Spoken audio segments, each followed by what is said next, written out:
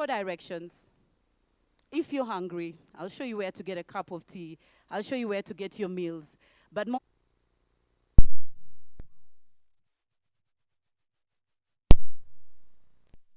of us to have 1,000,001 photos because this has to go viral. There is no any other reason we're here. So many people wanted to be here. But no, they didn't get an invite. You did. You're special, and I appreciate you. Karibuni sana. All right? I'd like to request Leonard Wanyama, the CEO IRSK, to kindly come on stage. Mr. Leonard Wanyama, the CEO IRSK. Put your hands together. Yes, makofi and nguvu like we had something for breakfast. Karibu sana.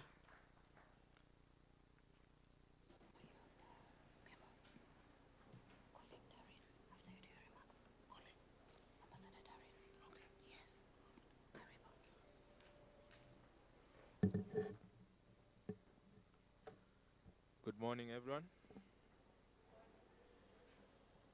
I hope you can hear me. Okay, great. Good morning.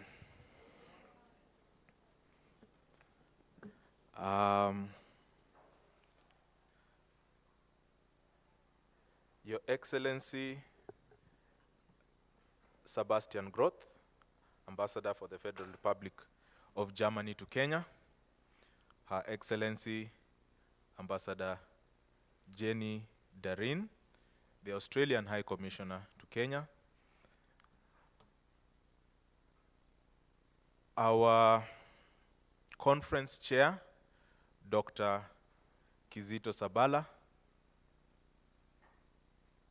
and our partners from COMESA and Accord, represented by Dr. Oita Itiang and Dr. Vasu Gauden. Distinguished guests, ladies and gentlemen, it is with great honor that I welcome you to the second annual IRSK conference held here today. Last year, for those of you who remember, I got so excited that this salutation part was completely forgotten. And for those of you who are here, I can see you laughing. That excitement has gripped me again today. And as we got closer to this day, I realized that might just happen again. And I made a point of literally writing that so that you can know how important this day is to our journey in meeting on international relations today. I have a speech in which I speak about establishing spaces for representative Kenyan diplomatic society and professional networking. For those of you for whom this is the first time you're encountering IRSK, the International Relations Society of Kenya is a professional forum of aficionados of diplomacy, be they students, teachers, practitioners, or experts in Kenya or of Kenyan origin. IRSK serves as a forum for the exchange of ideas, networking, and programmatic initiatives to better understand the conduct of Kenyan foreign policy and its linkage to the real experiences for our members in their stations of work or the emerging issues of concern within the country insofar as how they relate to global contexts. Its origins began with the need to figure out the question of placement of students after graduation. But it has evolved in understanding the greater question of as to how those who consider themselves as international relations experts grow in the knowledge, awareness, skills, practice, and networks as an organic diplomatic community. Following our official registration as a society on 5th February 2020, that has established our formal existence, the society continues to grapple with its identity of whether it needs to be a think tank or a regulatory body. And as we go on this journey, and as we have this second conference, this identity is becoming more formalized. Also, considering the wide range of subject applicability, IRSK must constantly ask itself, what kind of organization does it want to be? That requires understanding of membership needs, development of an ambitious programmatic focus, creation of credible means of outreach, organizational positioning within the media ecosystem, supporting career development, regularizing professional networking, as is going to happen in this event, supporting career development, and navigating government relations or donor partnerships among other interested parties in the society today. Small as it is very clear that IRSK has big ambitions. And this creates a responsibility to establish a credible umbrella space for professional learning and networking across different career cultures or concerns. With that in mind, we ask ourselves, what value will IRSK offer its members, such as lawyers who are in other societies like the Law Society of Kenya, but work on questions like international treaties and of whatever kind? What value would IRSK give a doctor working for the World Health Organization, yet being a member of KMPDU? Or former and retired ambassadors, or diplomatic staffers in various embassies or missions, or civil society actors working on whatever issue within the questions of sustainable development? How do you bring these vastly different kinds of professionals in a harmonious structure for the good of the country? IRSK is therefore duty-bound to legitimately establish this umbrella and win the confidence of like-minded members in charting a course for a new representative diplomacy that protects Kenyan interests, projects the country's beauty and strength, but also articulately presents concerns or positions on pressing matters in world affairs. Consequently, this duty is at the heart of why we are gathered here today, for a second time around in collaboration with COMESA and our partners also Accord.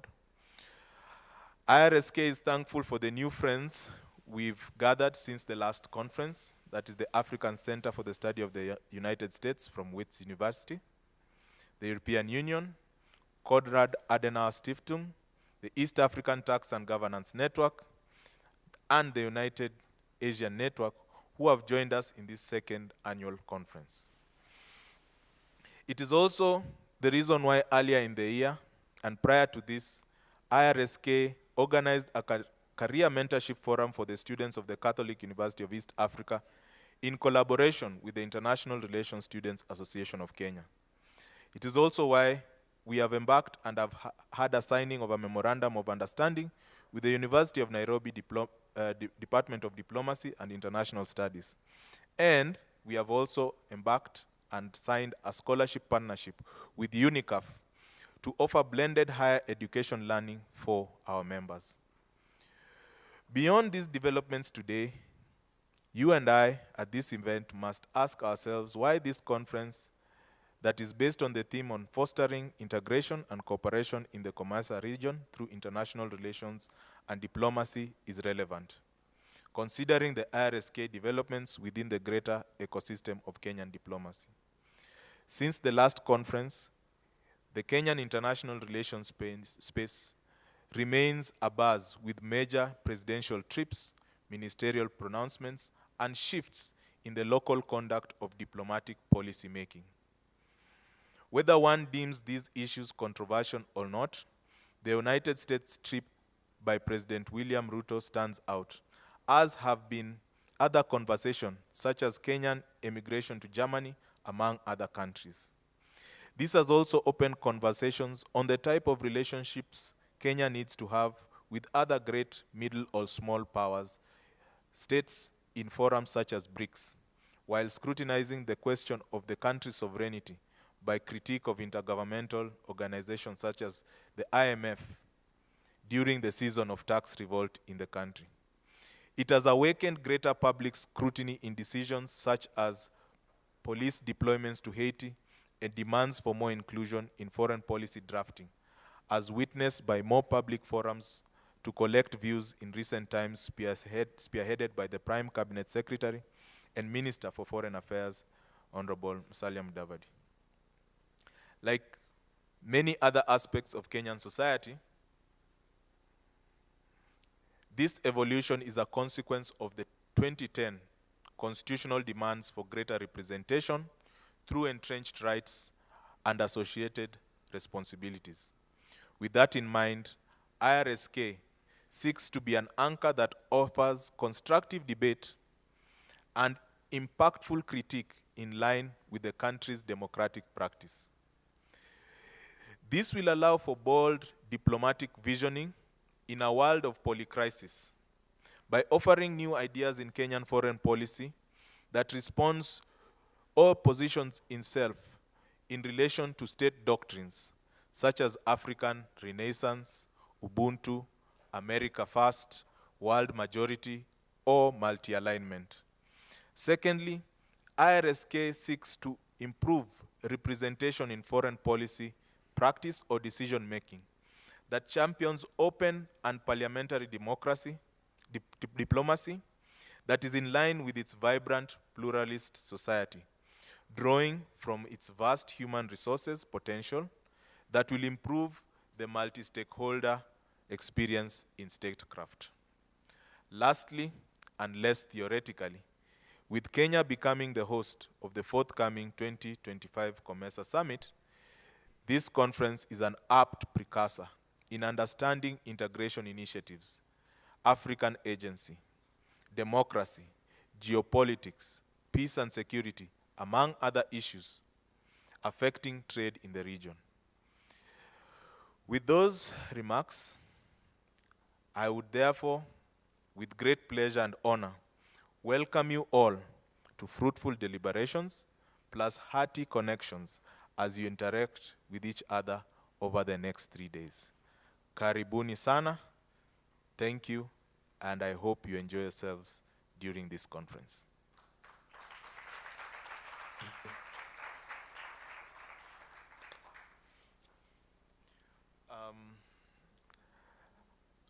I would now like to invite Her Excellency Jenny Derin to make her remarks. Karibu sana, Balozi.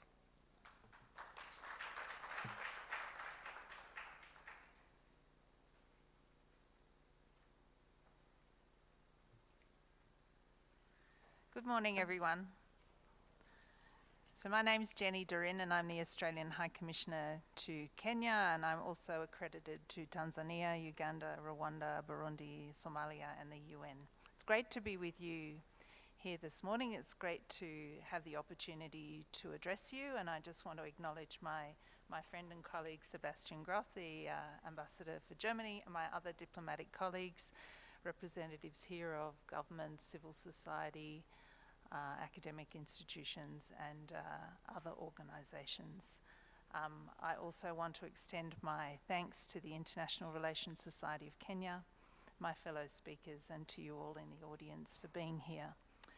This is our first engagement with, formal engagement with IRSK as the High Commission, and we're really pleased to partner with IRSK, COMESA, Accord, and the other partners for this important conference. I was really pleased to hear some of what Leonard had to say about the ambition of IRSK. Of course, there are other such platforms around the world. There's also one in Australia, the AIIA, and I hope that it can achieve those things that you talked about it achieving, because for us, these forums bring together the ecosystem that thinks about international relations in a very strategic way, and it also exposes us to many different voices, not all of the voices that we hear day to day, but the voices that are very important to hear. And in international relations, so much of what we do is about finding common ground and also about tradecraft. And it's important to hear how people ply their tradecraft. So I think there's a contribution that we all can make to this, and I invite you all to lean in, and I hope that my fellow ambassadors, high commissioners and diplomatic missions will join you in this journey.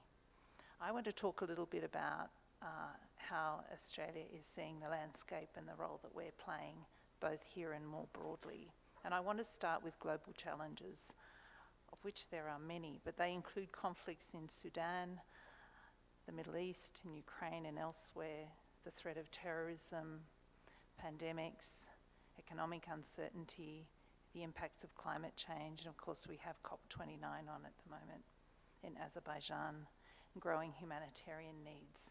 And all of those things and other things continue to place pressure on governments and communities around the world, and we're seeing how some of those pressures also play out politically.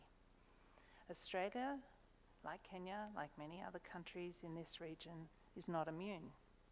In an interconnected world, developments a long way away can and have far-reaching consequences for our economies, our people, and our national security. And that's why we, as a country, invest and engage in strengthening cooperation with regional and international partners to promote a strong and stable world. This is something my foreign minister talks a lot about. Penny Wong, in her address to the United Nations General Assembly in September, reiterated that Australia's vision is for a world where no country dominates and no country is dominated. Where disputes inevitably rise, we want those differences managed through dialogue and according to the rules, not simply by force or raw power. Global trade, investment and innovation are also being reshaped, with technology an increasingly significant dimension of national power. The economic and supply chain challenges we face, ranging from the transition from fossil fuels to sustainable and net zero economies, the demand for critical minerals, the impact of technology, the technological age as we call it, are all influenced by the race for advantage, including technological advantage. Yet technology, as we're seeing, is also creating new spaces for adversaries to exploit. Australia is a long-standing advocate of open trade, investment and innovation, and we will continue to adapt and work harder to ensure a prosperous future for our people, but also for rules and norms that benefit us all. We also recognise that finding solutions to these and other challenges requires collective effort. It requires partnerships with countries with shared interests and a shared objective to work for peace, stability and prosperity. And Kenya is one of our partners in that endeavour. But more broadly, and to that end, Africa is really important to Australia. It's important to the world and it's important to our collective future. The numbers are quite staggering, and it behoves us all to think about these numbers, because we look into the future and we see that by 2030, Africa is projected to have the world's largest workforce. And by 2060, Africa's middle class is projected to exceed 1 billion people. That will be bigger than India and China, I suspect. The economic and strategic significance of Africa will continue to grow, and it will be reflected in an expanding Australian-African relationship as we work together to address both the opportunities and challenges of our future. It's also for that reason that Australia welcomed the African Union's membership of the G20 last year, reflecting our belief that the global economy cannot thrive without Africa's full participation. And we also want to see greater African representation in the UN. Australia was a founding member of the United Nations. We've been active in the UN since its establishment in 1945. And we're currently the 11th largest contributor to the UN regular budget. The UN isn't perfect. Nobody thinks it's perfect. It has many challenges. But as part of our commitment to multilateral cooperation, we're dedicated to working on and advancing UN reform. And one of the reforms we want to see is increased African representation, including on the UN Security Council. We firmly believe that Africa's voice must be stronger. Our role in Africa's rise is underpinned by many shared strengths and values. We have a long history of peacekeeping together. We've supported and promoted democracy, including in young countries like South Sudan. And we've contributed to development gains, for example, in health and education. Australia and Africa are rich in critical minerals, resources that will be essential to meet the growing demand for clean energy. According to the World Bank, we will collectively need to increase the extraction of these minerals fivefold by 2050. That's not that far away, that's 25 years away, to support the transition to clean energy. Whether it's for solar, wind, or geothermal power, the materials required to fuel the future must first be mined, whether they're mined in Australia, whether they're mined in Africa, whether they're mined elsewhere. That's the reality of the challenge we face. Australia is a world leader in extractives, and our interests in Africa are significant. Australian companies have invested around 60 billion Australian dollars on the continent. I think there's over now 300 projects. There's 9 of the 11 framework agreements in Tanzania are with Australian companies. There's also opportunities elsewhere. We're creating jobs, we're building capability, we're collaborating in research and development, we're developing infrastructure, and we're contributing to economic growth. And our companies continue to look for new opportunities. Here in Kenya, we're deepening our bilateral ties and increasing our engagement.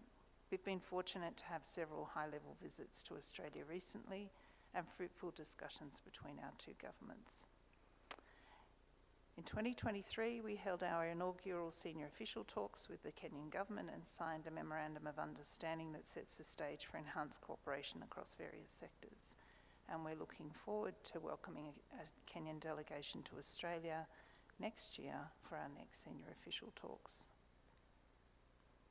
As part of our partnership with the IRSK, tomorrow we're going to host a panel discussion exploring the intersection of clean energy development, international relations, supply chains and partnerships with experts from both Australia and East Africa.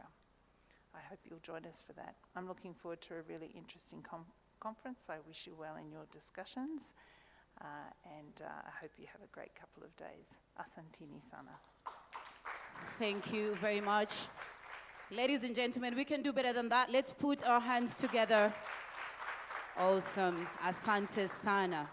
I don't know what you got from that. The first thing I picked is Africa and Australia is one. And we can go to Australia. How many want to come with me? How many want to come with me? And then I got tax somewhere. Did you get tax? Hi, Kenyans. You got the tax bit? Yeah, you're all not smiling. All right. Now, we're getting to the second session. And I'm going to be inviting our second speaker of the day, actually our keynote speaker. Ladies and gentlemen, put your hands together for His Excellency Sebastian Groth, Ambassador of the Federal Republic of Germany. Makofi tafadhali. Thank you. Thank you very much. Thank you very much, COMESA, for this friendly introduction and waking us up this morning. Indeed, it's a bit chilly today, but I'm sure you will have an entertaining and passionate discussion amongst yourselves and also with a lot of panels that will happen over the next few days. Dear Mr. Wanyama, dear Jenny, dear Dr. Gounden, dear Dr. Etiang, and all the people in this hall, this conference hall, and distinguished participants, thank you very much, first of all, for your kind invitation to co-open together with Jenny this important conference as a speaker. I really feel honored to be with you this morning in this distinguished round of foreign policy experts. I saw your program that runs for 3 days with different subjects that you will tackle. And I would say it's a very ambitious program. I wish you a lot of energy, a lot of power.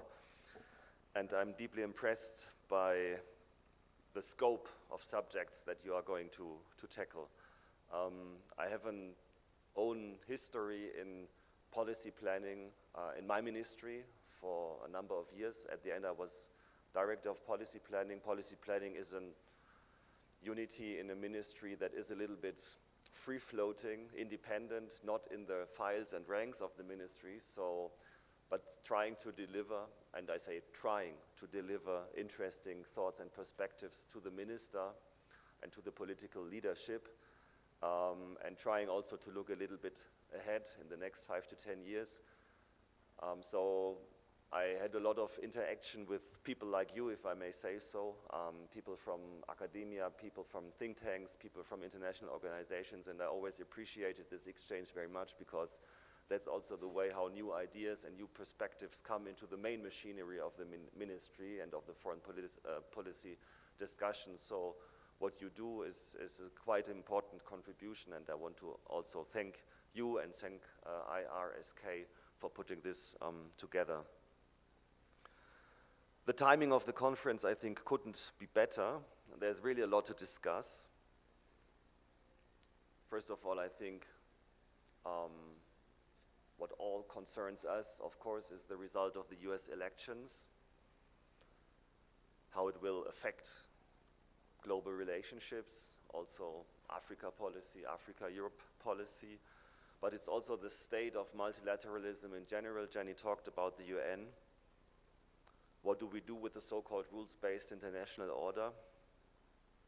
In Europe, we have a war, first war in this scope since the end of the Second World War. It's Russia's aggression against Ukraine that had a very sad celebration yesterday. It was the 1000th day of, if I may say so, human massacre and invasion and destruction. And it's a new experience also for us in Europe, in Germany, because it puts into question the whole security architecture that we built up in the last 30 years after the end of the Cold War. But of course we should not only focus on Europe, we have a very, very complicated, or I should not only focus on Europe, we have a very complex, complicated and disastrous situation in the Middle East. A very big humanitarian crisis that is unfolding there, ongoing also for quite some time now, more than a year in Gaza. We have terrorism in this region, and we have not really a perspective for now, as I see it, that we come to a better end in the next weeks and months. And this is politically a disaster, but this is also humanly, I think, a disaster for all the people living in this area. In Europe, things are also not getting easier. We have a new commission in the European Union that is now starting to be in responsibility, but you might also follow the elections that we have in Europe, where a lot of right-wing extremists and sort of anti-mainstream parties are gaining ground, and all this makes policy not easier, also foreign politics not easier. We in Germany, we had elections in the eastern part of the country and 3 regions, and in 3 regions, the far-right party, AfD, scored heavily, and it was really a shock for the political establishment. And we will have anticipated elections in February next year, and also there the estimates is that the parties from the far left and the far right are gaining a lot of support, which makes majorities very complicated in our system, in a democratic system that is based on coalition governments. And I think the separation, the sometimes artificial separation also between domestic policy and foreign policy certainly comes to an end at this stage, because the discussions that come out of these parties also affect the foreign policy and the general perspective of the political establishment on a lot of issues. If you look, for example, the discussion about migration policy in Europe, which is, I think, very much influenced by right-wing parties that are gaining strength all over the place, and where this sometimes even xenophobic discourse is moving into the middle or more into the center of the political discussion, and also affecting policies, direct policies, including foreign policy. So in Europe, as I said, the situation is not easy, but Jenny also talked about the neighborhood of Kenya and East Africa. I mean, we look to Somalia, where we have to decide on the post-ATMIS mandate in early next year, and no, we have to decide earlier, but we have to implement it next year. And Kenya is a very, very instrumental part in this discussion, and we need Kenya, as we need also the other neighbors of Somalia, to play an important part.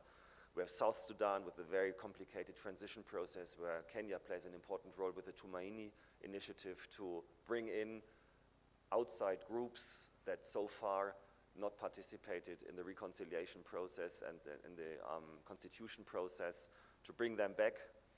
And I saw also that General Zumbeyo will also speak to you later and will be part of this conference.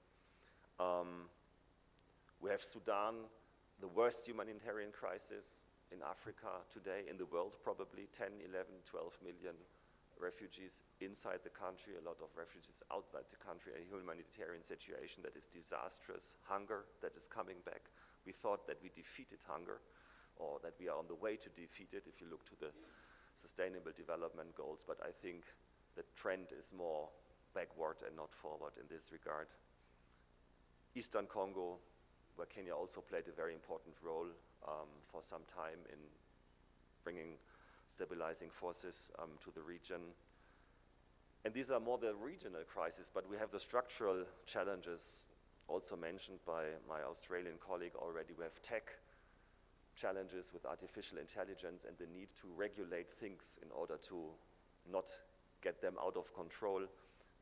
We have the climate change challenge and the energy transition challenge, and the challenge to create prosperity without polluting too much. It won't be possible probably not to pollute, at least a little bit, but not too much, because we are already on a path beyond the 1.5 scenario.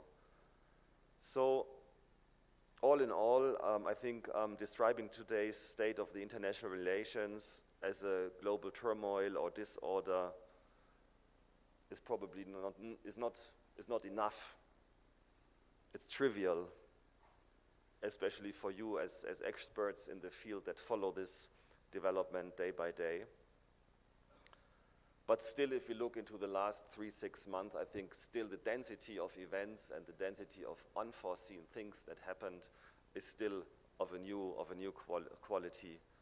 And even if all of these crises and structural changes are not directly related, they are all somehow connected, and they all affect the stability of the multilateral system. They affect the stability of the political systems in our country. They affect the societies also. Insofar, again, the separation between foreign policy and what happens in our societies, I think, in this regard, is more than artificial. So let me start by sharing 1-2 thoughts about also the effects of the US elections. First of all, for Germany, the transatlantic relationship is beyond Europe the most important relationship, and it will remain the most important relationship for us.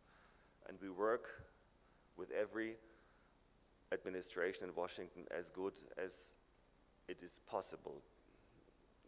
America was the father and mother of German democracy in a certain way, brought Germany also back to the international table after the catastrophe of the Second World War and the Holocaust. And even if we will see a change of style and a change of approach with the new administration, and I think some of the early announcements of the government guide us into this direction. We will do our very best as the federal government to maintain good and stable transatlantic relations.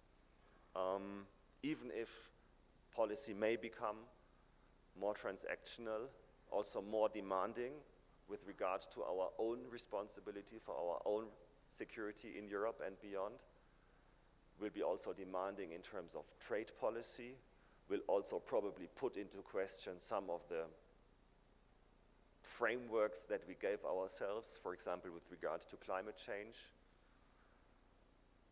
But Germany will try its level best, and that's, I think, is independent from also the outcome of the elections that we will see on the 23rd of February, its level best to uphold as much as possible and also further deepen and develop the multilateral order and the framework that we all operate in.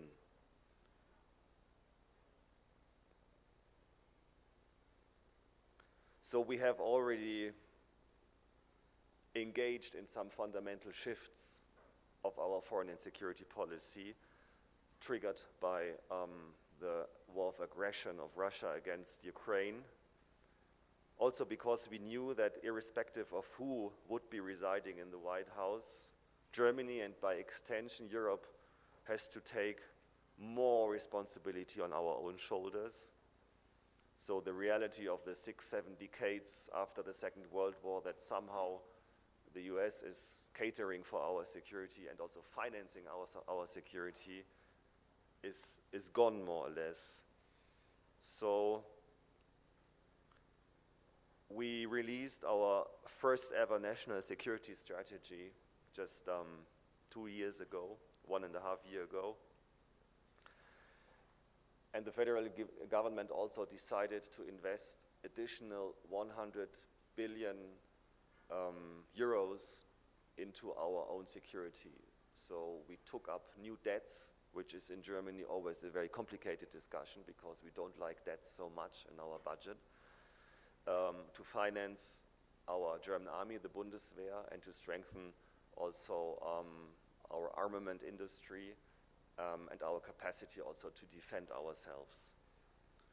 The German Chancellor Scholz has called that Zeitenwende, which is to be translated into turn of an era. And this Zeitenwende affects not only the security, it affects a lot of other policy fields, economic policy also, tech policy, where we have to reorient, I think, ourselves and already started.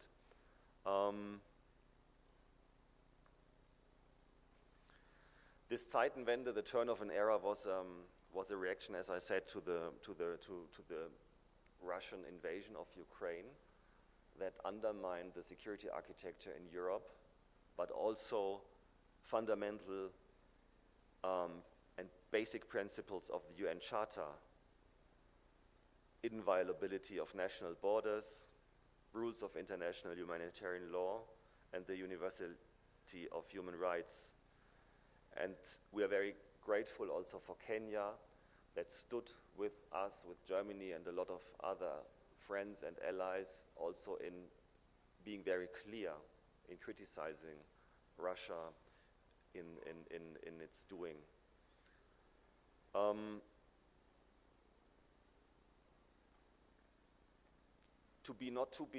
Not too sort of depressive this morning, I would also highlight some of the potentials against this bleak picture of international relations and also international challenges that we have ahead of us, and see some potential for Europe, African, but also German-Kenyan relations more concretely. It's not only the geographic proximity, our shared, sometimes also troubled history when we look into colonialism, of course, and the footprint that Europe left in Africa, which is, of course, more than a mixed picture with a lot of negative also effects on societies and economies. But we share common interests.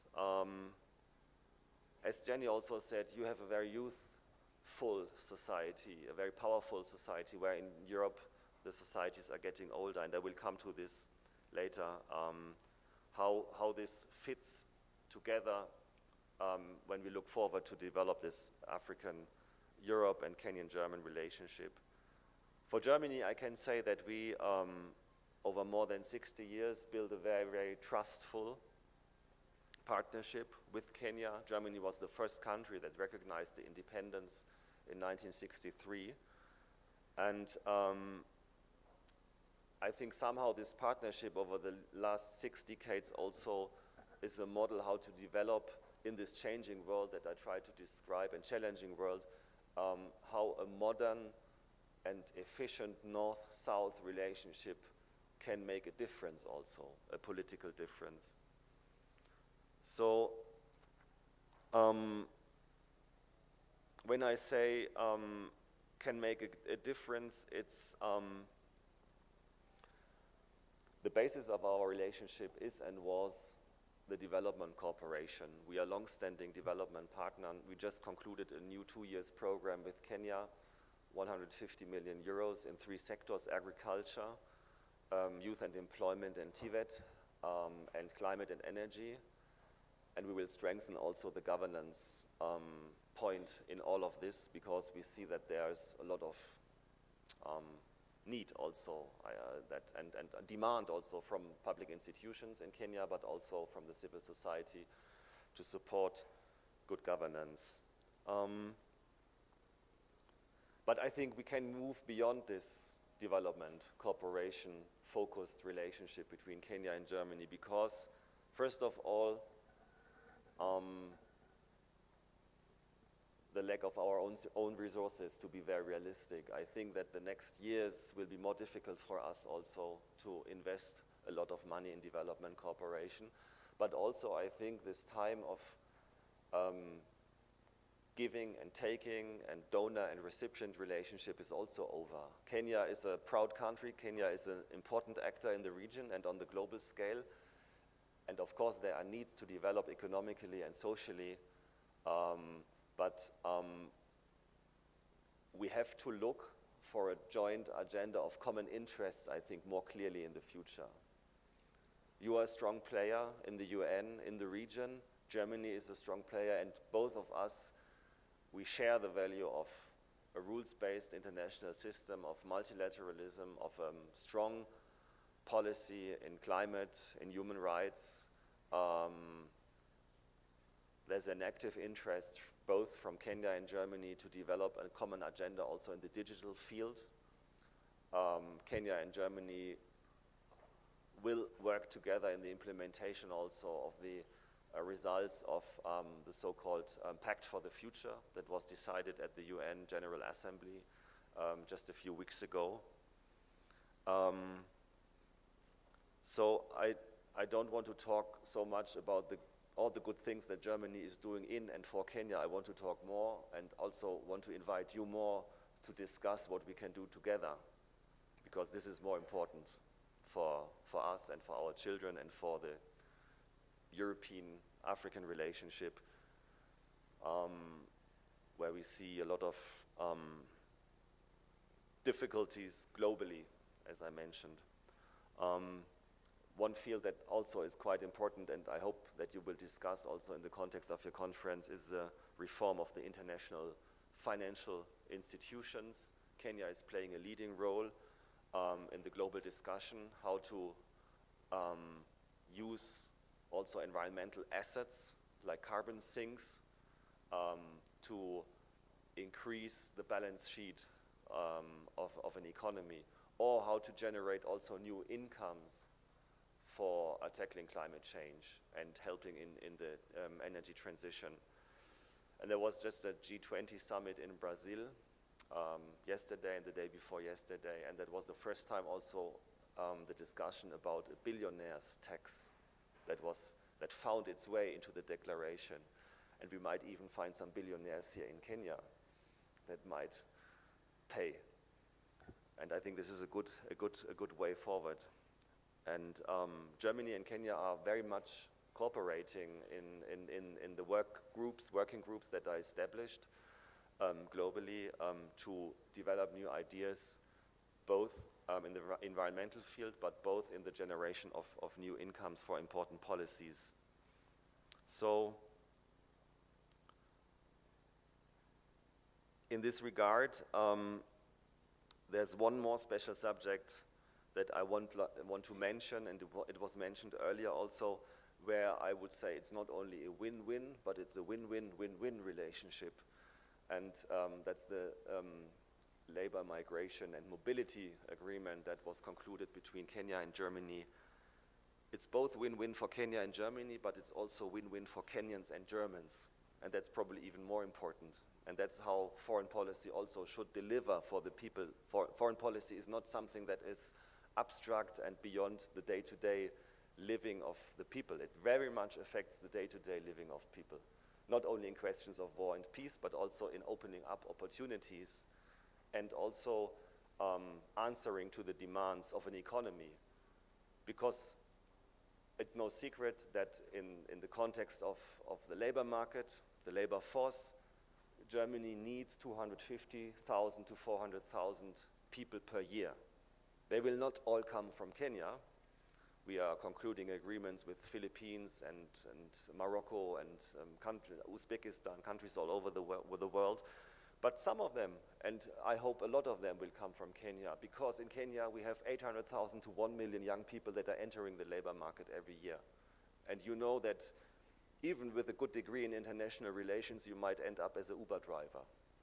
And I think this is a waste of talent and a waste of intelligence also. So what we will do is try to look for opportunities for bus drivers, for nurses, for hospitality experts, people where you have an oversupply, if I may say so, in the labor market. We don't want any brain drain. I think you have 7 heart surgeons in Kenya. That's, somebody told me this. I don't know if the figure is really right. But of course, Germany will not take 3 or 4 of them to our hospitals. No, they should work here and help the Kenyan people, of course. But you have a lot of nurses, you have a lot of cooks, you have a lot of waiters, you have a lot of bus drivers, and so on. And we need this. We need all these people.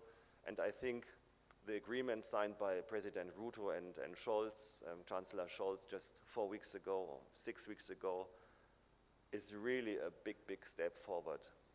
And we are now working heavily also with the PS diaspora, Roslyn, who did a fantastic job during the negotiations, to now move up the figures also. And what we see in the visa section of our embassy is that the figures are already moving up, plus 20 to 30% this year against 23, which is also a challenge for us, I have to say, because we need more people, we need more space, but we try our level best to push this forward, because also it's in our own interest. It is in Kenya's interest, it is in Germany's interest, and that's how foreign policy also can deliver very, very concrete results. So,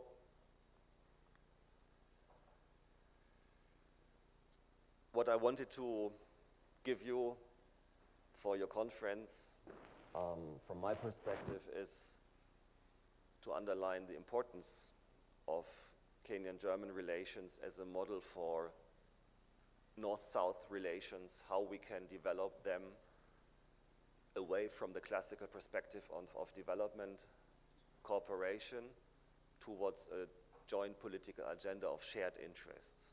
I think this is a very, very important function that German-Kenyan relations play in this regard, and this also explains why so many German delegations are coming to Kenya. We expect our Vice Chancellor and Minister for Economic Affairs only next week with a delegation of 80 people. The Chancellor was here, the Foreign Minister was here, President Ruto and Chancellor Scholz met 7 times in the last 2 years. I think, or I'm sure President Ruto is one of the leaders from Africa who he met most. So think about this discuss this, have a lot of provocative thoughts. If you have any thoughts about the things that I said, you can contact me in the embassy. I'm very open also to engage in this discussion. I would like to thank you once again very much for the invitation to this important conference. I wish you all the very best for the next 3 years. As I said, a lot of energy and stamina and good results, and all the best for your important work in the future. Thank you very much. Thank you very much, His Excellency Ambassador Sebastian Groth, and thank you for granting us some 10 minutes so that we can have a photo session. But before that, let's get ready to have our next speaker.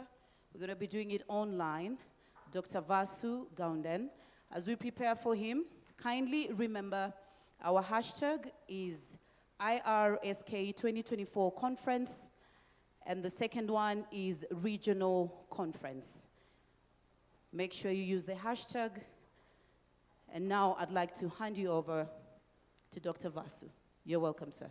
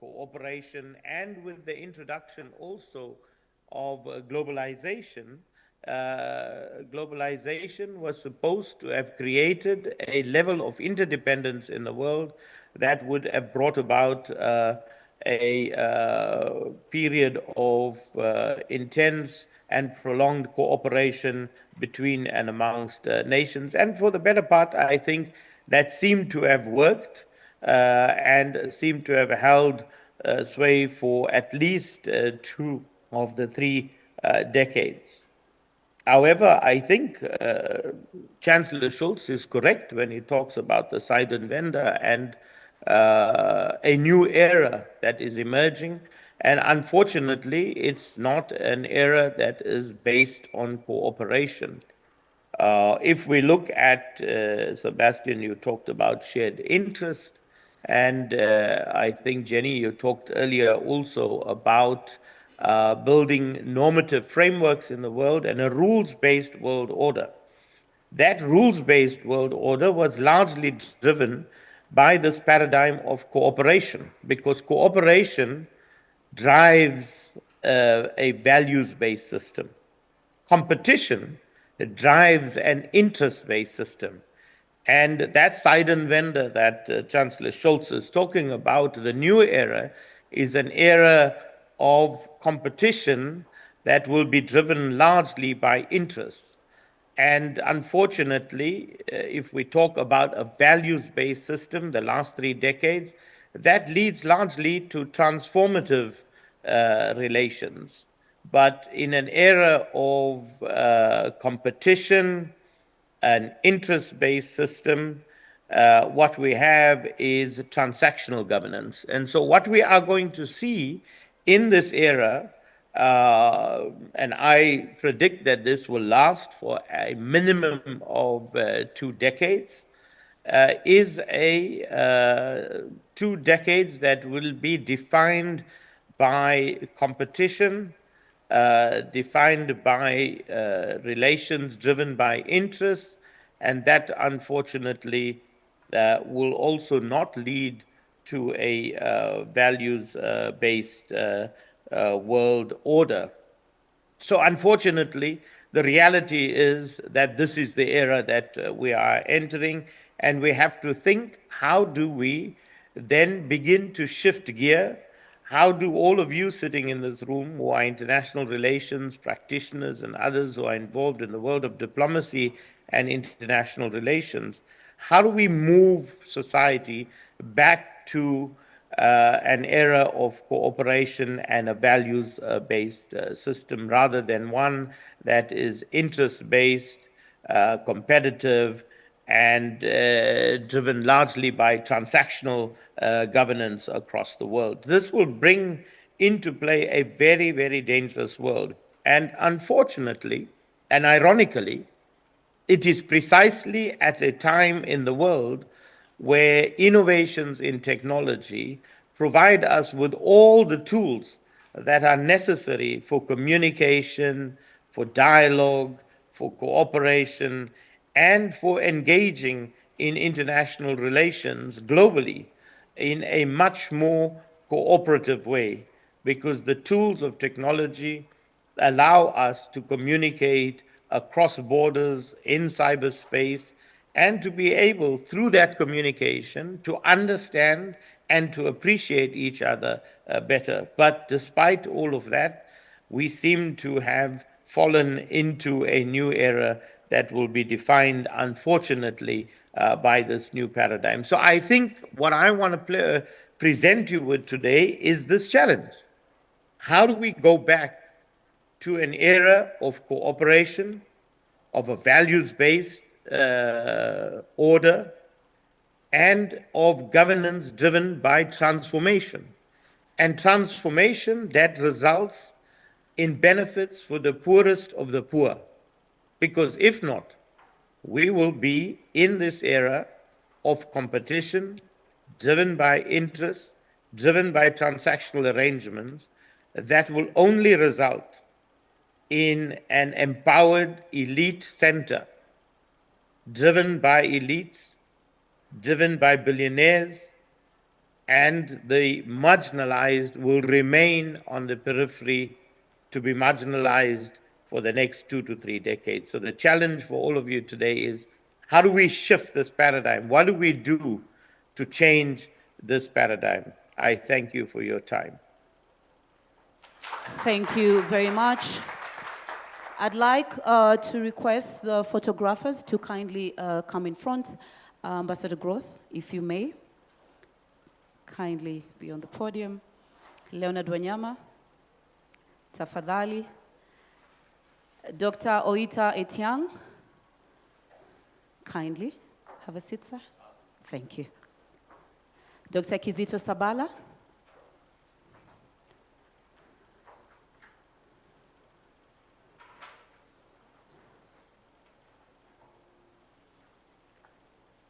I'd kindly request you to have a seat so that we have the background nicely on the photo. So we have His Excellency Sebastian Growth, Dr. Etiang,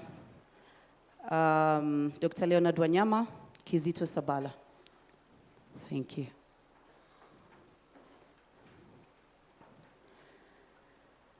While we're having the photo session, let me remind you that this has been made possible by various sponsors: COMESA, Irsk, Accord, UNICAF, European Union. So when you do the hashtag, when you do the photos, kindly make sure you've tagged our sponsors. Remember, African Center for the Study of the United States as well is one of our sponsors, Australian High Commissioner to Kenya, United Asian Network, and Conrad Adenai Sifton, just to mention but a few. Those are our sponsors. So when you do the hashtag, make sure you tag them as well. Thank you very much. His Excellency Ambassador Growth, thank you for your time. We understand you have to leave because you have another meeting. Thank you so much. Ladies and gentlemen, let's be on our feet. An applause. Tusimame tafadhali. Thank you so much. The rest of the panelists, kindly take your seats. Winnie Rugut is going to be ready for you. Thank you, sir. All right, let's get ready. Take whatever it is you need. I will need you seated in a bit. Thank you, sir. All right. The panelists, Dr. Kizito, Dr. Etiang, floor is yours.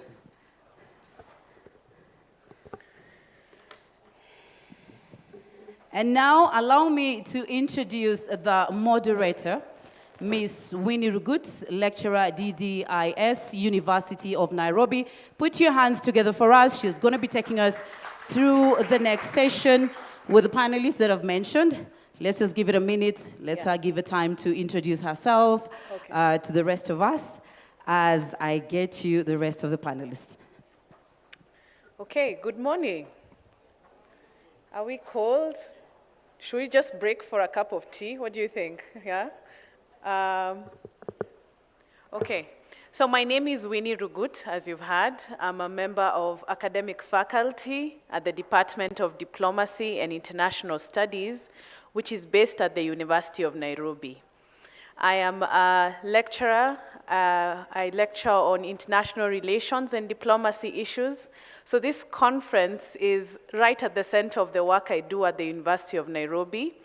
I also assist the Department of Diplomacy and International Studies in running a program known as Africa Center for the Study of the US. So the same sponsor we have from the University of Witwatersrand. We are brothers and sisters. At the University of Nairobi, we also have an Africa Center for the Study of the US. So it's an interesting program, and I'm sure we'll be meeting very soon to discuss US-Africa matters. But for today, I will be assisting the IRSK team in moderating the next session. And our panelists are, I know they're just finishing up with the pictures. Just give me a moment.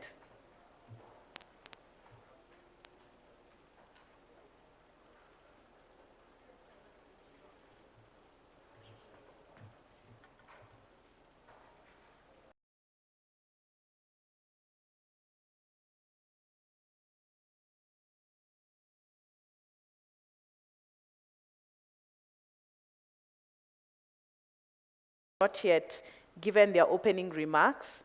I want to begin with Dr.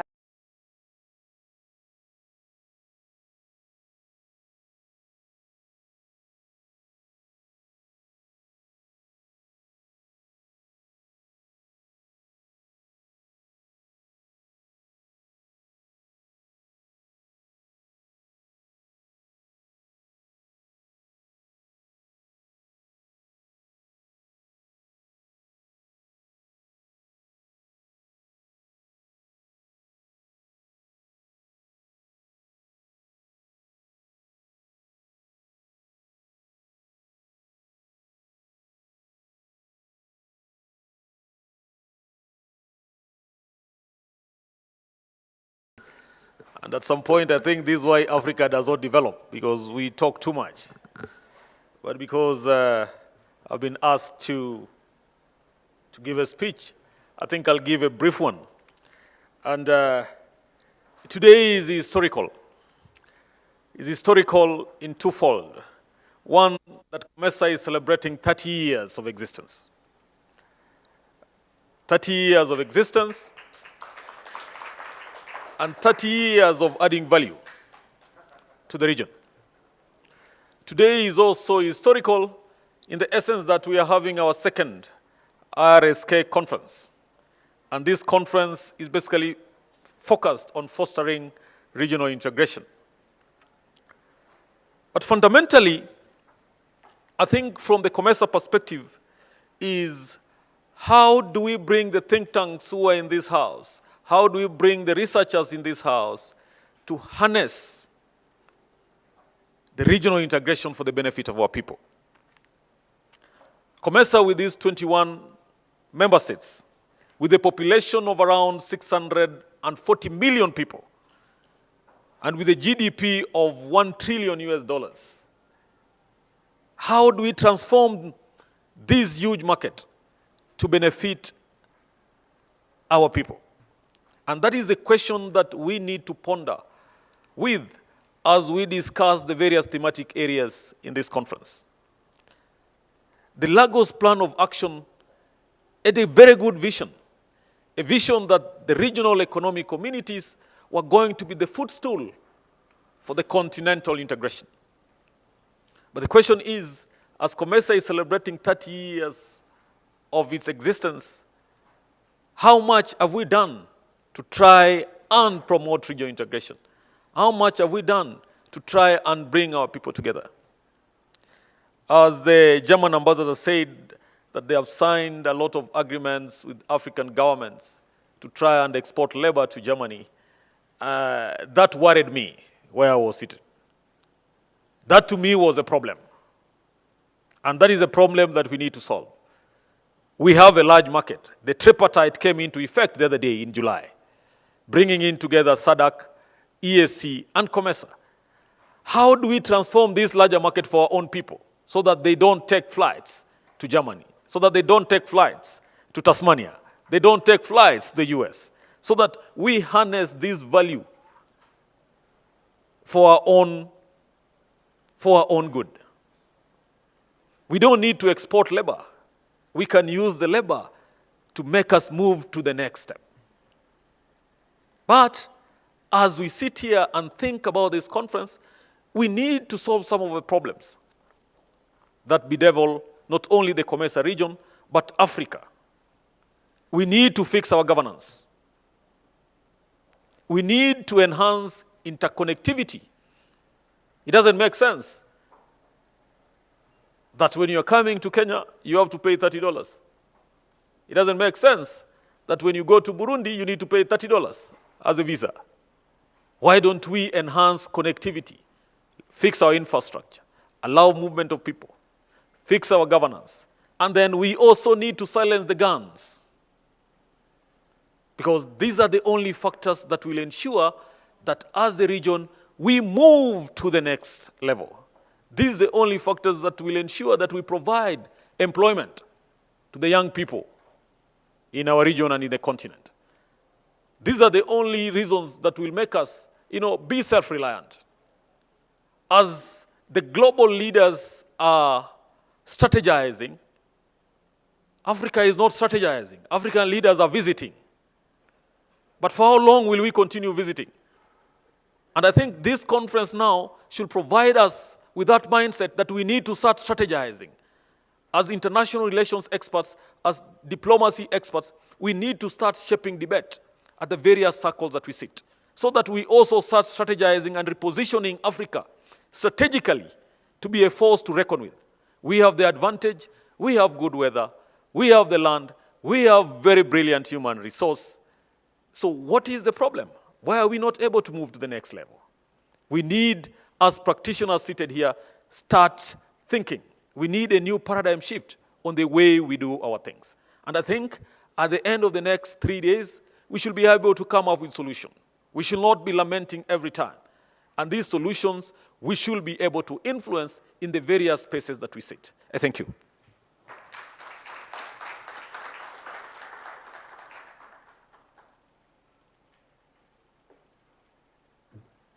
Thank you very much, Dr. Etiang. Let me welcome Dr. Kizito Sabala. He's a lecturer at the University of Nairobi, and he's also the chairman of Irsk Annual Conference. A round of applause for Dr. Sabala.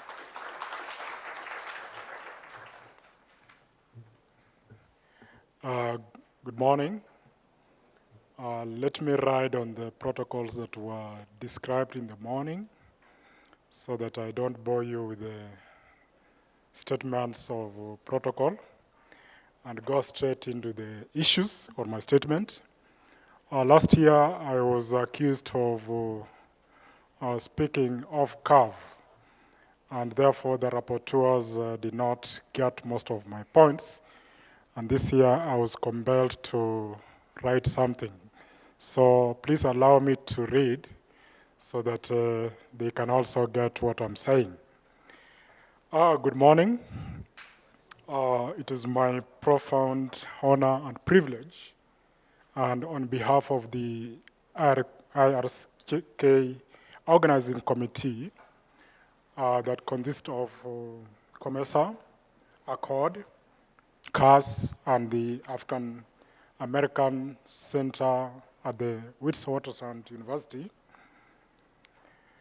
I want to welcome you to Nairobi, to Kenya, and to Africa, and particularly for this year's conference themed Fostering Integration and Cooperation in the COMESA region through International Relations and Diplomacy, a theme that speaks to the importance and significance of using international relations and diplomacy in developing and building inclusive frameworks through collaborative approaches and regional development.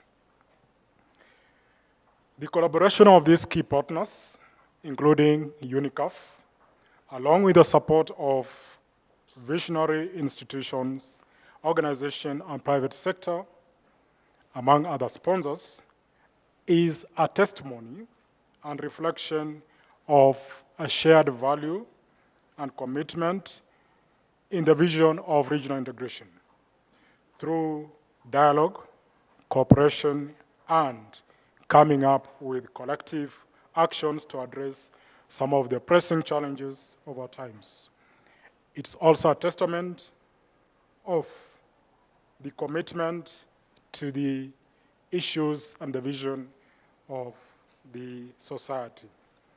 This gathering here brings together great minds from both academia, practitioners, and government, institutions, parliament, diplomatic corps, business leaders, media professionals, and civil society. More important, it is a robust representation of women and youth whose voices are integral in sharing and shaping solutions that are sustainable and forward-looking. The representation is very diverse, and the voices, no doubt, challenge each other, reason together, propose solutions, and forge new pathways and partnership for the continent. distinguished ladies and gentlemen, let me mention a very special category of participants in this conference: the young international relations scholars and early career diplomats. And some of our plan is that as some of us exit the stage, we have a robust, brilliant young men and women across the continent to step in our shoes. And therefore, IRSK very deliberately ensures that this happens. And one of the testimonies is, you can see Dr. Winnie Rugut, my colleague at the university, who is taking care of this moderation. And Winnie, we are very glad and very proud of you. Thank you so much. As we embark on the discussions over the next 3 days, let us keep in mind that the challenges we face are not insurmountable.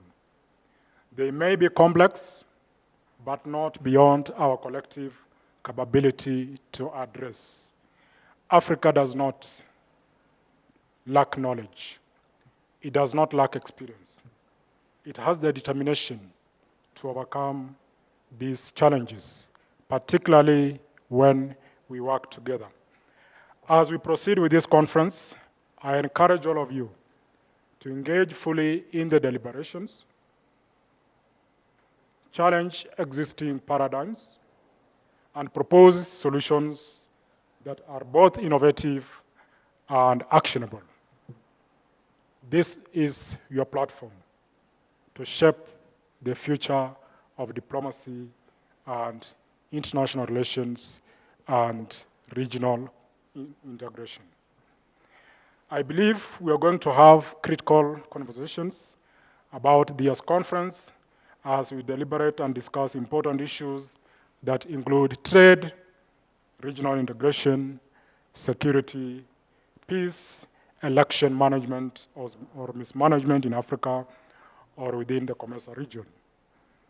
And also the question of extra-regional actors who are also impacting on the way we conduct our regional integration processes, but also our diplomacy and international relations. The conference theme and the tracks of international relations, diplomacy, and regional integration, which serve as the cornerstone of the deliberation for this conference, is not just a point of discussions. One, it is a call for action through theoretical, empirical, and practical lenses. This conference will interrogate these ideas, come up or suggest policy frameworks, improvement, and also instruments that are needed to advance regional integration and cooperation in the COMESA region. All this is based on evidence-based recommendations that the authors who are going to make presentations here have been doing. In international relations theme, we'll address critical issues relating to peace and security, issues of democracy, issues of good governance, geopolitics, cybersecurity, technology, and issues that undermine Africa's stability. In diplomacy, we shall be focusing on areas such as environmental diplomacy and public diplomacy, economic and cultural diplomacy, and the growing importance of digital diplomacy. In regional integration, the conference will be looking at international trade, issues of harmonization of policies, infrastructure development, and social cohesion, among other issues. I said this conference is not just about discussion point, but it's also celebrating progress and addressing challenges. While acknowledging the mammoth challenges we face, we also have some significant strides that we have made in terms of progress. And therefore, we shouldn't just be lamenting about the challenges and the gray areas and the issues we get, we should also be pointing out some of the significant progress that we have made. It is also about issues that we hold dearly, issues of governance and rule of law. Ladies and gentlemen, it's about our collective action. It's about our determination and commitment.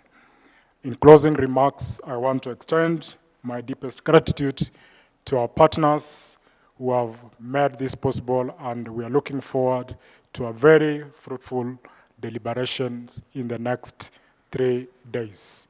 Thank you. Thank you. A round of applause for Dr. Sabala. Thank you very much, Dr. Sabala. Okay. Sorry. No, we have to adjust our height. You have to adjust every time. So thank you so much, Dr. Sabala, for that very, well-versed speech. Not just a speech, but an important set-pacer for this conference. He has set the theme and explained to us what we'll be discussing. I want to just move quickly, because of time, before our break, to a short panel discussion. Now, the panel discussion is to further unflesh what this conference theme is about this year. We are looking at fostering integration and cooperation in the COMESA region through international relations and diplomacy. And to help us further unflesh this interesting theme, and to also set the pace for the conference, I want to welcome back to the stage Dr. Sabala, Kizito Sabala, the chair, IRSK Annual Conference. He'll join us to the right here at the front. I also want to welcome Dr. Tiang, Head, Governance, Peace and Security, COMESA, to the stage for this quick discussion to set the stage for the conference. Finally, Mr. Leonard Wanyama, CEO, IRSK, Karibuni sana. A round of applause for our panelists.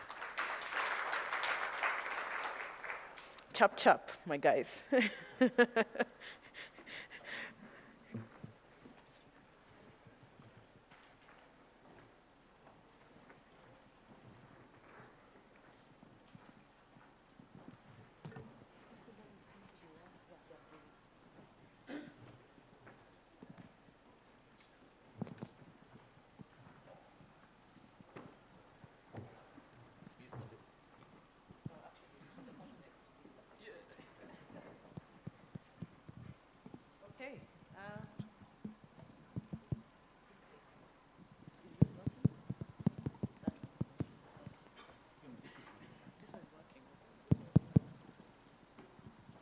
Okay, so very quickly, the theme of this conference is fostering integration and cooperation in the COMESA region. And as practitioners and scholars on this subject, this is a very important subject, as regional integration is an important part of the conversation of Africa's agency. And Africa's agency, as you know, is a conversation that in all spaces today we are talking more about this ability for African states and their people to be able to forge forward and carry on their development through interactive ways of strengthening their capacity, so the ability to show influence in the global stage. And so integration in itself is not just a separate part of our livelihoods, it's core for development, peace, and security. So I want our guests to just give us their reflection on what does regional integration mean to them today in the context of very interesting shifting geopolitical stage of the world, as explained by our panelists before we came in. Dr. Sabala, regional integration. What does this theme mean to you as an opening remark on this panel session? Thank you, moderator. I think from my perspective, in today's global economy and the way we are pursuing regional integration, we're actually looking at a situation where we have these artificial borders, and all we are saying that let the borders be there, but let them not be a hindrance to the development and growth of the African continent. So that, as my colleague here was speaking, he talked about a number of issues that we need to address. Why is it that sometimes when you are flying in West Africa, sometimes you have to go to Paris so that you can come back and go to the next country there where you will have just flown direct and taken like half an hour or so, but you have to fly to Europe and come back here. So we are saying that, yes, the borders are there, but for a long time, these borders have been a hindrance to Africa's growth and development, and in my view, regional integration need to get over these roadblocks. Okay. Dr. Etienne, your reflection on the theme. Thank you very much. Regional integration to me connotes our ability to come together to find common challenges that are facing us. And this coming together is in the various realms, either political, economic, and social. And this coming together is premised on the idea that we cannot do it alone, that we have a common interest, we have a common agenda, and the only way we can compete with the outside world is by galvanizing our interests, galvanizing our strength. That is how I'll conceptualize regional integration. Thank you. I like that. Mr. Wanyama? Thank you. I like to look at this from the point of lived experiences. In this conference, I know there are a number of non-Kenyans. How many non-Kenyans in the room? That is the beginning of regional integration. Welcome to Kenya. Let's think through these things together. Let's figure it out. But that's at an intellectual level. I know of a gentleman I met in Kitale from Burundi who is a hawker. That gentleman found an opportunity in Kenya. When I spoke to him, he said, I come, I sell my wares, go back home. The same way, for instance, we come to Nairobi, work, then Christmas. I've had the chance to go to Burundi, and one of the participants at the conference was like, yeah, lots of us have our children in Kenya. They come, they study, they decide to do things there, and they send us money back, and we send other things there. I met a gentleman who was, sometimes in conferences you meet very interesting people. He told me, do you have money? We can start a sweet factory here. That I'm talking to some gentleman in Nakuru, he'll bring the machines. They are second-hand. And these are the relationships of regional integration. We have good relationships with our brothers in the East Africa community. We have other relationships, Zambia, South Africa, and whatnot, as we, beyond COMESA and whatever, those lived experiences are real, and we have to think about how to help them, because in that unity is great opportunity.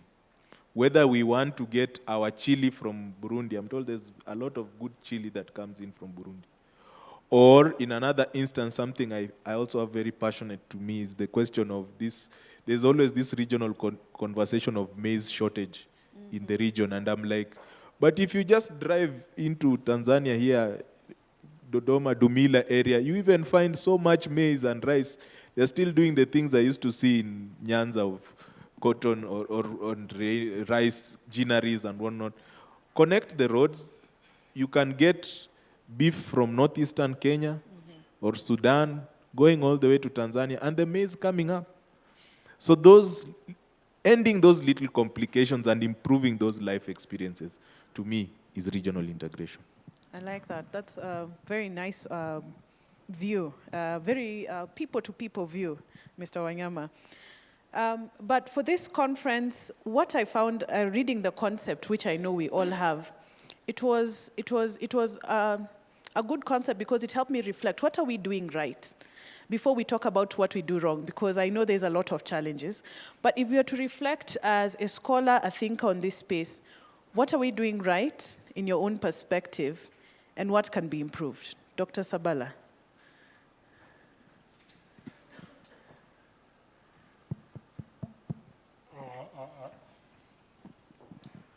Thank you for that question.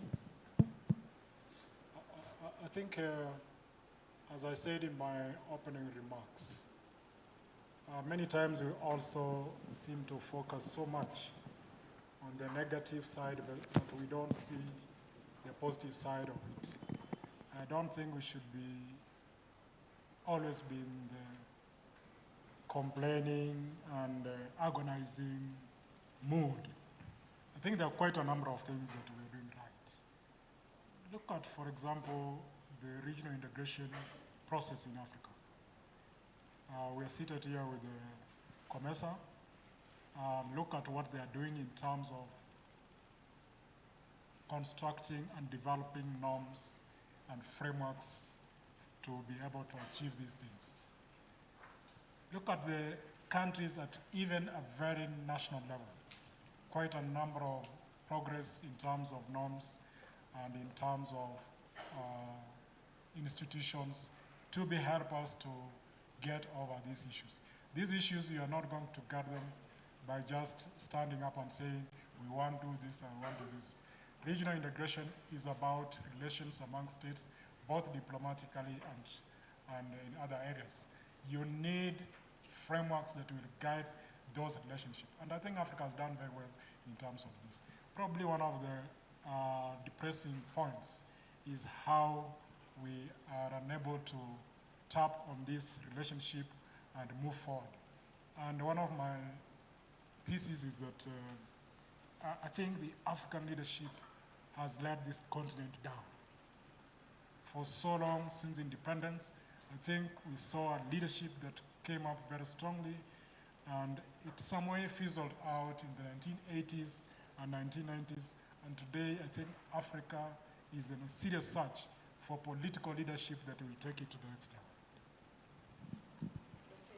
Thank you very much. Pertinent question. What are we doing right? We have been able to put in place critical institutions that will take us to the next level. Secondly, we have been able to put in place very good policy and regulatory frameworks that we need to implement. And I think that is where the gap is. We talk too much, less action. I'm just from the COMESA summit on 31st October. The communique had 40 points. 40 points.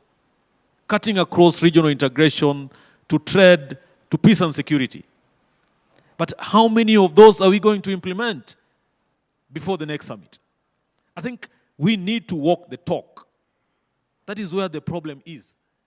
It's not institution, it's not legal frameworks, but action-oriented push is what we are lacking. And if we can start implementing, however small, in our small spaces, I think we'll move. I think we'll move. And the overdependency on government, I think, is also killing us. Where is the private sector in all this conversation? Is it about profit and profit and profit? Where is the private sector in terms of value addition? It saddens me that we even import toothpick. It saddens me that even gum. I remember when I was growing up as a young man in Western Kenya, in Teso, there was a small sweet called patco. Who remembers patco here? It was white in color. We import that from China today. So I think that it behooves each one of us here to start doing however little in your spaces. Let's start engaging in small value addition. When I was growing up, there were a lot of cottage industries in my village. They're no longer there. Everything in my village is imported, even eggs now. So we need to start walking the talk. That is where the problem is. I think we talk too much. Our leaders talk too much. When we meet at the AU level, it's communique after communique after communique.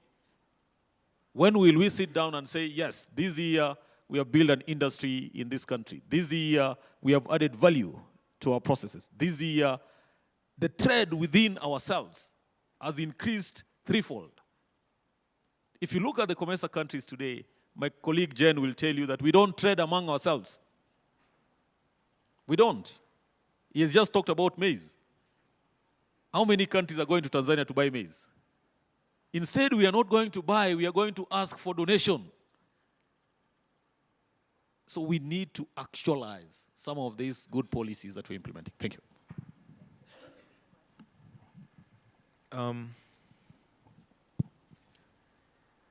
To clarify, your question is first, what are we doing right? What are we doing right? Okay. One thing I find very right about the idea of COMESA is the linkage between East Africa and Southern Africa. And we have never abandoned that vision. We might struggle with these issues, but we have never abandoned that vision. It is important because of the differences, the histories, the perspectives, but we have a forum that we hold on to very tightly. This forum has even given us the vision of creating the tripartite. And that is where I might say we have gone wrong, because it should be an evolution to the continent. Because after the tripartite, we still have AFCFTA up there. But if we cannot really bring up this tripartite, then we begin to stumble. So that vision, that connection between those two regions, I think is very good. But the lack of kind of evolution, we have the ideas, but now how do we evolve them practically, step by step? We have to understand this might be gradual, but how do we do this? It seems it goes with the whim and the interest, or maybe just the thought process of political calculations and so forth. But we need to think further, so that it doesn't feel like these are copy and paste things we just take on the moment and die with them, but rather seeing a journey going forward. Thank you. Thank you very much for those lovely thoughts. To just sum our conversation, we know that a big part of the regional integration conversation in Africa right now has, for a great extent, it has focused on trade and investment.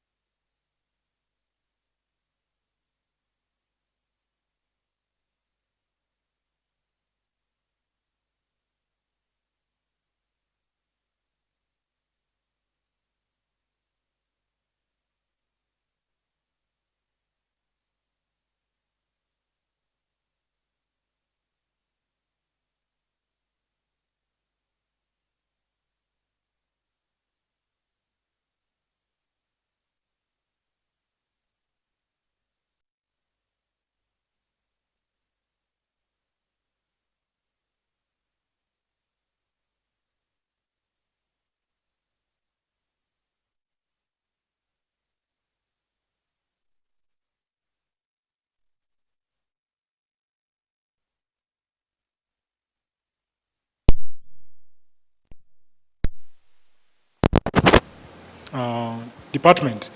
In relation to that, if you look at COMESA documents, they are also very clear, and they do recognize the importance of peace and security.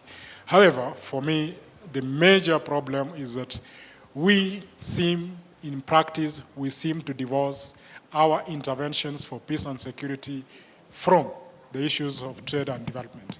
So most of the times we work in silos, that we have frameworks, policies to promote trade, but we don't seem to see the link that it brings on board with issues of peace and security.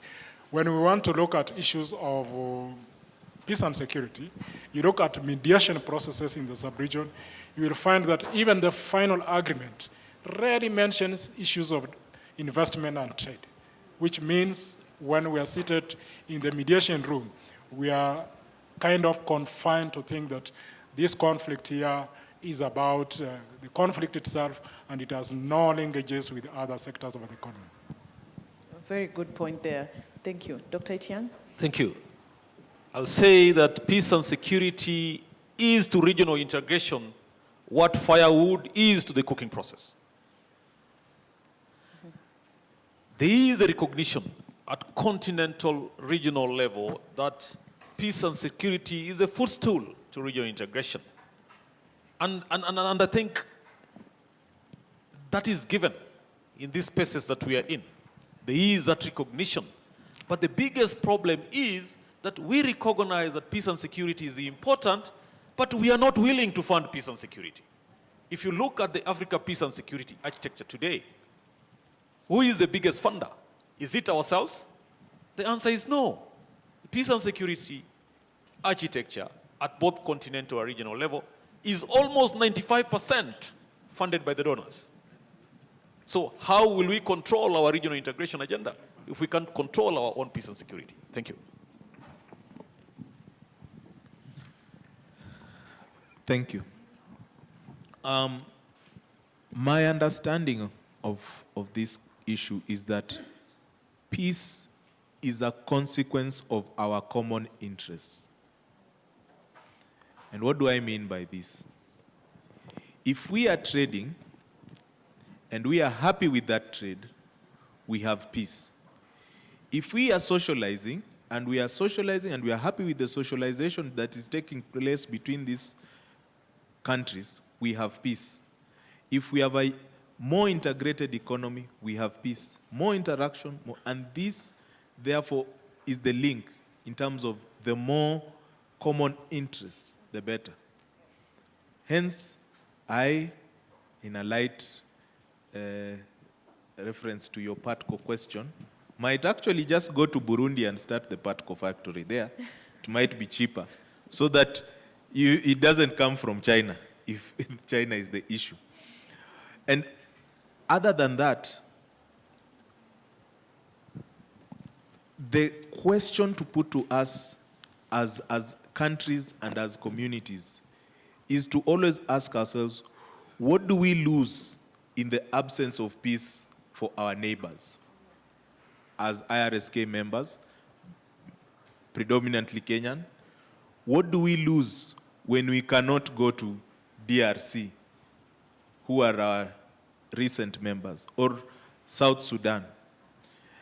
And once we realize that there is something we are losing out of the consequence of whatever turmoil is taking place, then we must be vested enough to think of peace there, particularly considering the trade relationships that we have with those countries.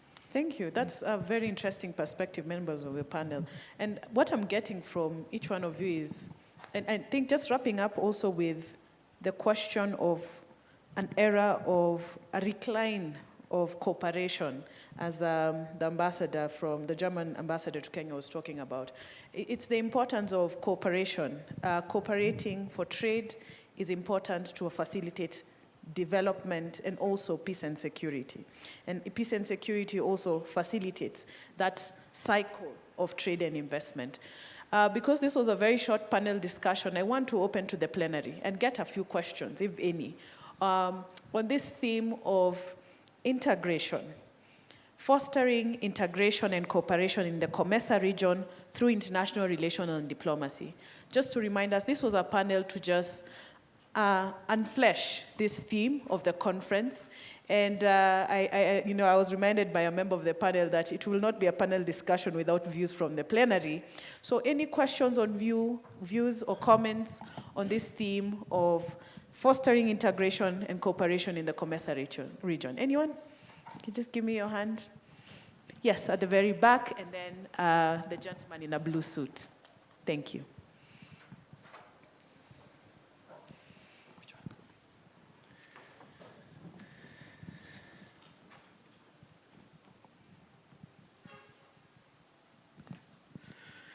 Yeah, thank you, gentlemen and lady.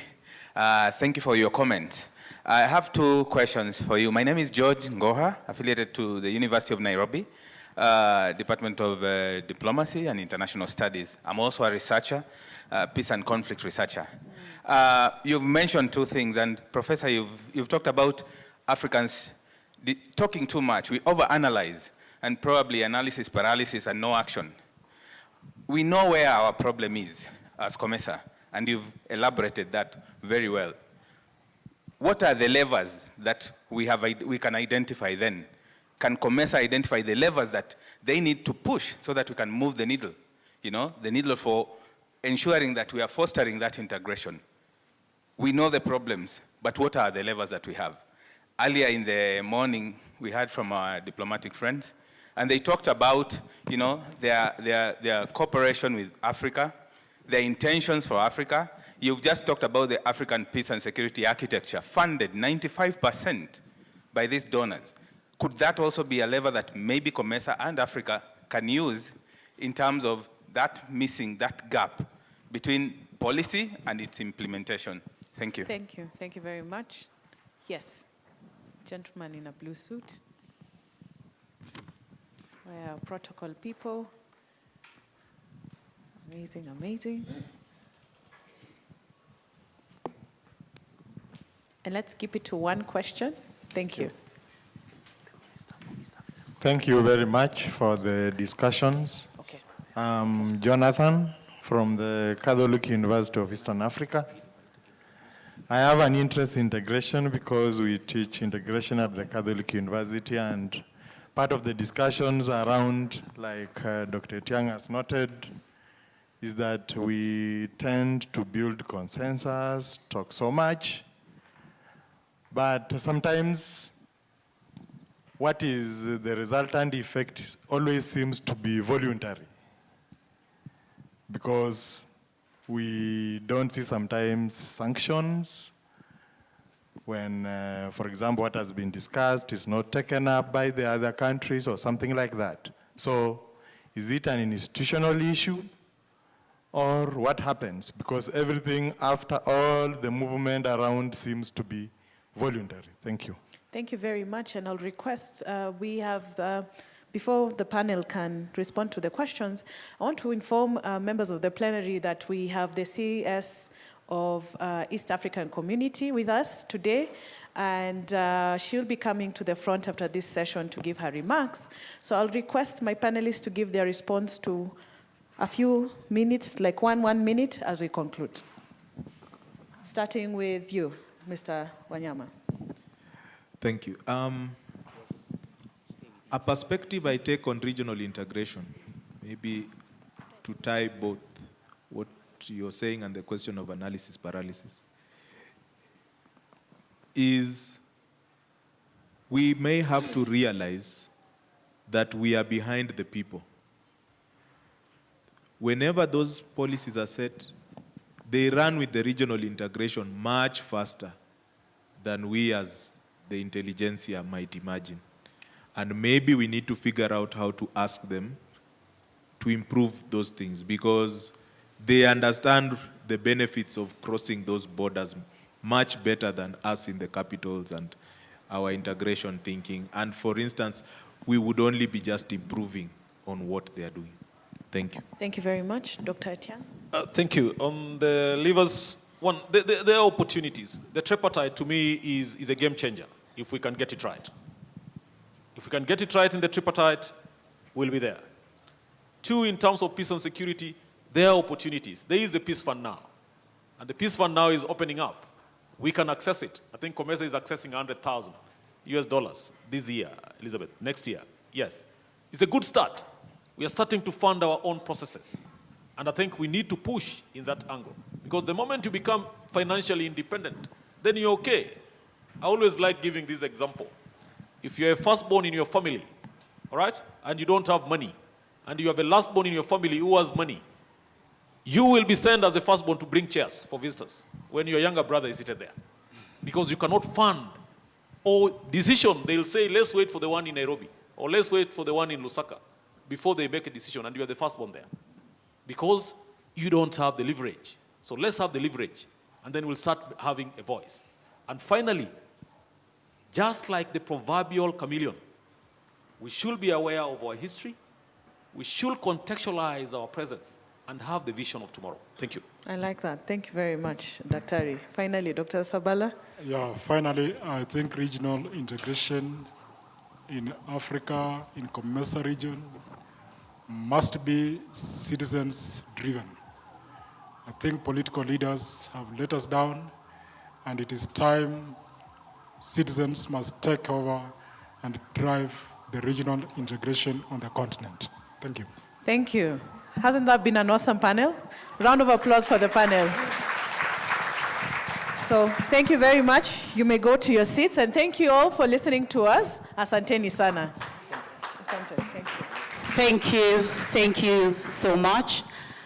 Ladies and gentlemen, allow me to apologize on behalf of IRSK.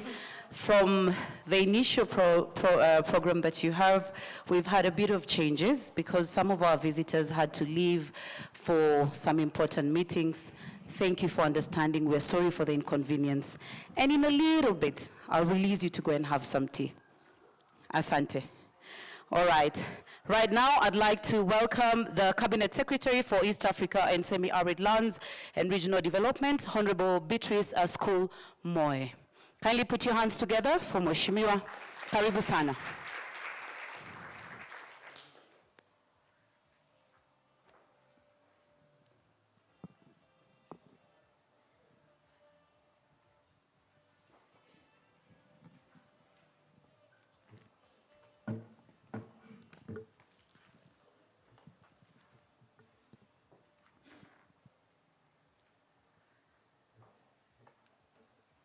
Good morning, everyone.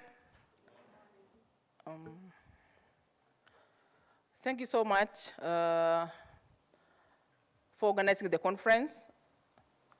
I know I'm a bit late, but I had to squeeze my program. Actually, I'm even supposed to be representing this country elsewhere in the next few hours. But I said, because of the team that spoke to me, that I'm needed to be here, I said, let me spare, just come open it officially, then leave. And I hope people will be okay with whatever time I would have allocated for the exercise. I know the process has already begun. You are here with the panel. Am I even supposed to be opening it, or I'm just supposed to put my remark as I leave? You know, I want to be within the protocol to do whatever I want right now. Thank you so much. My name is Beatrice School Moe, Cabinet Secretary for East Africa Affairs, ASAL and Regional Development. You know, I've just seen I'm also an alumni of Catholic University of East Africa, and I was able to identify Mr. Etiang over there. So as he was deliberating, I was just trying to trigger my memory in terms of where I may have seen him, but now we are all the alumni of Catholic University of Eastern Africa. So this morning, I would want to put my talking notes a bit, and then allow you to continue with the program. I know the theme is fostering integration and cooperation in COMESA region through international relations and diplomacy. The Ambassador of the Federal Republic of Germany to Kenya, Ambassador Sebastian Groth, the Australia High Commissioner to Kenya, His Excellency Jenny Dan Rin, the Chief Executive Officer of IRSK, Leonard Wanyama, executives of corporates present, distinguished guests, ladies and gentlemen. I'm honored to participate in this event to discuss a subject that is a foundation for economic and social transformation of this region. the COMESA region has been a key market for Kenya and a model for free trade area arrangements in the continent. The success of trade under the COMESA regime has fostered not only production and manufacturing, but also diplomatic ties within the member states. Kenya is privileged to be both a member of COMESA Free Trade Area and the East Africa Community. The East Africa Community mirrors COMESA in many ways. Since 7 years of EAC partner states and are also members of COMESA. Therefore, EAC and COMESA share common objectives of regional integration that aims to collectively foster economic growth, development, peace, coexistence, and sustainable progress. As a leading economic bloc in the continent in terms of depth and breadth of integration, I can confidently share the foundational pillars and best practices that have catapulted EAC to this much celebrated success.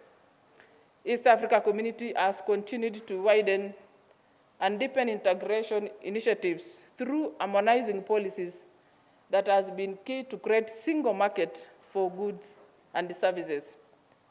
The key to this achievement is the custom union, where goods move freely across the borders on duty-free and quota-free terms. The outcome has been increasing trade volumes and expanding intra-East Africa trade. This is supported by trade facilitation initiatives such as the single custom territory, integrated custom management system, operationalization of one-stop border posts, and implementation of single window system. This has collectively resulted in reduction of time and cost of cross-border trade by up to 79%. The East Africa Community has also implemented common market protocol over the past 14 years.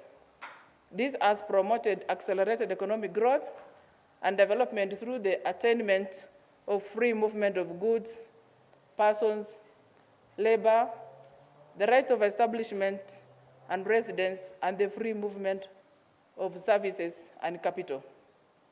The wide market provided under the common market has opened up limitless economic opportunities, including attracting intra-EAC investment, enabling movement of people to explore economic opportunities in the 8 partner states, expanding trade, facilitating movement of capital to unlock the potential for many sectors. Under this initiative, local companies are expanding their presence in the community and thus offering the much-needed solutions, creating wealth and consolidating welfare gains for their partner states, with each member gaining a significant share of the progress. The integration has expanded from harmonization of policy to hard infrastructure. The region shares 2 major transport corridors where partner states enjoy harmonized transit laws. Trade facilitation through the north and the central corridors with multiple diverse routes that have been key to the success of the common market. However, these achievements have been derailed by a few challenges. Trade in the region has been affected by persistent and long-standing and tariffs barriers, which has derailed achievements of the true custom union. EAC has also experienced situations where partner states remain partially non-compliant in the implementation of their commitment under the free movement of services by developing and implementing laws, regulations, and administrative measures that impede movement of services and services suppliers. The slow implementation of directives and decisions of policy organs by partner states has further slowed the speed of economic and social integration. The teething challenge in the implementation of our commitments, notwithstanding the rapid expansion of the community to include 2 more partner states in the past 2 years, demonstrates our collective progress in the regional integration. The EAC continues to establish mechanisms to substantially eliminate barriers to trade and investment to reap maximum benefits from integration. The commitment to integration by each of the bloc will contribute a great deal to the integration of the COMESA region and the entire continent with the ultimate purpose of connecting all our communities. As I conclude, I commend the International Relations Society of Kenya for organizing this platform to further the discussion and dialogue on regional integration and cooperation, which holds the key to the progress of each of the countries and the cohesion of our continent. I look forward to insightful discussions, opportunities to create valuable network and exchange of ideas that will help in improving our international relations and diplomacy. Given my remark, I therefore declare the International Relations Society of Kenya officially opened. Thank you very much. Kindly would like you to take a photo with our sponsors, COMESA, Accord, Irsk, UNICAF. Kindly come to the podium. We have a photo with Mheshimiwa before she leaves. Thank you very much. All our sponsors, please.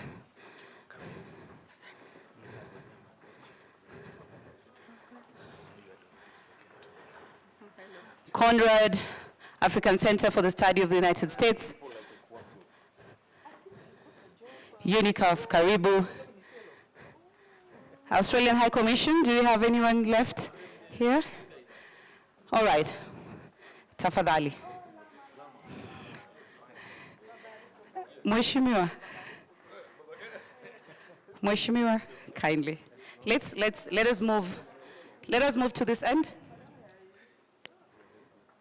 Let's move to the middle. Thank you.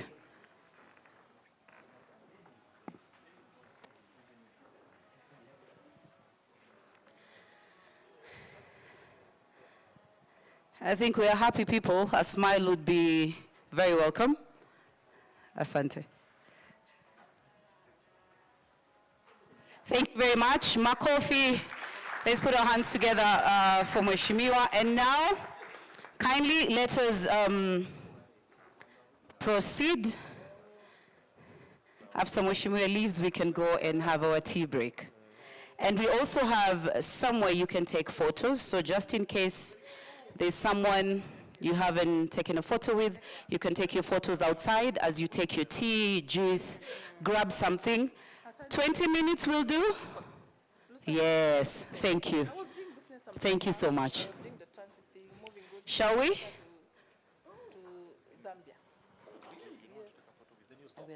Ushers, kindly, let us guide our guests to where they can have their tea break.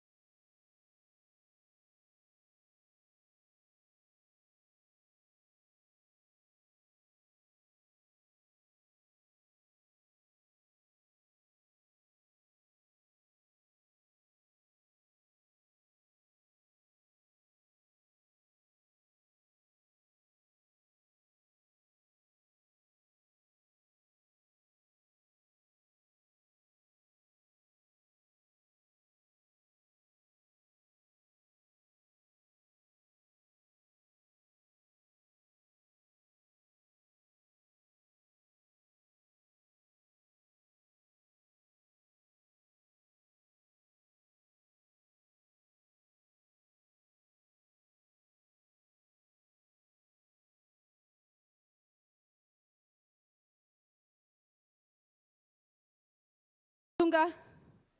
Thank you, darling. Dr. Kizito Sabala. All right. Okay. So allow me to invite our moderator, Dr. Andrea Pra, Senior Researcher, Accord South Africa. Put your hands together for her, ladies and gentlemen. Thank you, Mom.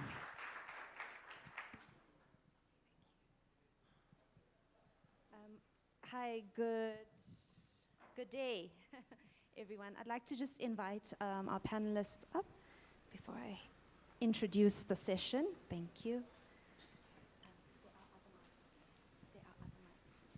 Okay. Yes, so I hope that everybody has had a good tea, and I promise not to stand between you and your lunch too long.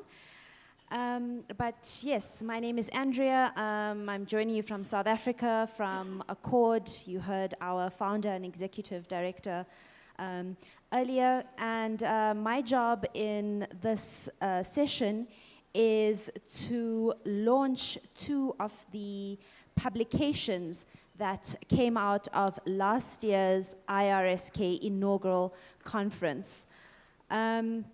So Dr. Sabala and I were just joking just now, saying that, you know, it's good to know that the conversations, the ideas, the content doesn't just end, you know, at the conference in the comments session, that there are opportunities to take these conversations further and document them into publications. So in this panel, I have the privilege of being joined by the respective guest editors of the publications. So we have 2 that we are launching. The first is the COMESA book entitled Regional Integration in an Era of Polycrisis and Geostrategic Competition in COMESA. And this reflects on the thematic focus of the conference last year. The guests or the editors of that book are Dr. Sabala and Dr. Etiang.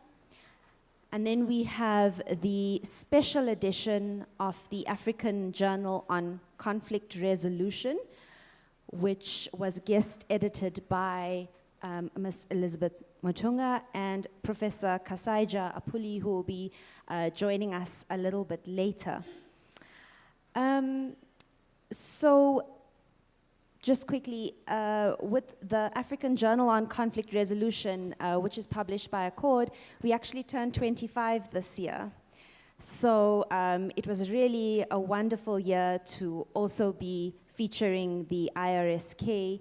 And, you know, the analyses and the scientific contributions that are captured in these 2 publications is really shows you what the IRSK is doing beyond this conference, and how it's shaping the discipline of international relations. Now, I'm not too sure how many IR scholars, whether you're still in your studies or you've graduated with international relations theory as one of your modules, but you'll know that the 3 main theories that some of us still have nightmares about, realism, liberalism, constructivism, are very much still based on the experiences and the histories of countries in North America and in Europe.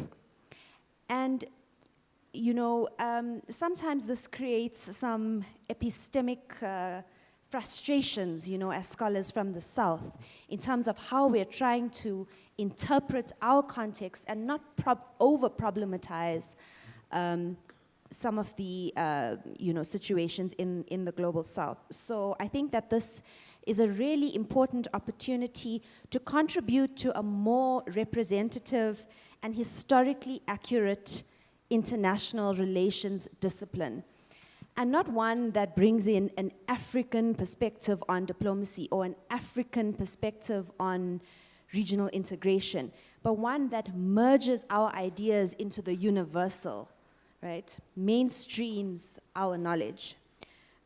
So, without any more from me, I'd like to invite our panelists to tell us a bit more about these publications and hopefully inspire you to write and submit your papers. So perhaps I can start with Dr. Oita Etiang. If you can tell us a little bit about what the content looks like in this COMESA book. What are some of the themes that have been covered? Yeah. Thanks. Thank you very much. The idea of publishing this book was, as Dr. Praz noted, was to go beyond just the conference. And one of the things that Dr. Praz noted is that we don't write much, especially in the East Africa region. If you go to the Southern Africa region, you go to the library, you'll admire. But I think it's because we don't write much. We have the information, we have the knowledge, but we don't put it in a book.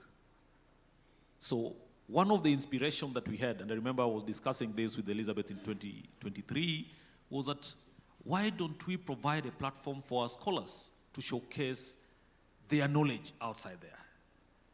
Give our historical perspective, give our own experience to the issues that are affecting us.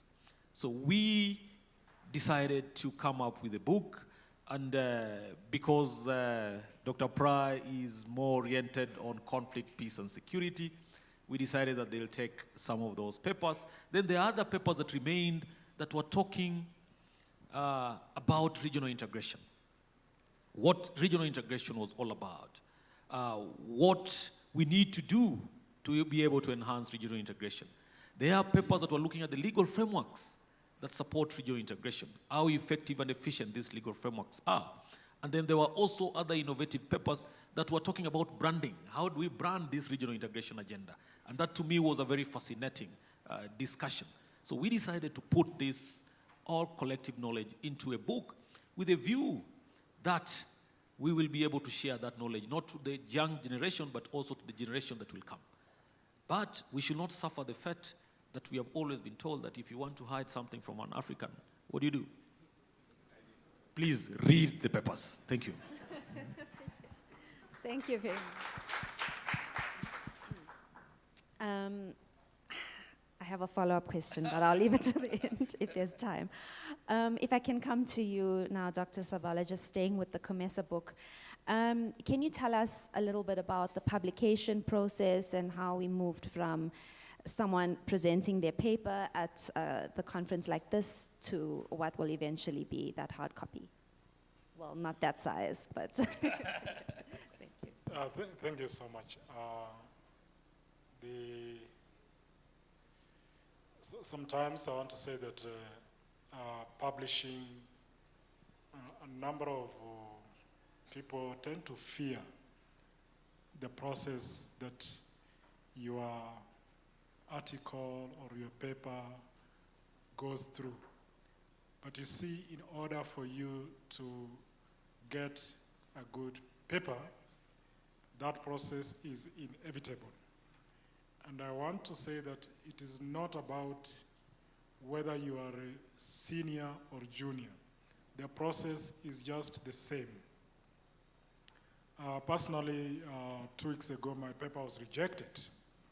And I'm not here crying, but so I'm just telling you that it is not about, it is the process and really what the editors visualize as the theme of the book, and therefore your work should go along those themes.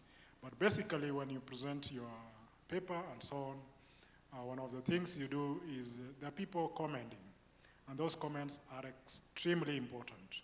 It's upon you to take them on board. And then when you go back, you revise again.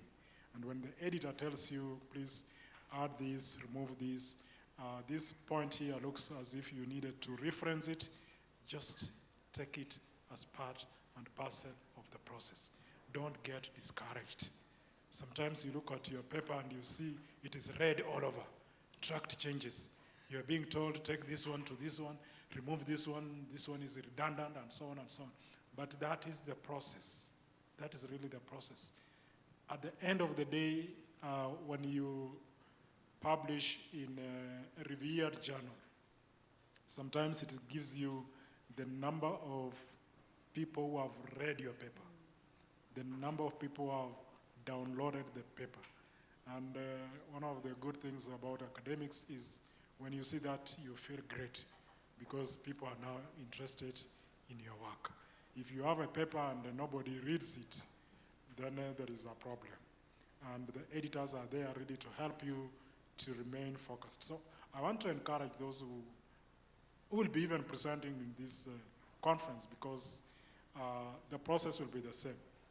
Our really aim is to take these papers to the next level so that they are published, and they are not only published, they are published in revered either books that are indexed properly or in journals that are recognized, so that one, the good thing with a journal that is recognized is that work is online. So if somebody plagiarizes your work, it will not pass through that. If you just publish somewhere where you go and pay some dollars and then they are published, I can assure you next time you'll find that paper in a revered journal. Because when it is checked against plagiarism, it shows that that paper has never been published, because you published somewhere in the village there and you want everybody to get it. I can assure you nobody is going to get it. But the thing is that you have to stand to be resilient and be consistent and spend time to publish. One of the challenges we have had with this is really the fact that the authors take a bit of time to respond. And sometimes it is so frustrating. But also when you are editing, it is inevitable that you're not going to get all the feedback the day you want and the time you want. So you must be a little bit patient. I was just talking with my prof here, and he edited a book sometimes back with our papers. And he said one of them took about 7 months, to and fro, just trying to even reach him. And he was not submitting the paper. But eventually he submitted, because part of the process is also to encourage you to write. Encourage you to write and publish, so that you can share those ideas with other people. Otherwise, if you have them in your head and they are not anywhere in writing, then they are not useful. Yes. Excellent. Thank you very much, Dr. Sabala. So important. Ms. Ntunga, I've left the best for last, which is our journal. I'm just joking. I'm just very biased because this is my day job at Accord. As mentioned previously, the AJCR focused on the peace and security papers. And if you could maybe just give us a sense of the content as well in the special edition. Thank you. No, thank you very much. Thank you very much, Dr. Pray. And maybe before even I give you the contents, I remember last year when we were when we had the conference and I listened to the presentations, I asked myself, why don't Africans write? Because I am a PhD student and this is my prof, one of my profs at least. And one of the problems I'm having is finding papers which are authored by Africans. So I think this is a very good starting point for us, not a starting point, but this is a very good forum for us to contribute to the work of future students. Now, the publication that we had the publication that we are launching today has got 4 papers. I'm just going to read them just to make sure that I don't massacre the name of the authors or the names of the presentations. And there's the East African Regional Force in Democratic Republic of Congo, Successes, Challenges, and Prospects, done by Dr. Sabala and also by Muhindo. It's actually a very interesting read, and one of the things I picked from that paper is they kind of say that they don't see the relevance of peacekeeping. And when I read that paper, I thought perhaps a follow-up paper would be one that would be looking at peacekeeping and what would have happened if those peacekeeping operations were not in that process. So it was a very interesting paper. Another paper that comes out is The Enemy of My Enemy is My Friend. First, it just really, the title itself is quite catching. talking about the Ethiopia-Eritrea relationship and the 2020 conflict in the Tigray region in Ethiopia. And it's also a very interesting read that tells you that it's very important to look at a conflict within a larger conflict cycle. And I would really encourage those of you that are interested in the conflicts in the Horn of Africa to look at that paper. The other one is by my colleague here, Terminating Insurgency in Mozambique, focus on SADC Peacekeeping Mission by Dr. Itiang, Loendo Kambela, and Stephen Muleya. Also very interesting read about the insurgency in Mozambique, and specifically about SAMIM and the work that they have done to try and address that insurgency. But what also catches me in that paper is the importance of collaboration between different stakeholders when you're dealing with a complex situation. So that was a very good paper. And the final one is Maintaining Regional Stability in the Midst of Complex Regime Transitions in Africa, Challenges and Opportunities for the COMESA Region by Dr. Mumon Zhao. And it is very interesting, and it actually deconstructs COMESA region and gives us some interesting recommendations. And I hope that as an organization, you can pick up some of those recommendations. Thank you very much. Yes. Thank you very much, Ms. Mutunga. This was actually one of the questions I wanted to ask, is that you've all done, you and the authors and the peer reviewers have done an excellent job to get these papers from podium to publication. But then what happens next, you know? It can't just be the editor, peer reviewer, and your mom or dad reading the paper. How do we promote the uptake of research as writers, as scholars? But then on the other side, what does uptake of research look like practically? And it doesn't just need to be focused on how COMESA approaches this, but just generally your ideas as practitioners. And this is not targeted at anyone specific. If anyone has any thoughts, even from the floor. So I'll start with the panelists and then move to the floor. Thank you very much. No pressure. I think we need to take the advantage of technology as a way of, ensuring that research uptake is really outside there, and especially for young scholars. I wrote my first paper in 2011. If you look at that paper today, you'll not admire it, but I wrote it. So the young people now, you have more advantage. There is technology, there is online libraries where you can do much research as compared to the time maybe when we were in the university where you had to go to the library and get a hard book to be able. So let's write. You can write a paragraph every day and be able to, push it outside there. Secondly, I think we need to invest in research. We don't provide sufficient resources in terms of research. And I think that is incumbent upon all the institutions that are here, that we need to provide sufficient resources. I envy Dr. Pra. Dr. Pra, in Southern Africa region, especially in South Africa, there is money for research as compared to the Eastern Africa region. Dr. Sabala will tell you that he has never received any budget for research for the last 10 years. So all this is all his own initiative. So we need to provide some resources. And I think maybe some seed money that will motivate young scholars to start writing. I think that will be an entry point at this point, Dr. Pra. Thank you. Thank you very much. Dr. Sabala. Yes. So I just want to say that probably also we need to develop and nurture the culture of reading. Because as Tiang said at some point, if you want to hide anything from an African, put it in the book. Rarely do we go out there and look for information and read and internalize and challenge the paradigms that are existing and so on. So I think for me, for those young scholars who are coming up, it is important to develop a culture of reading.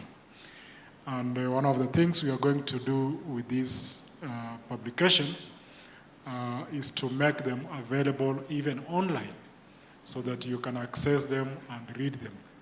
and see what people are saying and challenge them.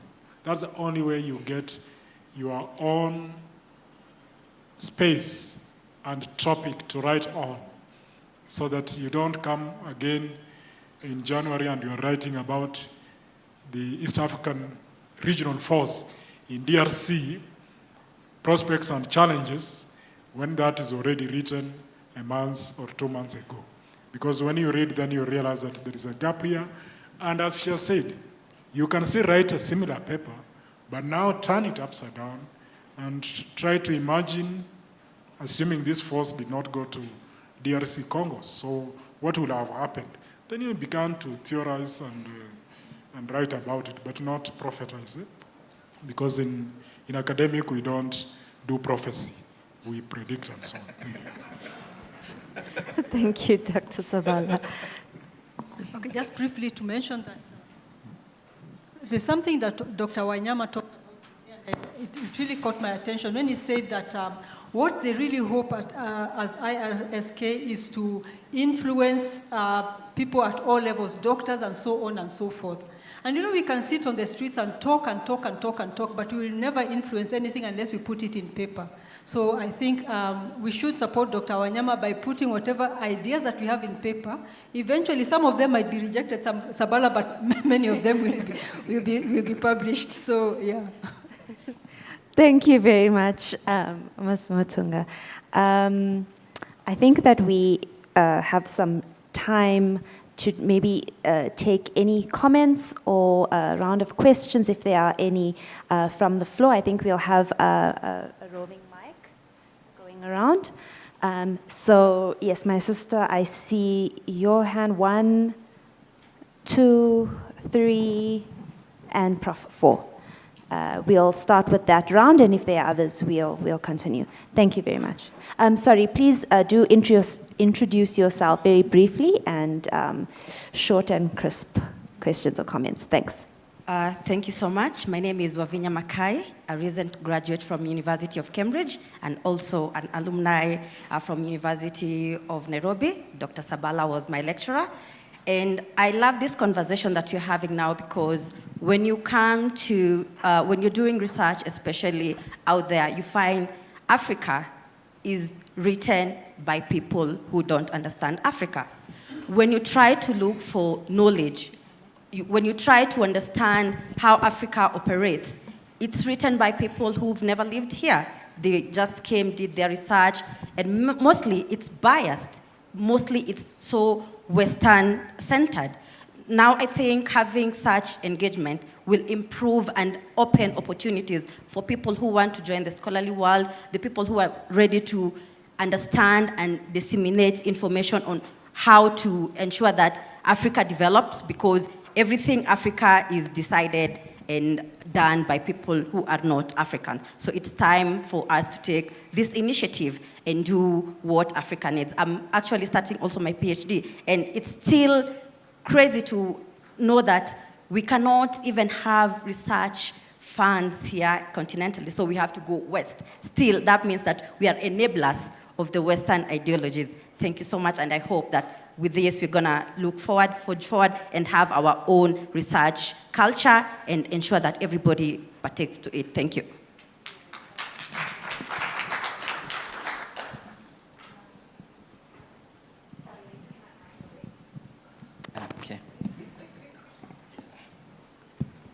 Okay, thank you very much. My name is Luendo Kambela, so I'm coming from Zambia. I'm a doctoral researcher, so I'm coming all the way from Tasmania, and greetings. Our colleagues, Africans, are sending greetings to all of us here. Okay, so she touched on what I wanted to talk about. So basically contextualizing our research focus to reflect on the many challenges that we are facing in Africa. I think this is what we are doing.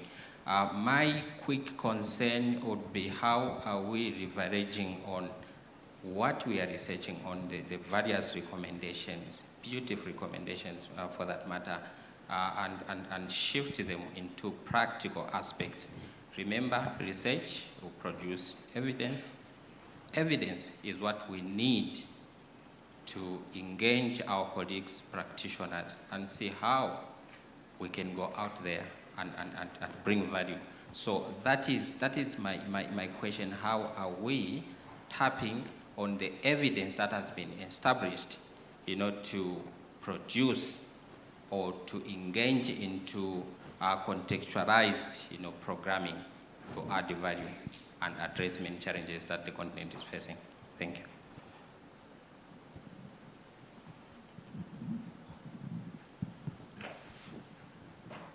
Good afternoon. My name is Dr. Daniel Olo Ongonga. I teach at Mount Kenya University, and my area of interest is in digital diplomacy. I focus so much on research on digital diplomacy. Today I'm very, very grateful to stand here and to have this kind of conversation, and I also appreciate Dr. Sabala for what he has just mentioned, that his paper took some 6 months. Mine has taken 2 years. And that is just one of the papers. I have others which were published a long time ago. But my area of interest has been in this African agency. Why am I saying this? Maybe to the young scholars who are coming up, those ones who are doing PhD. The problem that we are going to encounter, one, is that we are not talking our own words. Our own words means that we are quoting different sources. And I'll tell you for free, I studied in China. And what Chinese do when a PhD candidate publish their paper or their thesis, they decide to disaggregate this paper into small chunks. And these chunks are translated into Chinese characters and then sold to corporations which come to Africa, to Kenya. Then you wonder, how does a Chinese know where you're coming from? You'll find a Chinese in Africa walking alone, but you'll find an American or any other kind of civilization having maybe somebody to walk them through those areas. Then you ask yourself, why? And universities in China, therefore, get a lot of money from this kind of research, because the research does not stay in those libraries. They don't accumulate cobwebs, etc. So this kind of a conversation for me is very critical now, because we as Africans, to be able also to propagate our own voices. In Kenya, for example, although my research is on the global power competition between the US, the UK, and China in Africa, but in Kenyan context, those researchers who are in Kenya, how do we leverage technology, the way Professor has mentioned, to be able to come up with new insight, new research, which we can be able to change our policies? Recently, we saw young people demonstrating in the street. I don't know if any of us as a diplomat or a person who is doing international relations has been able to look at how other countries are perceiving Kenya. That can be a very good interest topic for us to look at. So this one can be able also to make our policies. We can be able, we as Kenyans, to be able to portray ourselves positively. Thank you for that. Thank you very much.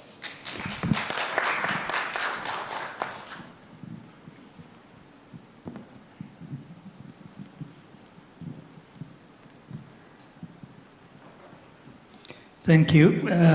My name is Reddy Berkhatab, and I come from the Nordic Africa Institute, Uppsala, Sweden. I would like to make 2 comments. One is on the time issue. We have annually 2 categories of African scholars, one for 3 months, and the other is for 1 year. And all of the scholars, the professors who come to the Nordic Africa Institute, they say they don't have time to do research and publish. And sometimes you can be surprised within those 3 months, the number of articles in a book they complete within the short time. because the time they cannot get back at their institution can get it when they come to Nordic Africa Institute. So one of the problems, I think you were telling, we have to publish and publish. Publishing, it consumes time. It needs money. Therefore, unless the academic institutions gives you the time to do the research and then publish, you will not be able to publish. So that is one of the problems we see. There is lack of time for professors to publish. The second is mostly the Western publishing house. Sometimes you feel there is an ideological issue behind it. Usually, I talk the tyranny of reviewers. Now, a reviewer should look into what the writer is trying to do. Instead, they impose upon you to do or write what they feel is proper. Secondly, there is what we call this structural and formalistic way of analysis and explaining. Usually there is a benchmark. There is a toolbox which is framed in the West, whether in the United States or Europe. So as an African scholar, unless you follow, you fit into that frame, then the chance of your work being published is very low. So one of the solutions would be there has to be publishing house in Africa. Probably South Africa is a bit different, but also for us who live in the West, I live in Sweden, we say South Africa is very much westernized society.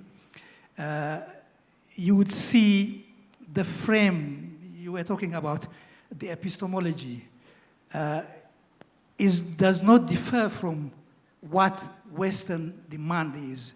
Because I remember when I published my book, Alternative to Neoliberal Peace Building and State Building, I think it was a South African, I'm sure a South African white reviewer. He simply said, this is anti-West. So you can imagine me talking an alternative to neoliberal peace building and state building, and someone telling me this is an anti-West. So for me, the solution should be there has to be as many as publishing house in Africa where Africans will be able to publish, because an African writing from an African perspective, because there is a standard narrative. Unless you fit in that standard narrative, then your chance of publishing is low. So we have to have an alternative narrative, but also we have to have an alternative publishing house. Thank you.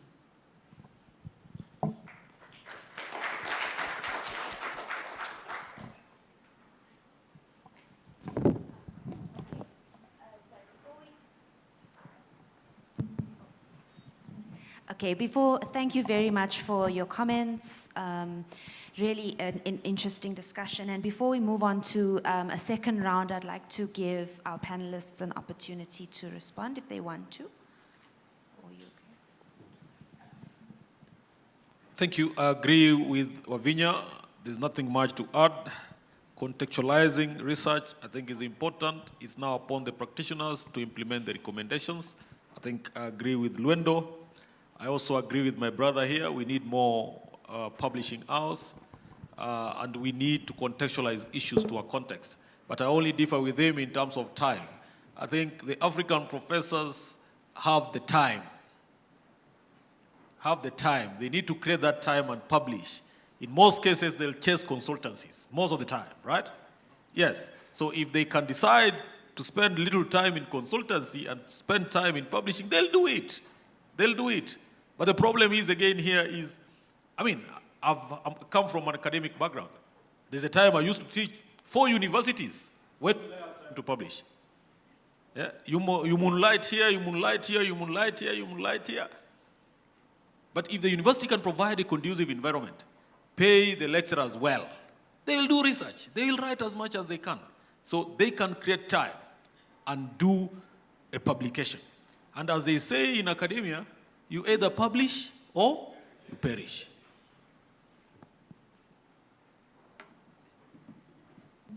Yeah, I think there was a question that links the findings to policy.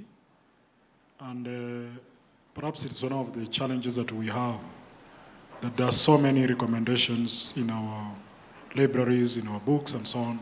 And most of them, they don't find space in the policy field. Probably one of the things I say is that you need to be also very strategic. A number of academics and scholars are part of the governments. Even if you look in many countries, you'll find academics holding some positions. They're in commissions, they're in expert groups, and so on.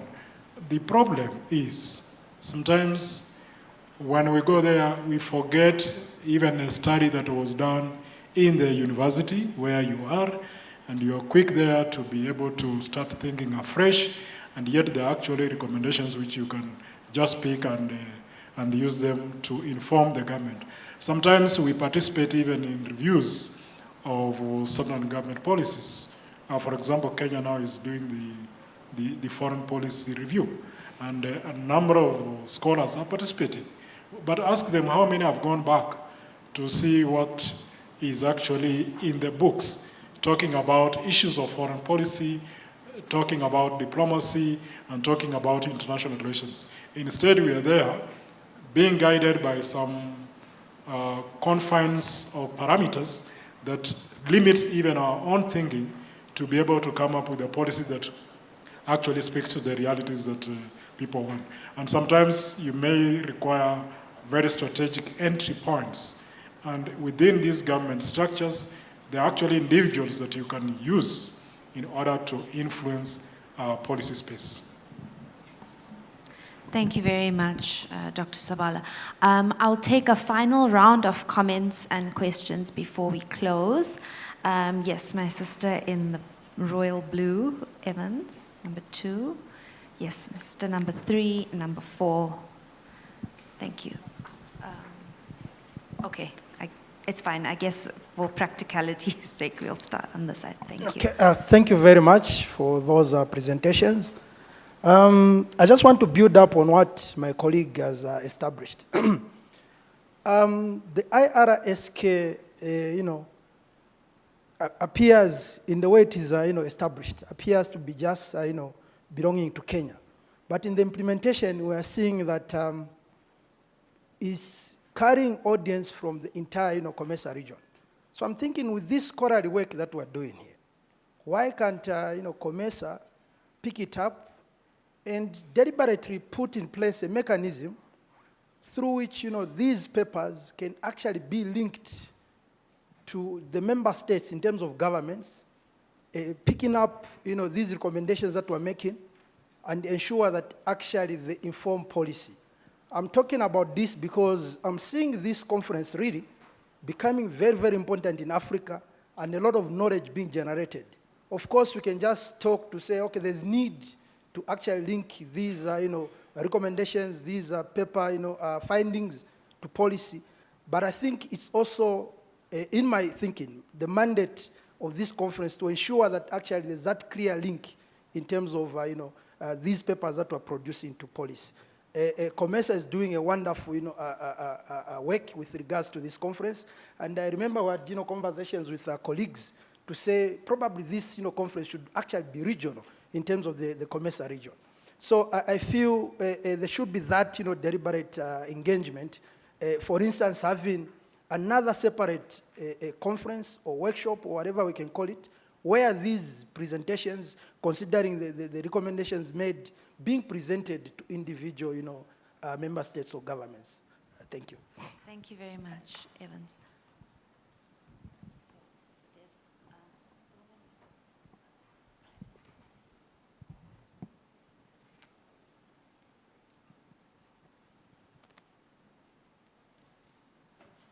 You can give it to my sister in front, and then we'll move, if that's okay. Thank you. Thank you.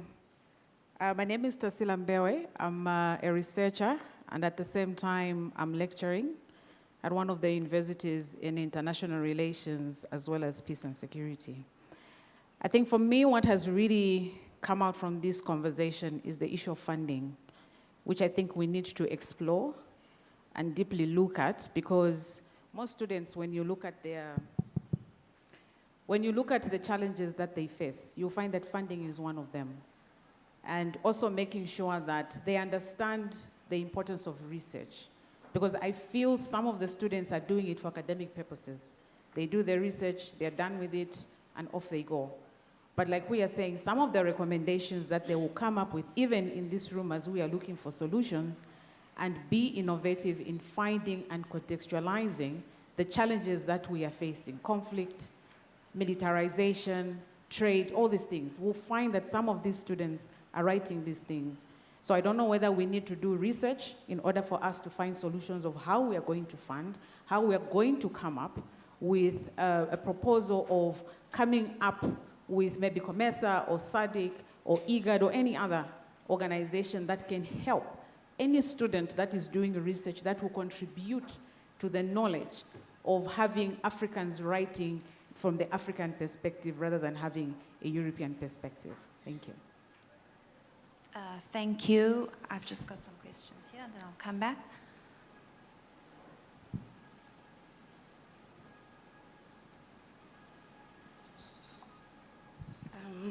Thank you, ladies and gentlemen. My name is Hassoa, and I'm just adding on to what Dr. Sabala has said.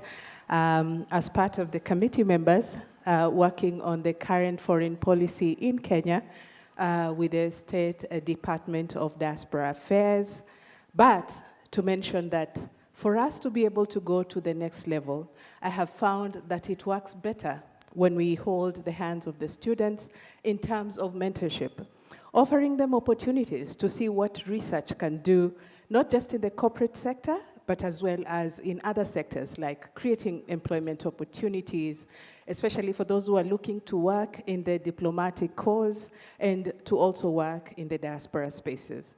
I think the biggest challenge then, and a recommendation that I would put to the IRSK, is to provide those platforms where students and those people who are doing research, and especially for those who are doing their PhDs, to be able to leverage what is happening on the ground.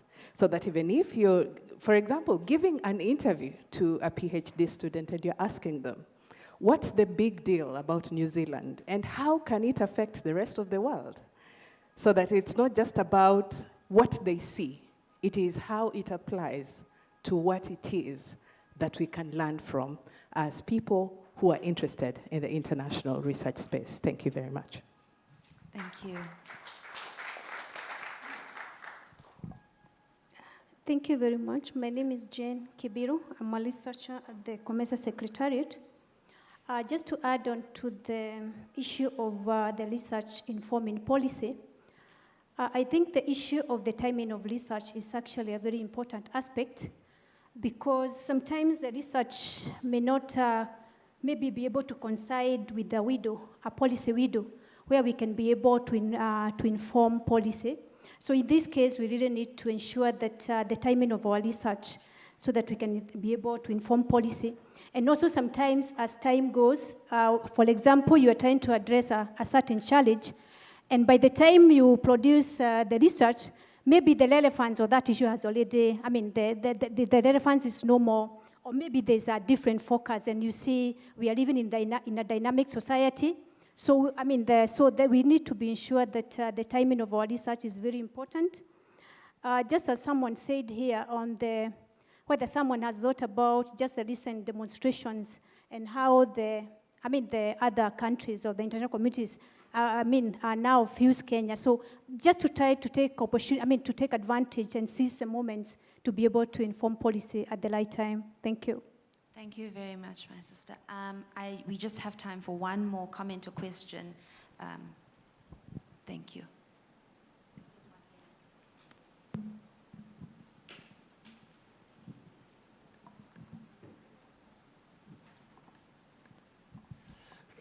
Thank you so very much. Good afternoon, everyone. My name is Boniface Jembe. I'm a lecturer of political science with the University of Zambia. I just have two quick questions in the interest of time to the panelists.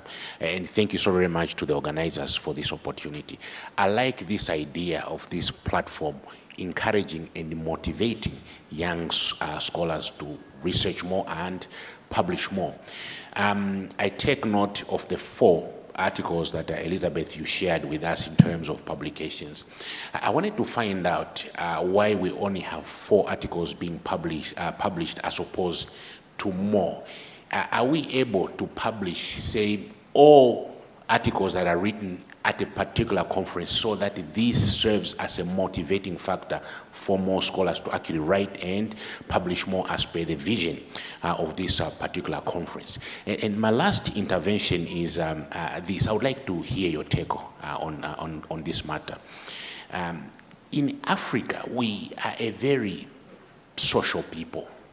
And when you talk about research and publication, especially en masse, in the context that you are talking about, it often requires one to invest more time in him or herself to actually get the work out. Do you, by any chance, think that the cultural context and setting that we have in Africa is a problem to expediting the extent to which we're able to channel out the kind of research that we would like to see take place on the continent and ultimately contribute to the body of organized knowledge the world over? Thank you. Thank you very much, my brother. I'll have to close it there for now, but I'm sure that a lot of these conversations will carry on into the breakaway sessions and when we are outside with our refreshments. So I'll turn to the panelists now for the final time. So again, whichever comment or question you're comfortable answering, and then to just also give us your concluding remarks. Can I begin with you, Dr. Sabala? Thank you. I just want to pick on one of the points about the relevancy and the timeliness of research. One of the problems we have in publishing is that sometimes you may write your paper today and a number or a year after that is when the editor is reviewing the work. So you basically go back to square one to update the paper. My recommendation is both ways. I think editors and publishers should also take time just to make sure that they get back to the authors in good time so that you don't have this issue of having information that is now redundant based on the developments that have taken place in that particular field. But also, as an author, please make sure you are able to revise the paper in a very timely manner. And as you revise, you are also keeping abreast of what is happening. Because if I revise my paper today, the editor will be expecting me to inject into the paper some of the developments that happened 2 or 3 weeks ago, or even 2 months ago. So it's very important. But finally, I want to say this is a very interesting book. Please make sure when it is done, you have a copy. It brings out the intersection of various issues in terms of international relations, diplomacy, and regional integration, and the issue of the crisis that we face. But the book also, apart from highlighting the challenges, offers hope for the continent. So it's not just about the problems and so on. It brings the 2 aspects together. And I want to encourage everyone, when the book is out, please get a copy and read. And I'm very sure COMESA is going to make sure copies are easily available when they come to such a conference, we have the copies and so on. Thank you. Thank you also. I'll start with the comment by the Zambian table in the center. I'm sorry I didn't get your name. Yeah, that's the Zambian table. That was a very good comment you made, that it would be very useful if COMESA could actually ensure that these papers are circulated to other member states. This is only the second IRSK conference. I think we are doing excellently well, that in the second conference we have got so many people from not just in Nairobi. And one of the things I say is that the head of unit is a scholar himself, and I can assure you this idea that you're giving is going to be taken forward. I also wanted to talk about the issue of funding. And you're very right, funding has been an issue, and in fact, much of our funding comes from donors, by the way. But one thing I have noticed, because I have been working in this field for very many years, is funding is linked to quality. I can assure you, if we can, as a group, maybe it's not completely a farm group, but I can assure you that if we can continuously come up with excellent publications, we will get the funding. I have seen that as long as you're doing a good job, people are willing and ready to come and fund it. And also we need some good publicity team to publish, to make sure that our papers are being seen out there. And I can assure you that we'll get the funding. I'm not very worried about that. The other point, Chembe, you asked about why are there only 4 publications. Actually, there were several of them, but it's a time factor. And none of them was really rejected. It's just that they were advised probably to put it in the next paper because the time was short. We had to finish by in a very short time. So it's just that time. Thank you. I'll go to question asked by Chembe. Is it the African social life that is making us not to publish? Man is a social animal, and I'll add a political animal. And research does not happen in a vacuum. It opens in that social context. I think there are structural issues that are preventing us from publishing, not the social aspect, because that is where you generate knowledge. The problem is what my brother talked about.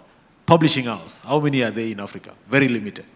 Where are the platforms? And that is why now Accord, IRSK, COMESA is coming to provide platform for that. And I think the young scholars need to take that initiative. How many senior scholars are here? All right, let me refresh. How many people here have PhDs? Luendo, you should not put up your hand. You are not there yet. How many? I mean, let's be proud of this. It's not a sin. All right. How many young scholars here want to publish? Almost equal number. Please, the senior scholars, the PhDs, let us know what you are made of. Let's see the value of that PhD. Mentor this. Publish with one of them by the end of this conference. Thank you. Excellent. Ladies and gentlemen, another round of applause for our esteemed panelists and yourselves. Thank you very much. This has been such an interesting discussion, and I'm convinced that it will continue towards the end of the day and for the rest of the conference. I think that we're building good momentum as we get into the breakaway sessions. We've gotten a good sense of the challenges, but also some really creative recommendations. And as Ms. Mutunga said, this is only the second conference, so we build on this momentum. Just to recap very quickly, I think that our discussion is focused on looking at how we can inform policy and leveraging the knowledge generated. We've spoken about issues of funding because fieldwork is expensive. But not just funding, I wanted to add also access. Especially when researching on issues related to peace and security, access is a problem, and the risk involved in researching very sensitive issues. It's sometimes we don't consider the sort of mental toll that it can take on the scholar. And then finally, just validating African scholarship. So we've spoken about building our own research networks. I wish Prof. Apuli was here, he's not here, but he always talks about African solutions to African problems with African money. So yeah, just being intentional really about also how we source our funding, and intentional as scholars about the kind of sources that we use in our work to ensure that we are continuously pushing African ideas and our sort of promoting our epistemic communities. Because at the end of the day, sorry, before that I wanted to add building our own research networks, publishing houses, and our own scientific indexes.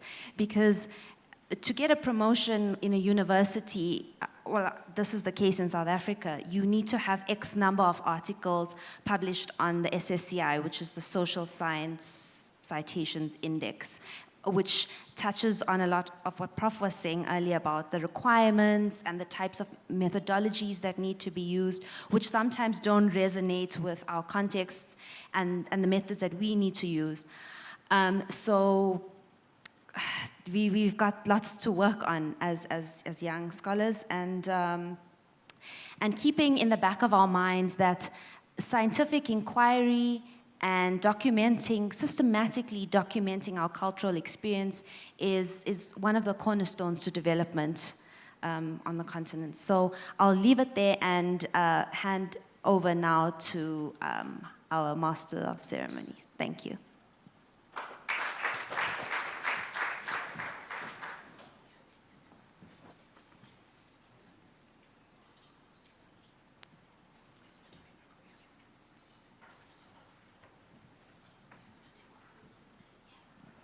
Okay,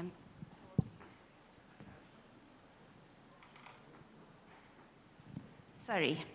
Are any of the authors present here that have contributed to either the COMESA book or the journal?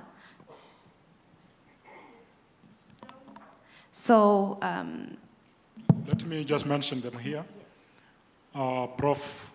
Apuli is not here, but Alice Nyawira Karuri, Edson Sizo, this one is in Australia, Esther Mudoni Kingori, Susan Onyango Handa, Rachel Ameso Amolo, Peter Mwenja, Shazia, Maureen Siaro, Jafet Kasimbu,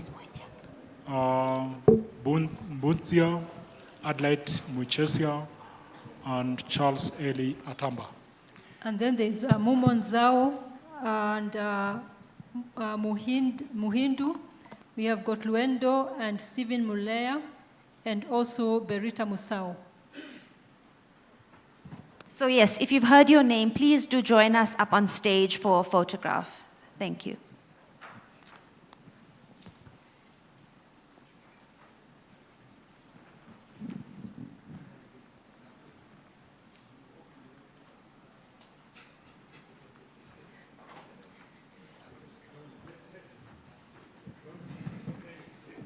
Maybe we can also give them a round of applause while they make their way out. Thank you.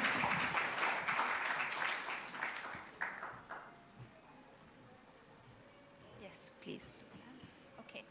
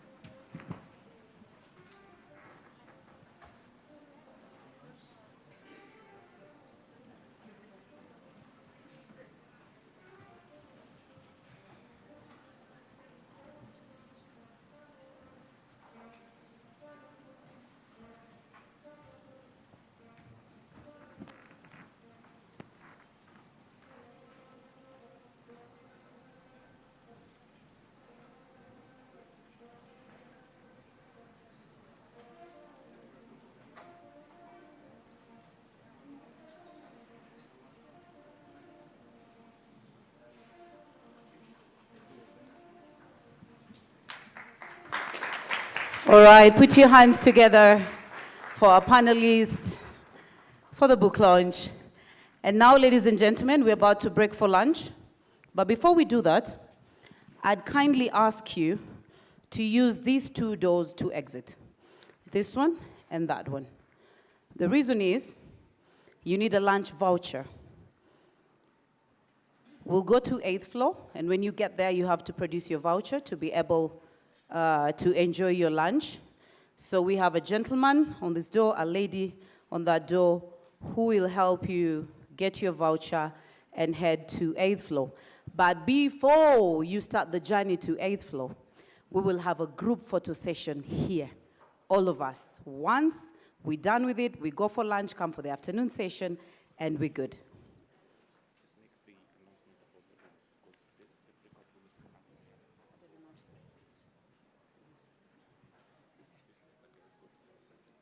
All right. Lunch is an hour, so we'll be back at 2. And at 2 p.m., we're going to break into 3 different groups. Group 1 is the Peace and Security panel, that is EAC and IGAD. We're going to remain here. And then Group 2, I'm told I'm not tall enough. Thank you, Mwensha. It is well. Me and you, same WhatsApp group. All right. Room 1, Peace and Security panel, EAC and IGAD. We're going to remain here. Room 2, Africa Agency panel. You will be directed to where the rooms are. We have the gentlemen, or the men in black, yes, in suits. They're going to guide you to where room 2 is. And room 3, Diplomacy panel, you're also going to be guided. So once we've had our lunch, enjoyed our dessert, networked, had a good time, keep the conversation simple because we have a whole afternoon, then we will head to the different rooms. So the groups that I've mentioned, Peace and Security, you're going to be here, EAC and IGAD. Africa Agency panel, room 2, you will be assisted by that gentleman at the door wearing glasses. Kindly come in. Yes, he will take you to room 2. And then Eunice Wawuda, she just raised her hand. She will take you to the diplomacy panel, that is room 3. I'd like to thank you so much. The morning session has been amazing. Thank you for your patience. May we kindly break for the photo session, then lunch. Quick one, just make sure that you know who the moderator is, just for the sake of introductions. Yeah, Dr. John Mwangi is here. Daktari. He's going to be the moderator for the group that will be here, or the session that will be here. Then we have Dr. Minde, but Dr. Minde has been held up somewhere, so we'll figure out who will moderate the session. Then we have Mr. Luendo Kambela. He's here, Luendo. He is going to be the moderator for the other session on Africa Agency. Yeah, please stand, Luendo, so that people can see who I'm talking about. So the room is on the other side where we have the, I don't know if you've seen the holding room for VIPs. There's that section on the other wing where there's 2 rooms. So one has round tables, so banquet style seating. And then we have another room which has more of like horseshoe, whatever design, so, or setup. So room 2 are gonna be seated in the banquet style room. It's a bit larger. And then room 3, for the diplomacy guys, you're going to sit on the horseshoe, in the horseshoe room. So the moderator is Mr. Moronge Obonyo for the diplomacy panel. Unfortunately, Dr. Fatma is held up in a ministerial event, so she's not being able to join us. And the discussant is Dr. Daniel Olo, who is here. So Professor Kasaija, Dr. Kizito, Jax Mohindo, and Dr. Dan Odaba and Ms. Berita are going to be here. And then we have Ambassador Okara, Dr. Bob Wekesa, Dr. Ziso, and Professor Masharia Munene, who are in the Africa Agency room. And then Dr. Shazia Peterson, Shem. Is Shem Siteki here? Mr. Shem Siteki? There he is. And Miss Vumile Msibi. There she is. Yeah, so I think then you speak to your moderator and your discussant if they are here, and so that you can know where to be after we come back from lunch. So when we come back, we just go directly to the rooms. Participants, you pick whichever room you're interested in based on the papers that you're seeing. So we will not converge here again, I think only to close the day. Yeah, so we'll see each other here at 5:30. Thank you. All right. Like I said before, pick your vouchers there. And on this door, the lady in a mustard jacket is going to guide you to the group photo session. Thank you very much. Enjoy your lunch.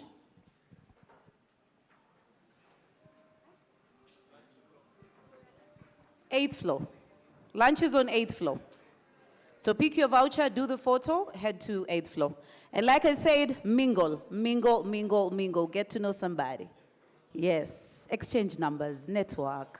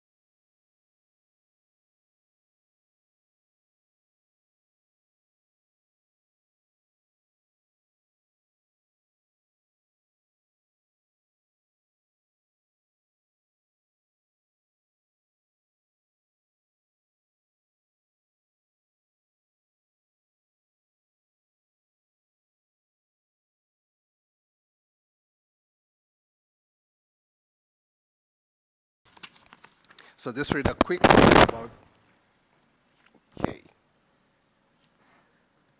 All right, I will invite Muhindo, Jackie Muhindo from the University of Nairobi. He's a doctoral candidate at IDIS, University of Nairobi. He will make his presentation, and each presenter will have a maximum of 15 minutes. And then after that, we will give the discussant 10 minutes. And then after that, we'll open this session for about 10 or 15 minutes for question and answer, so that we also finish on time. We are late by about 20 minutes, but we should be able to manage that. So Muhindo, you have the floor. 15 minutes begin now.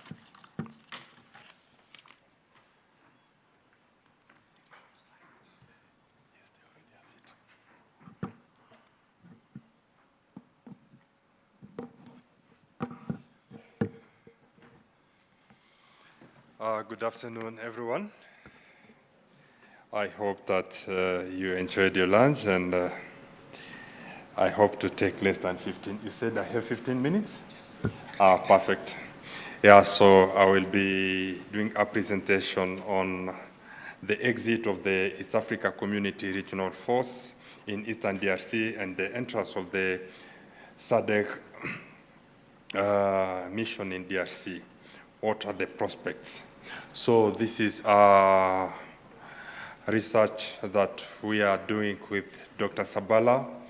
Yeah, and it's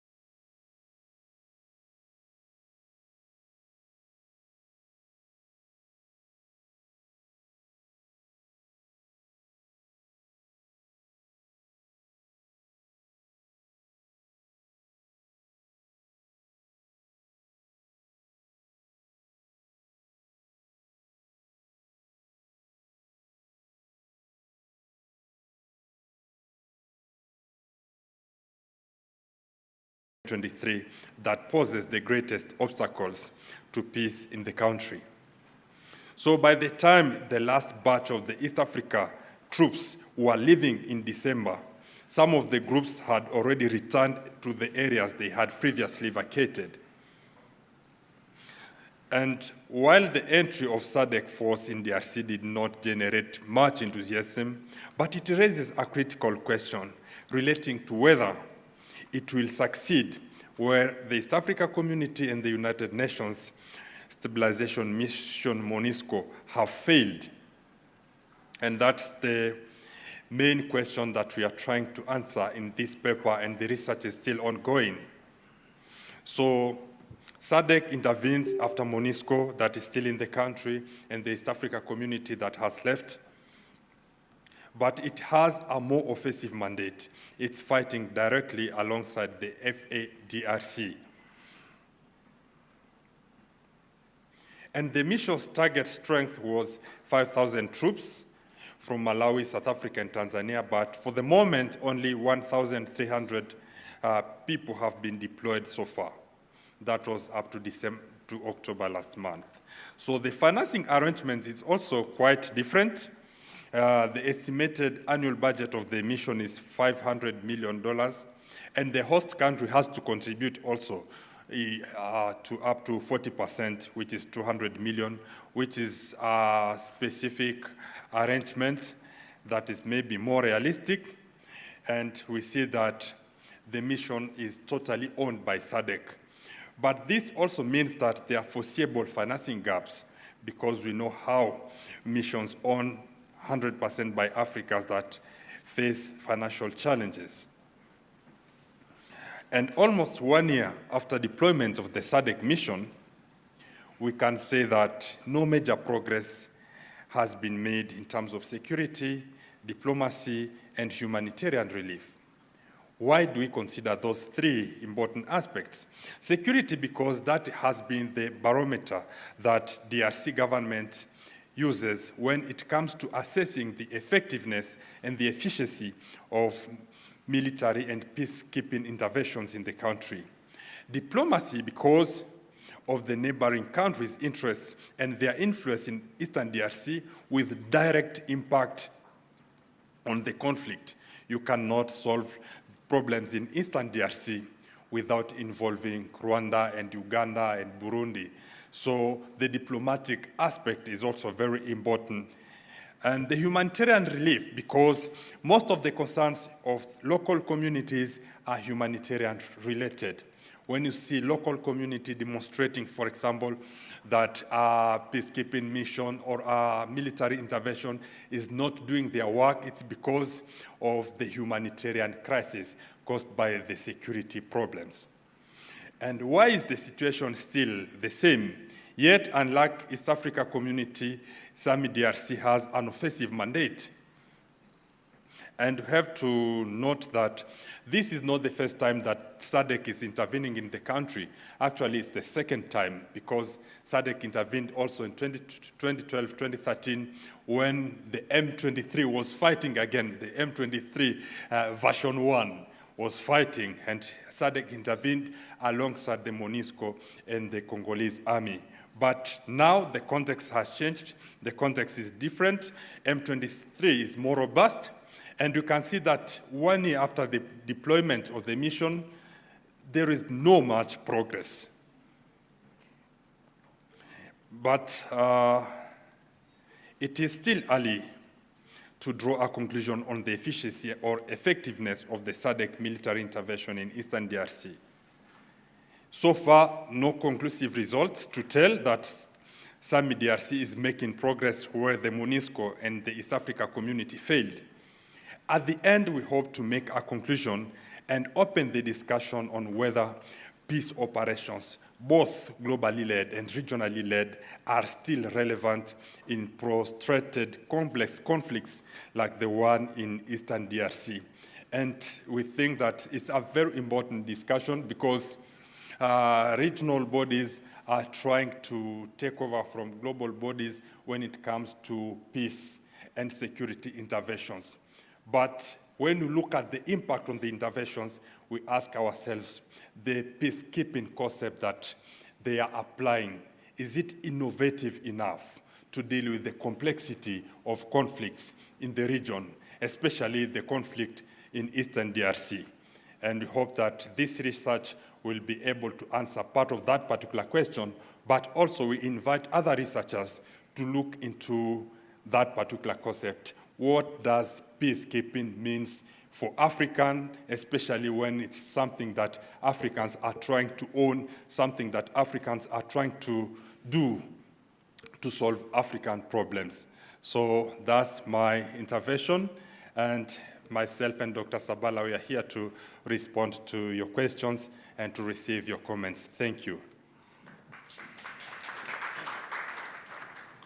Thank you very much, Muhindo and Dr.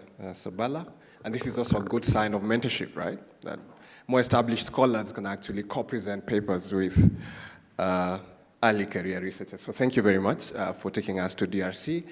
Without further ado, I'll invite the next presenter. The next presenter is Dr. Dan Obdaba. Dr. Dan Obdaba is the director, the Institute for Economics and Peace, Southern African Program, He'll be presenting shortly. So, Dr. Odaba, you have 10 to 15 minutes.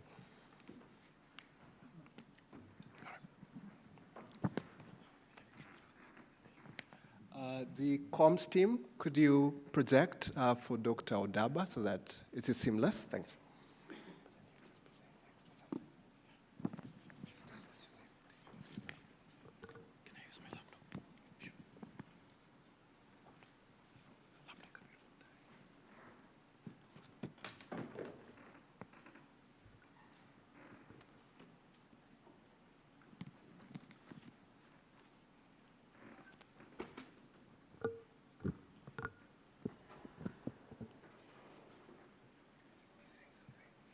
Thank you very much. Good afternoon, ladies and gentlemen.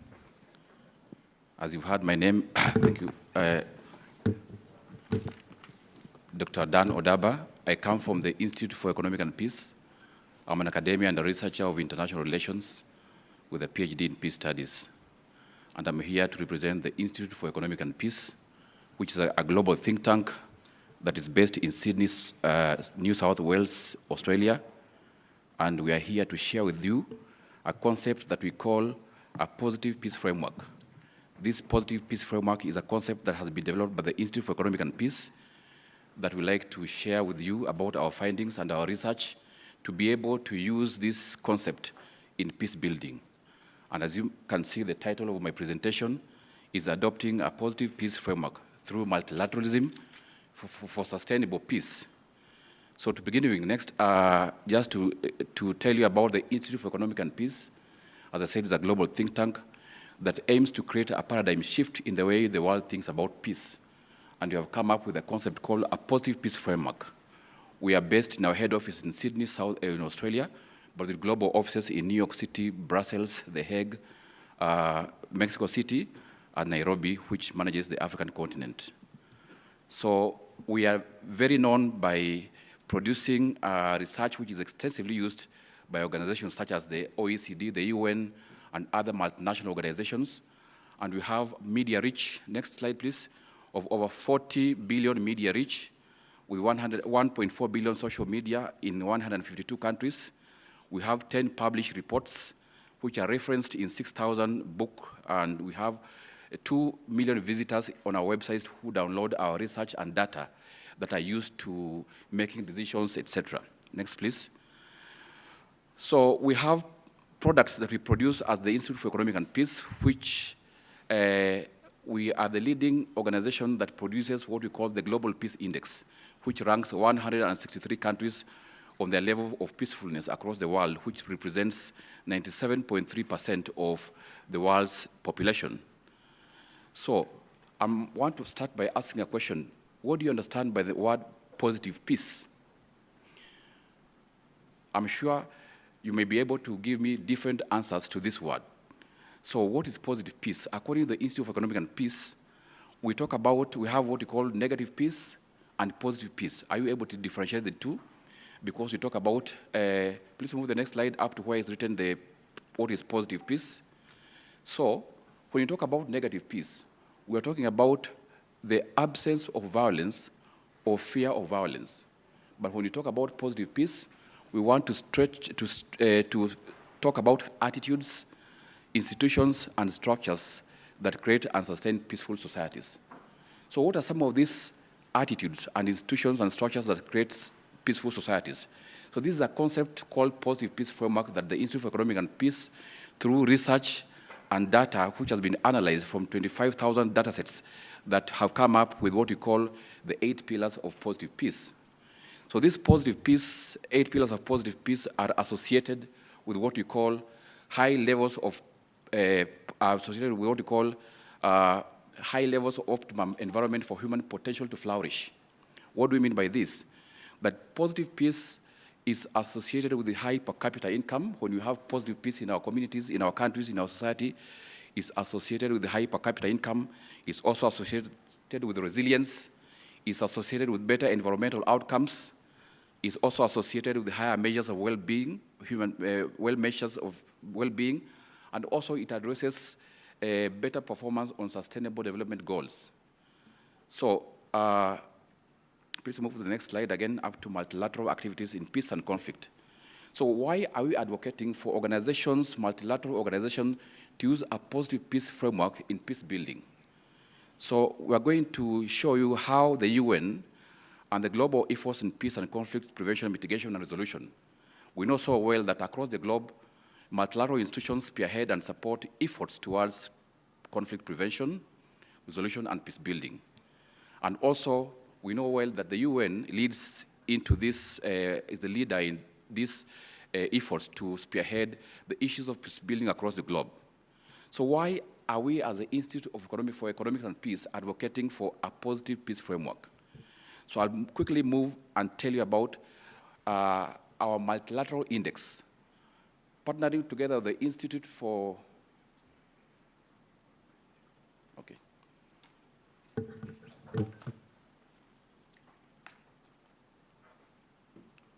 So at the Institute for Economic and Peace, we have what we call Multilateralism Index. Together with the International Peace Institute, we have produced what we call, developed what we call Multilateral Index, which assesses the relative strength of the multilateral system over the past decade. And the index analyzes participation, performance, and inclusivity of the system across 5 core domains of the UN's work, including peace and security. So this index is very crucial for multilateral organizations to be able to know what are some of the strengths and weaknesses that can be addressed to be able to address the issues of peace and security across different sectors of peace building. So this is just a graphical information to show how the 9 indicators of peace and security that the index that has been produced by the Institute for Economic and Peace and the Institute for International Peace Institute to show inclusivity, how inclusivity had improved in the past decade, while most performance measures had deteriorated. This is just a show of how UN Security Council vetoes on resolution for the past decade and how multilateral organizations participate in these efforts of peace building in terms of peace and security. So I quickly move to the next slide to be able to be specific about why we have to adopt a positive peace framework in peace building as multilateral organization. It's very important that multilateral organizations adopt this framework, and I'm quickly going to show you how.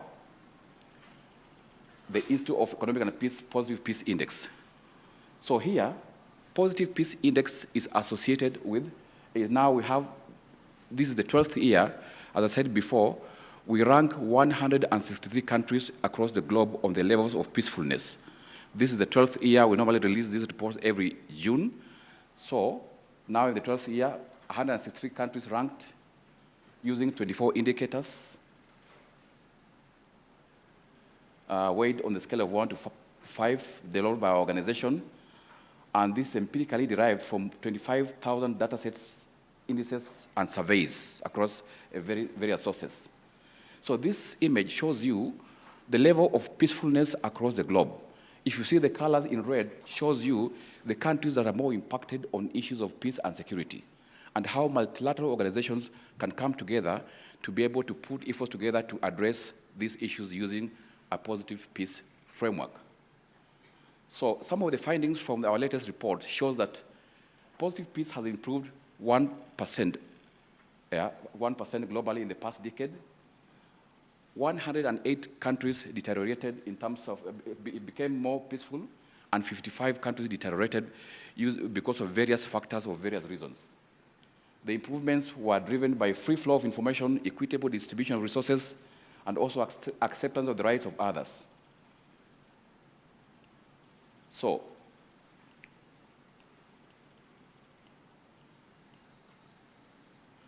this is just to show you the most 10 peaceful countries in the world according to our analysis. These are some of the most 10 countries in the world, and there is a reason why these countries are most peaceful. The first one being Finland, having been the top most peaceful country in the world, and also followed by Denmark, Norway, Sweden, Switzerland, Ireland, New Zealand, Iceland, in that order. How about the bottom 10? We also have these countries that are the least peaceful countries in the world, And you can guess the reasons as to why these countries are, there are so much conflict, the issues of insecurity in these countries, and there are various reasons and indicators why these countries have been ranked like this. And this is a reason for multilateral organizations to pool efforts and resources to be able to address these kind of issues using a positive peace framework. So changes in the attitudes, institutions, and structures of positive peace between these years globally improved because of various factors. And this is just, I'll skip this slide, the specific slide I want to go to show you how a positive peace framework, if applied using, if multilateral organizations use this framework to apply in peace building, how it's going to impact. So we need to now understand, why do we have the benefit of positive peace? I'm talking about positive peace. We know negative peace is the absence of war or fear of violence. But here we are stressing on attitudes, institutions, and structures. What are some of the benefits we are going to have when you have positive peace? So positive peace provides optimum environment for human potential to flourish. If you look at this image here, it shows you about 8 pillars of positive peace. When you have these 8 pillars from a personal level, from your home, from a place of work, from your country, organization, you are going to make sure that when you have a well-functioning government ensures that there's equitable distribution of resources. A well-functioning government ensures that there's low levels of corruption. A well-functioning government has respect of the right of others. A well-functioning government also has what we call high levels of human capital. So this, in a nutshell, is a positive peace framework which is anchored on the 8 pillars of positive peace. As you can see, all those pillars are interconnected. When you address the issue of having a well-functioning government, it has an impact on having low levels of corruption or acceptance of the right of others, etc. So these are key, these are the framework that we advocate for multilateral organizations in peace building and in the areas of peace and security to adopt this framework to make sure that in their peace building activities, they incorporate this framework to be able to address the issues of peace and security. So this is also associated with what we call stronger societal resilience. When you have a positive peace framework, we're going to have better environmental outcomes. When you have a positive peace framework, we're going to have higher measures of happiness and well-being. When you have this framework, we're going to have better performance on health outcomes. We're also going to have higher economic prosperity and better business environment. These are results which have been derived from research because of having this framework called a positive peace framework that we encourage multilateral organizations and all peace-building organizations to be able to adopt this in terms of peace building. So this is just to wind up, but most importantly, we are going to be able to, we're going to share this information, and you can be able to reach out to me to be able to understand more on how you can get involved as a peace ambassador or get involved to learn about this framework or be in a position to understand how this framework works in terms of peace building, etc. So you can also be able to go online and get this book called Peace in the Age of Chaos, which was written by our founder and our executive chairman, and also can be able to reach us on social media. We'll be able to get in touch with you. We have what we call ambassador program. We have peace workshops. We have strategic partnership with different organizations. We have Peace Academy, and also have we're also on social media and be able to reach us and be able to share more. Thank you very much for your time. Thank you very much, Dan. I would now like to, Prof, are you ready? Or we give you another time? Okay. One of our panelists, Professor Kasaido Philip, is here, but we will allow him to speak last in the panel. So I'm now going to invite Berita Musau, who is a doctoral fellow at Strathmore University, where she teaches German and international studies. She's also a PhD candidate at United States International University Africa, and she has interests in peace and conflict. So Berita, you have 10 minutes.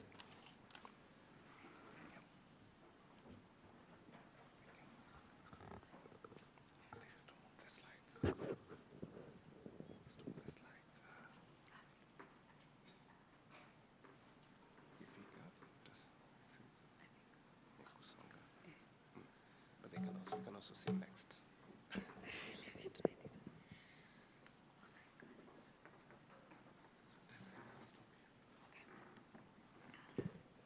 Good afternoon. Yeah, welcome for this presentation.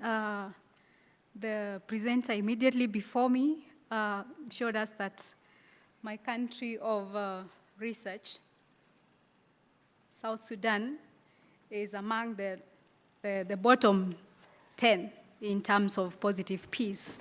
So I'm looking at ethnicity, patriarchy, and militarization of politics as some of the endogenic factors that challenge liberal peace building in efforts at achieving peace in South Sudan.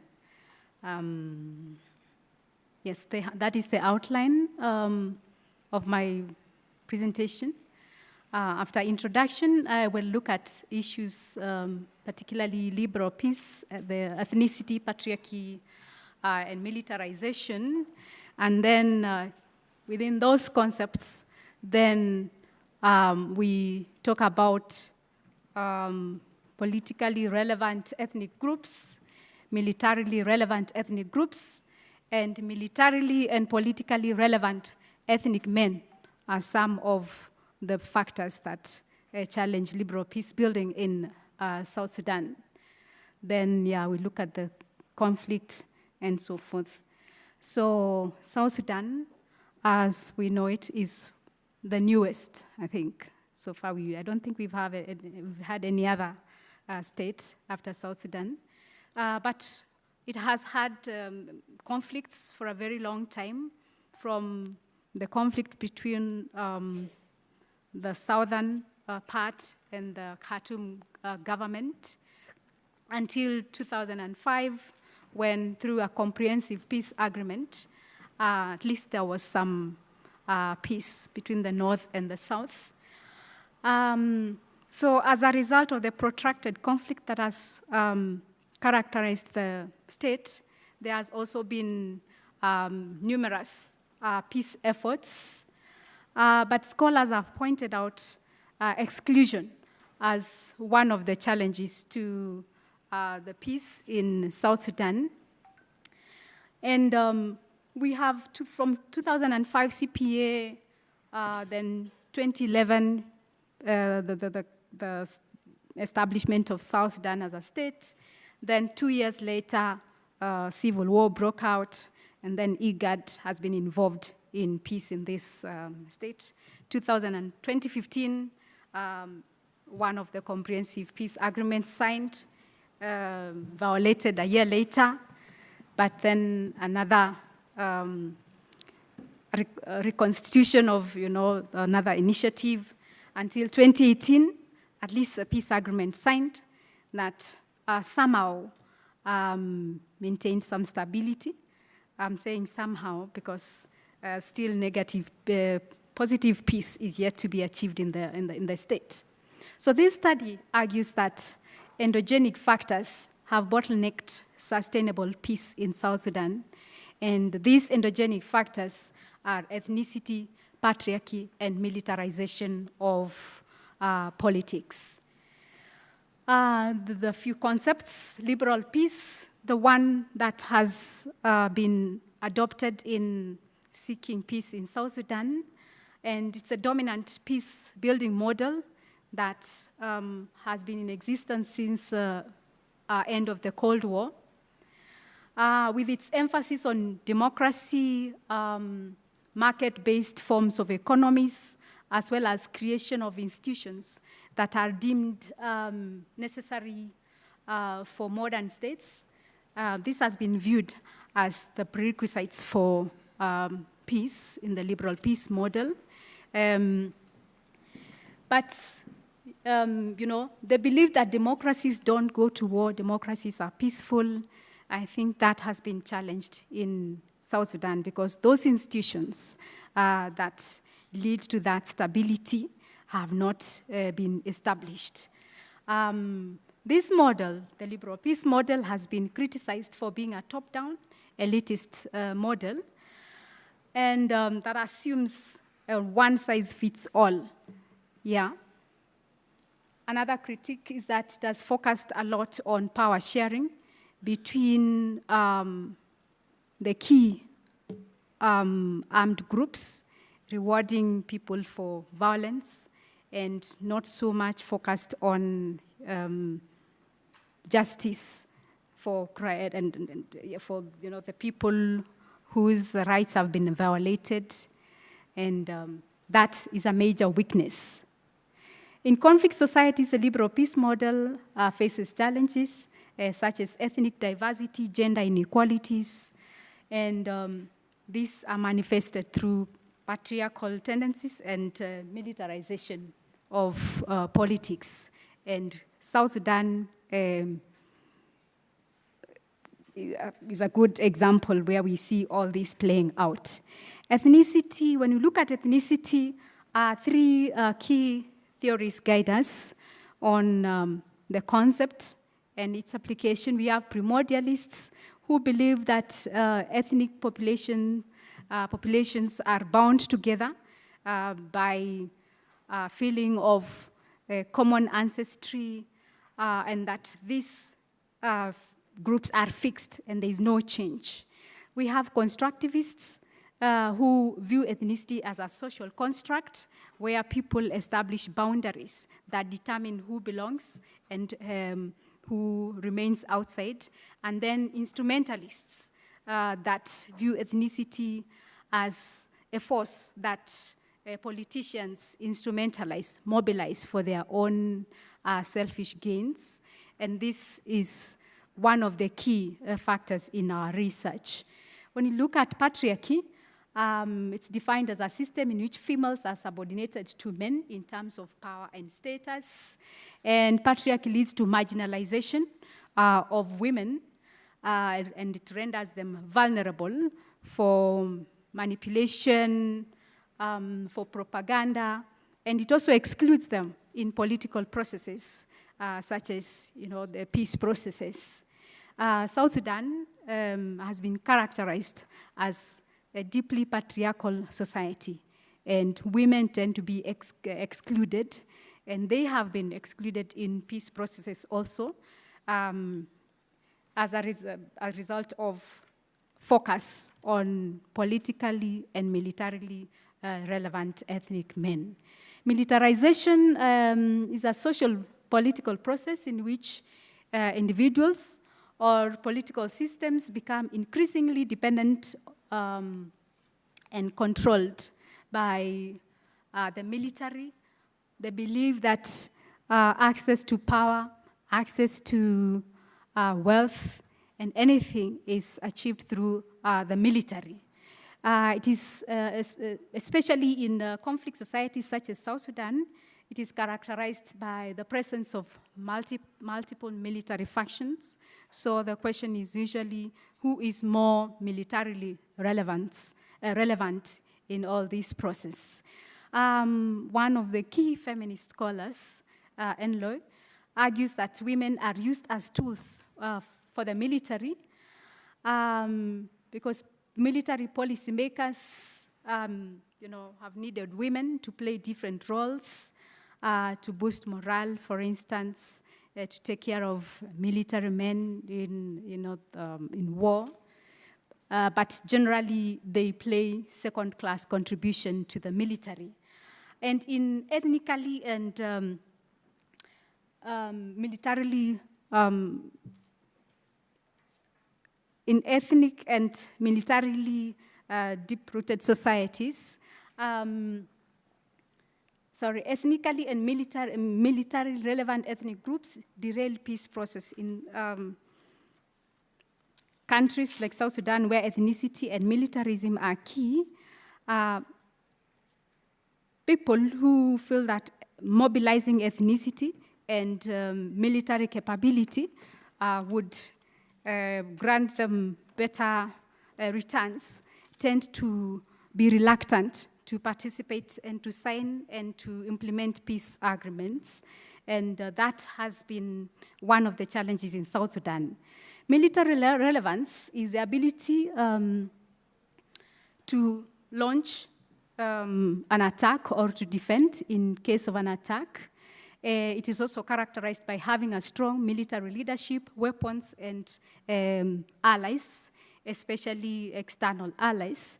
And therefore, from all those concepts, we have militarily relevant ethnic groups, which is characterized by armed groups that predominantly draw their membership from one ethnic group. They have the ability to launch a sustained attack and a strong military leader. Politically relevant ethnic groups have numbers and a feeling of togetherness and a lot of group loyalty. And from all that, we get militarily and politically relevant ethnic men who have the ability to execute military duties, to mobilize and to gain legitimacy from their ethnic groups. They have experience in politics, and they have also support from external actors. So we have all these are interrelated, politically relevant ethnic groups, militarily relevant ethnic groups. All those form what we have as militarily and politically relevant ethnic men. In the context of South Sudan, following the after independence, 2013, war broke out, which took an ethnic dimension with two ethnic groups, the largest, the Dinka, under the leadership of President Salva Kiir. Then we had the Nuer and Riek Machar, who took the leadership, and the conflict took that dimension. So that brings out the concept of the ethnic dimension, the ethnically, politically relevant ethnic groups, because based on their numbers and their ability to be mobilized for military gains. The violence escalated into civil war, and it is important to note that ethnic identity per se does not cause conflict in South Sudan. The issue is the instrumentalization of ethnicity by military personnel, and this makes ethnicity and military capability closely linked. IGAD stepped in, and in 2015, the agreement on the resolution of conflict in South Sudan was signed, violated a year later. 2017, a high-level revitalization process started, leading to a peace agreement in 2018, September. But that did not bring peace in South Sudan. We had, because of the focus of militarily and politically relevant ethnic men, the two, Salva Kiir and Riek Machar, groups that were excluded from the peace process. So even after signing of the 2018 peace process, other armed groups continued launching attacks. And from 2020, the peace process continued. From 2020 in Rome, led by St. Egidio, and this year from May, the Tumaini Initiative has been going on in Nairobi. So that shows that the liberal peace process in South Sudan has not brought peace yet. And this research argues that it's because of focus of peace on militarily and politically relevant ethnic groups and militarily and politically relevant ethnic men by the name of Salva Kiir and Riek Machar.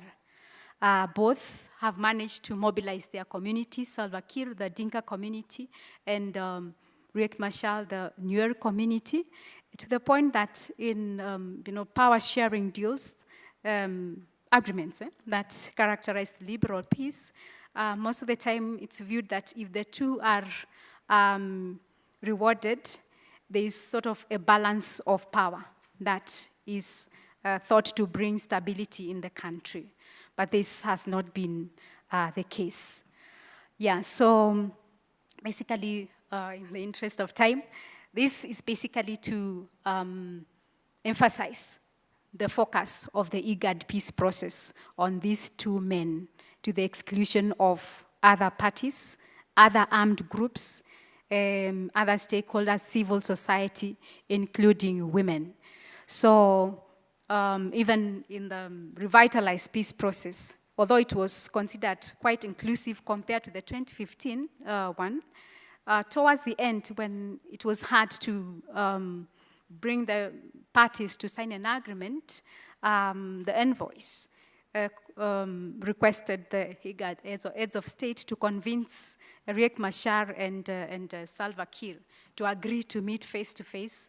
And the peace process was taken up by Sudan and Uganda, and they brought the two together. So we see all through the peace processes, there has been focus on who is militarily capable, which ethnic group, and which man is militarily and politically relevant in the process. So here are the militarily and politically relevant ethnic men in South Sudan, according to this research.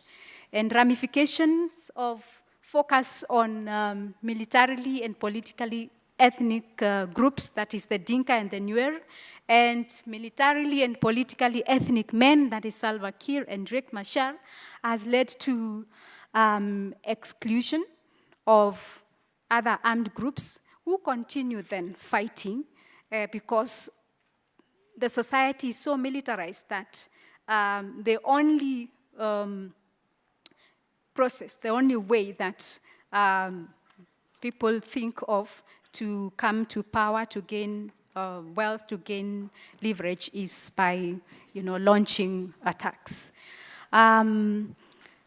Yes, so that leads to a vicious circle of negotiations and negotiations. We don't know when the Tumaini initiative is going to end and whether that will eventually bring peace to South Sudan. I think, yes, the conclusion is that liberal peace ought to pay attention to these endogenic factors and try to manage them so that peace processes can be more inclusive and achieve sustainable peace. Thank you. Thank you very much, Berita. Sorry, I pushed you a little bit because of time, but it's fine.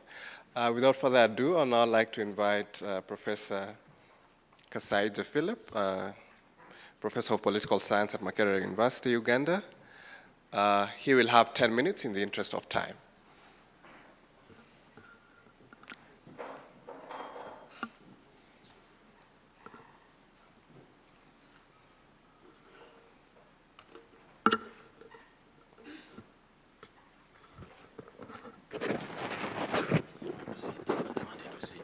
Please sit. Yeah, sure.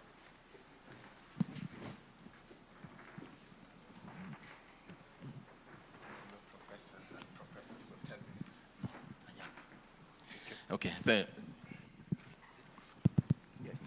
Okay, thank you very much. And thank you for the invitation once again. Yes, my name is Kasaija. I teach in the Department of Political Science at Makerere. The title of my paper just basically is looking at the peace and security architecture of the East African community. This work is partly inspired by the work that I've been doing over the last few months, specifically looking at the issues of ESC from the point of view of conflict prevention, management, and resolution.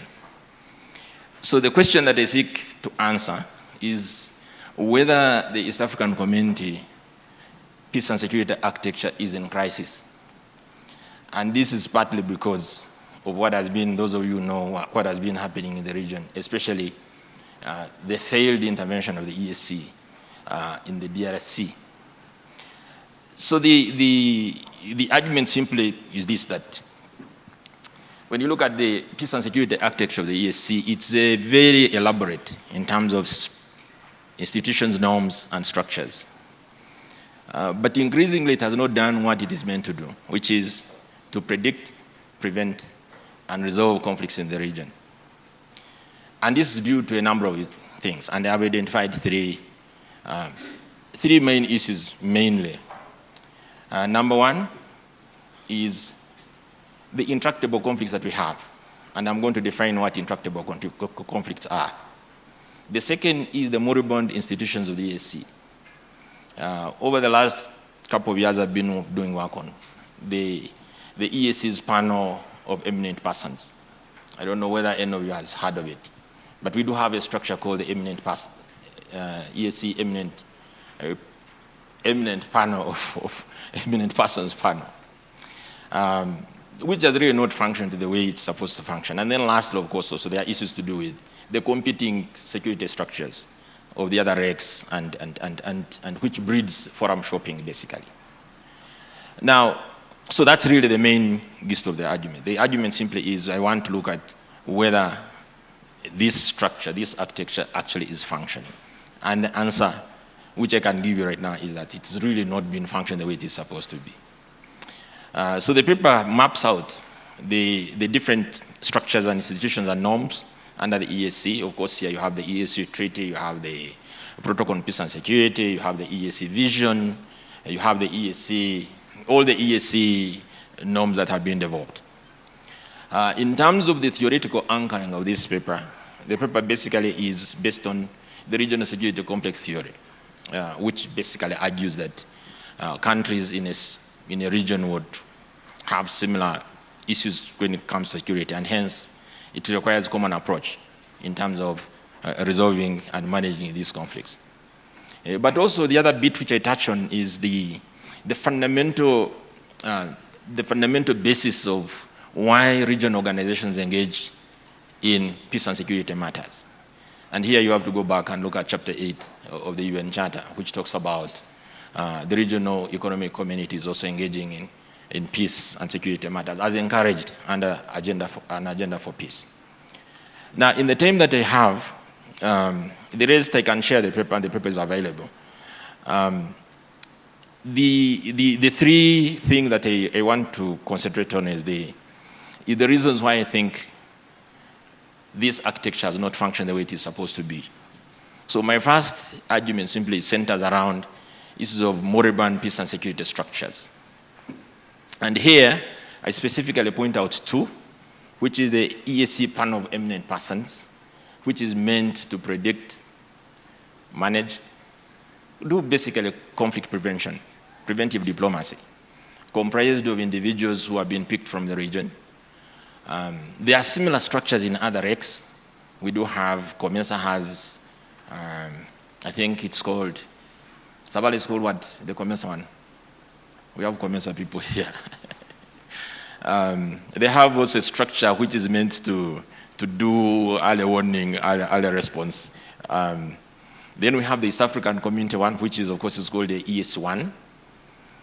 Then we have, they have the Permanent of Eminent Persons, and also have the ESC early warning system, which is basically, the anchoring is in the structure called the ESC Peace and Security Protocol. So when you look at these two structures, specifically on the panel has been involved in a number of regional conflicts, mainly Burundi in 2015, 2017. But as you may know, yes, we can nuance what the panel achieved, but mainly it didn't really do what it was supposed to do. And hence, we can conclude that the panel did not function well.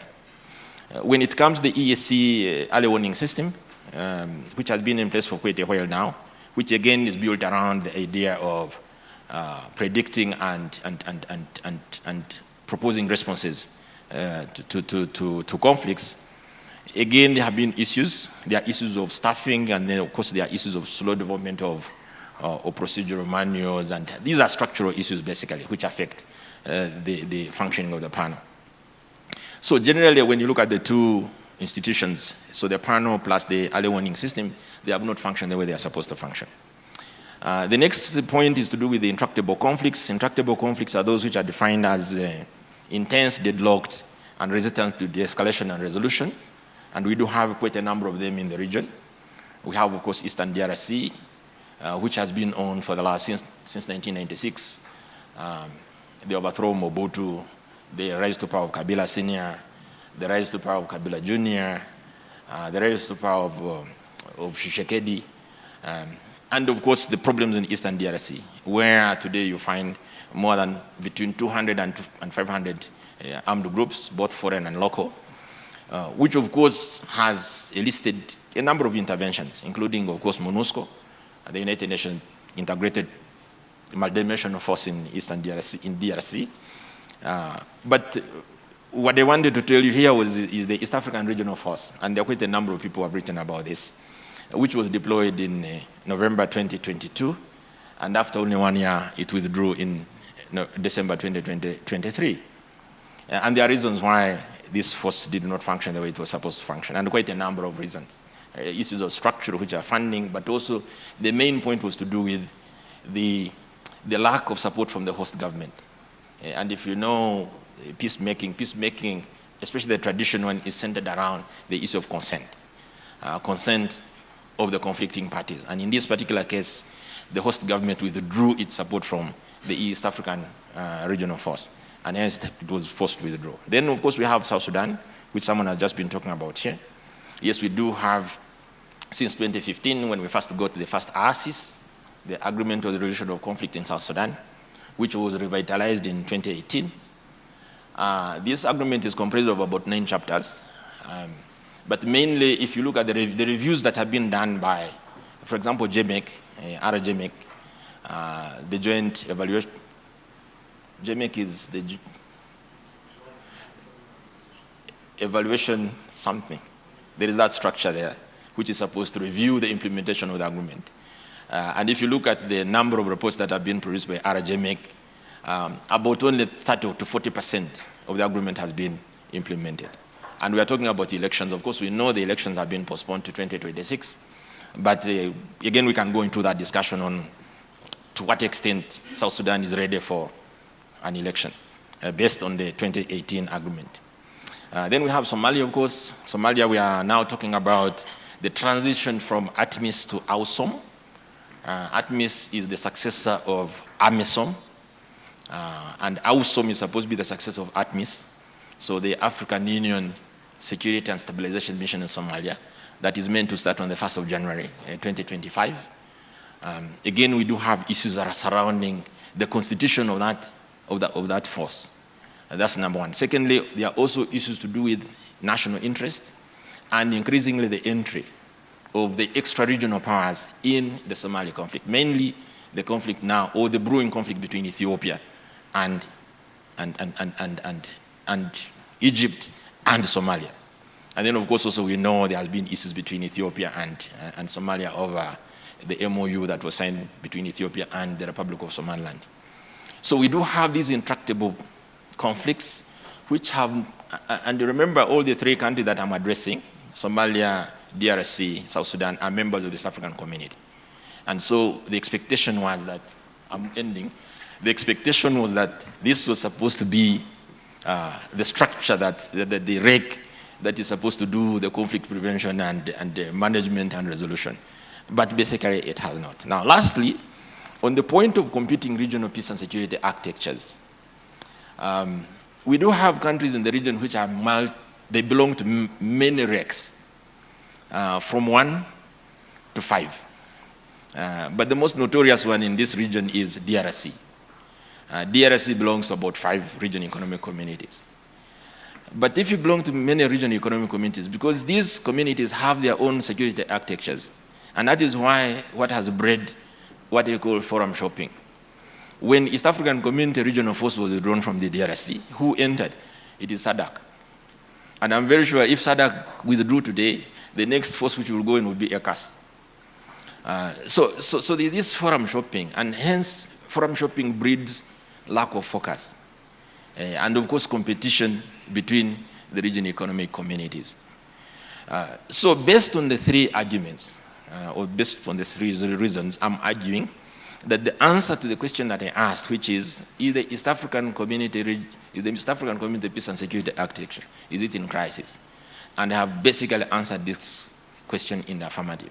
That so far, or what we have today hitherto, is that these structures under the ESC have not functioned the way they are supposed to function, and hence the ESC architecture is in crisis. Thank you.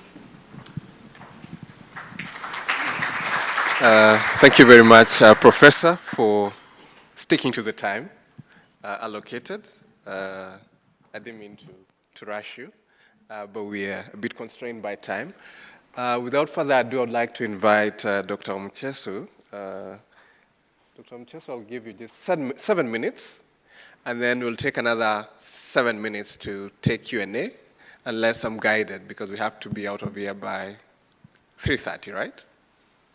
But yeah, let me give you first 7 minutes, and then the audience can prepare maybe 1 or 2 questions to react to the panel. Is that okay? So, Doc, you can respond. Okay, thank you, the moderator. Please let us applaud the presenters, please. So this is the panel on navigating regional stability and security challenges in Eastern and Central Africa, examining peace architectures, ethnic dynamics, and political risk. And I would like to start from where Prof has stopped, because when we look at what was presented by Muhindo and Berita, I would want to pose this issue of overlapping regionalism. Because as Prof has just finally said, when countries belong to more, and Muhindo's paper was on exit EAC, and the South African force comes in. The question I would want to ask is, do you think the EAC went into, the regional force went into DRC very early, given that DRC had just joined the EAC, and maybe that could have contributed to the issues? So I would want to start with Muhindo, and then we can come to Berita, then we shall have Doc, and then final to Prof. Thank you. Thank you so much, Doc. I will not say that the EAC ended too early, but I will say that they did not negotiate well the mandate with the host country. They did not have the same definition of the intervention, because EAC has its own approach to peacekeeping, yet in DRC, they were expecting the East Africa community to have an offensive mandate. But when the East Africa community came in, they were like, no, we are not here to fight M23 or other groups. We are here to maintain peace. And for DRC and for the local communities, if you are not fighting the rebels, then you are not maintaining peace. So I think they did not define very well the mandate, and they did not understand what peace and security mean for the host country and for the communities. And as Prof has said, probably it's a problem within the East Africa community system, but at the DRC level, they had another understanding of the mandate, and the East Africa community came with a mandate that the host country did not understand. That's why they did not receive support from the host country and from the local communities, because people started demonstrating when the mission was still very young, very early. People started demonstrating because they were like, you enter the country, we thought that you are entering through Bunagana fighting the M23, but you are not doing that, and it was a problem. So I think it's important, especially for regional communities, when they want to intervene in a certain country, to make sure that they understand clearly what that country want, and to see if they are able to give that. And if they know that they are not able to give that, then they can tell that country, what you're asking for, we do not think we are able to give you what you're asking for, therefore we are not coming. That will be much easier, and they will not lose the resources.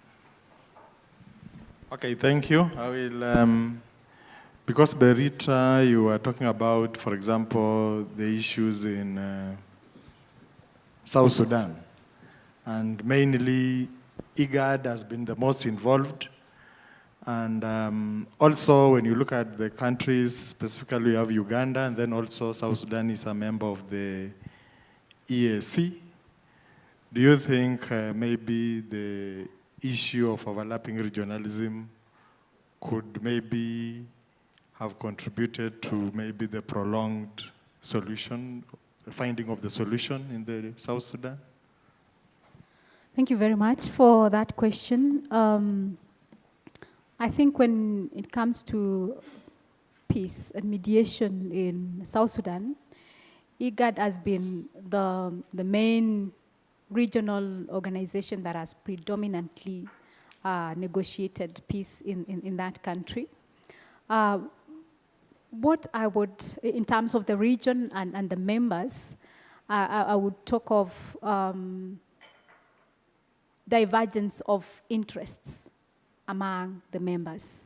Because, for instance, when the conflict broke out in 2013, Uganda already sent its military there before IGAD started the peace process. So on one end, Uganda has sort of intervened militarily, and IGAD is there negotiating peace. So I think the divergence of interests among the members could be one of the reasons, one of the exogenic factors that affect peace processes in that country. Okay, thank you. Dr. Odaba, I would want to pick your opinion on the two issues. Thank you very much. For me, one of the papers I've been reading lately is about the shortcomings of the East Africa Community member states in intervention into the regional conflicts. And one of the key issues that came out is that most of these governments lack skilled diplomats and experts who are supposed to give advisory on issues of peace and conflict resolution, whereby they advise the governments with misplaced priorities, ending up to have wrong decisions, and which leads to all this stalemate.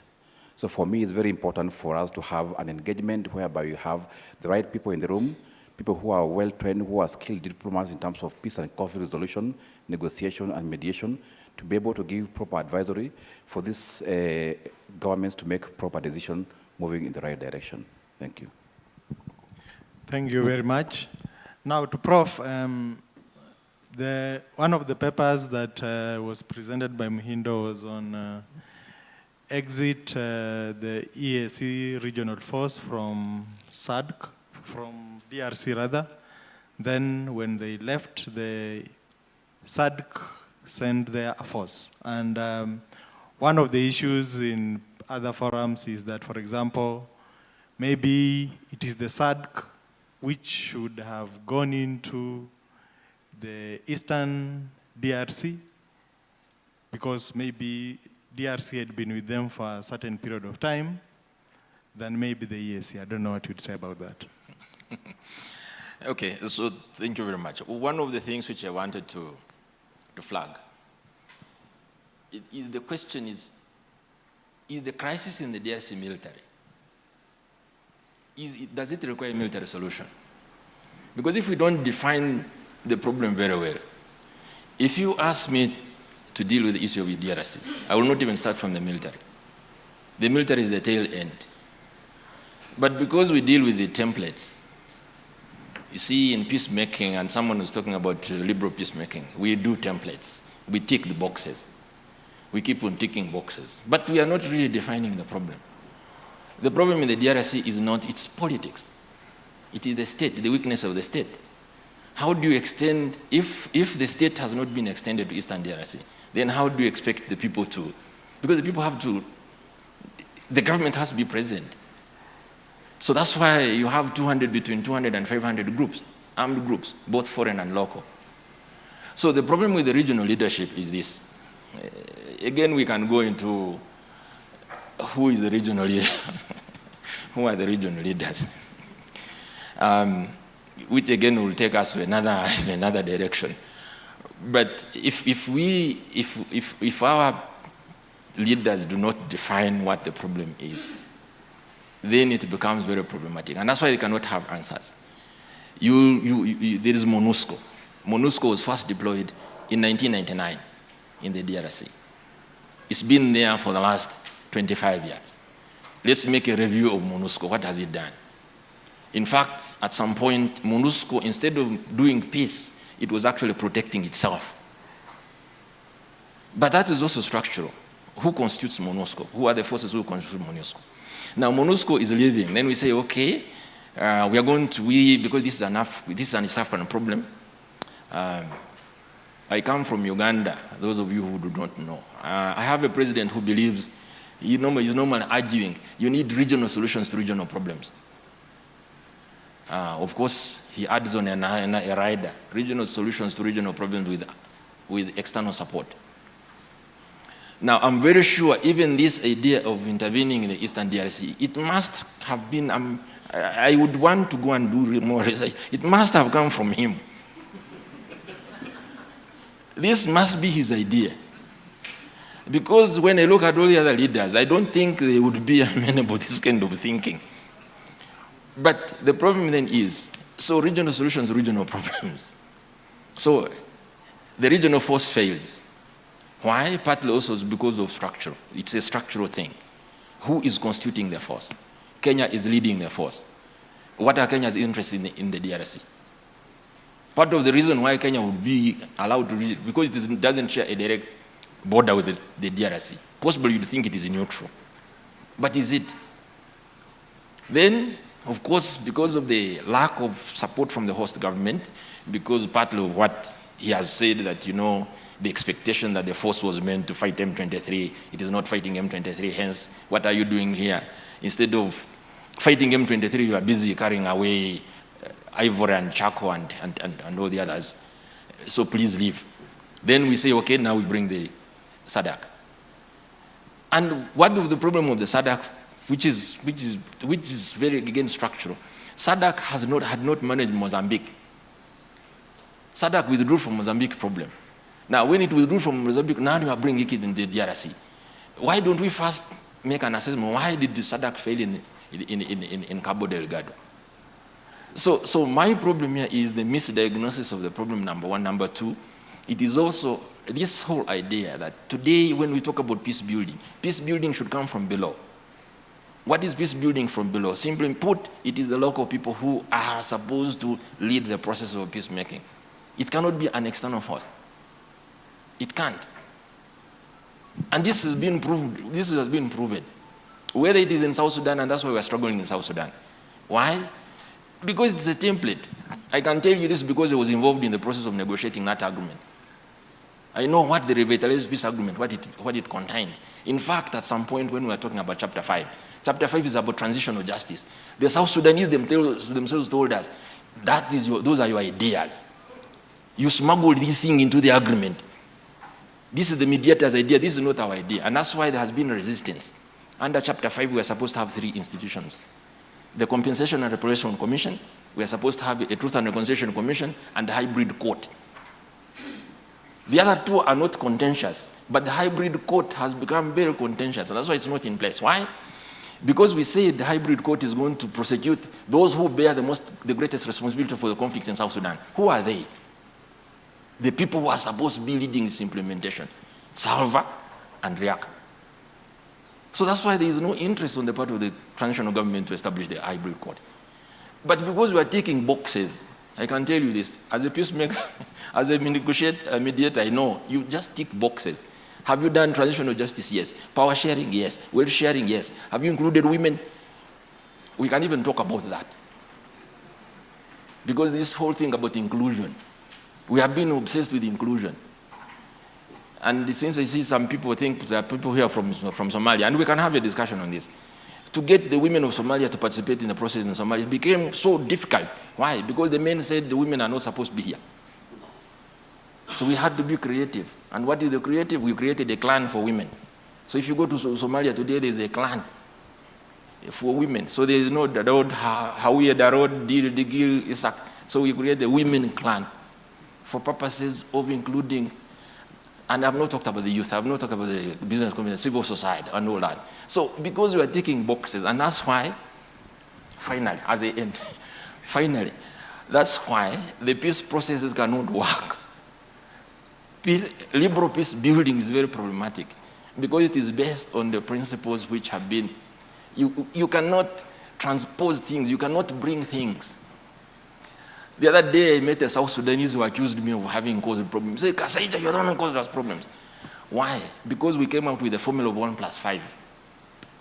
1+5, 1 president, 5 vice presidents.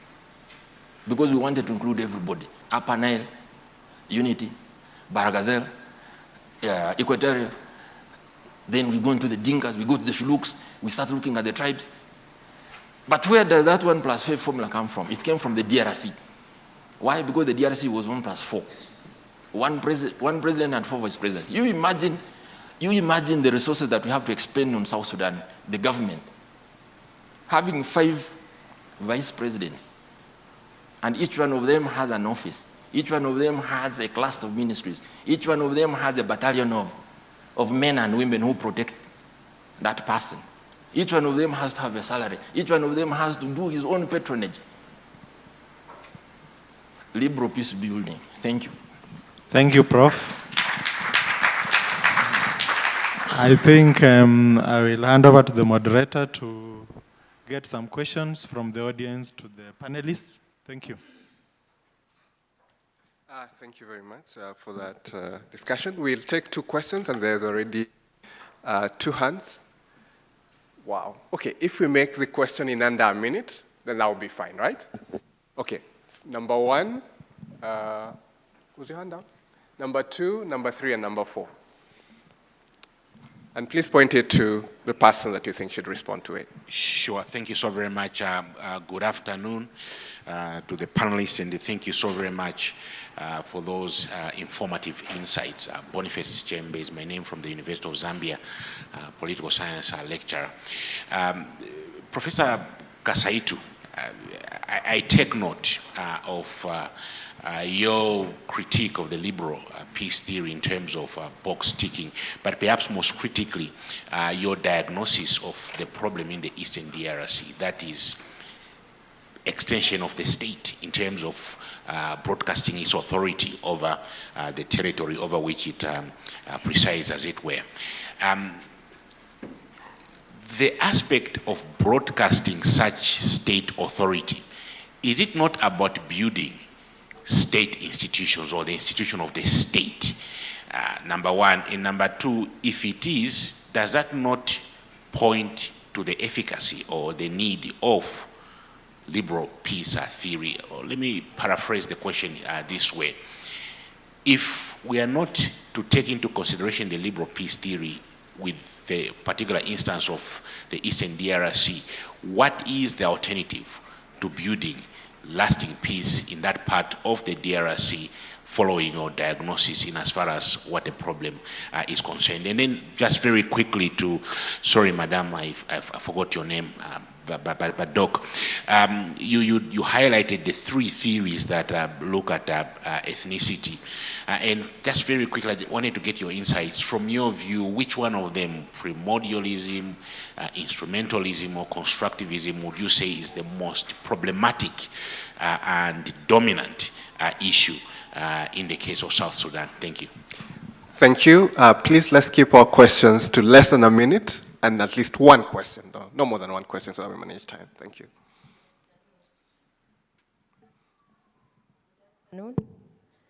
I'm Sister Rose from the Catholic University of Eastern Africa, coordinating the activities for careers in the university.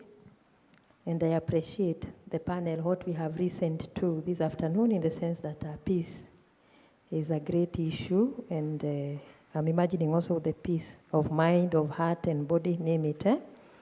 And my question goes to Ms. Benita and both also Prof. I have heard you talk a lot about how difficult it is, to come into terms and to acquire, long-lasting peace, especially in all our African countries, or in many of them. Because also what he presented in his research was I found it very interesting, who is on the top and who needs maybe to do something more. And I was wondering if there are also some, maybe also measures that are put in place in order to handle, the trauma people go through, and maybe also something, I don't know whether there are systems put in place in order to enhance the mental illness of the people. Imagining of the intergenerational trauma. Thank you. Thank you. Please keep it under 1 minute, please. Okay. Yes, my question will be only one concerning the issue of South Sudan. Based on the discussion which has been going on, I realize that most of the organizations which are facilitating the peace negotiation in Sudan and DRC are funded by external powers. So exactly, the accusation has been that there is no political will from the governing authority. Have you, as mediators, have you identified the interests of these external powers? And who is funding IGAD to facilitate the peace? Is it government of South Sudan, or it has been funded by the Western powers? And what is their interest? And is their interest implemented? Thank you. Thank you, gentlemen. Could you introduce yourself, please? Yeah, I'm by name Anyat Jacob Jack from University of Nairobi. Thank you. Yep, thank you. Anwar, please make it short. 1 minute less. Yeah, I'll try my best. My name is Anwar. I'm a PhD student at University of Nairobi. I don't have a question, but I want to make some clarification. When the prof were elaborating about the issue with Somalia and Ethiopia, after Ethiopia signed an MOU with Somaliland, he pronounced that Republic of Somaliland. The issue is, when it comes to Somaliland, according to the international law, it's part and parcel of Somalia. So the case is between Ethiopia and Somalia in general, and it's all about sovereignty and territorial integrity. The other clarification is the issue with Somali women in the politics. Somali women constitute 24% in the parliament. So we are better than many countries, including even the West. So thank you so much. Thank you, Anwar. Thank you. In the interest of time, I will allow each panelist not more than 2 minutes to respond and to conclude. We start from Prof, moving that way.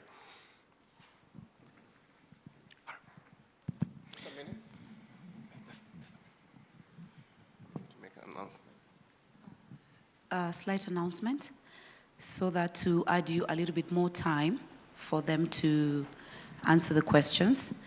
Once we are done, because we need to move to other rooms, so we can actually have this session until 4, so then we can move to other rooms.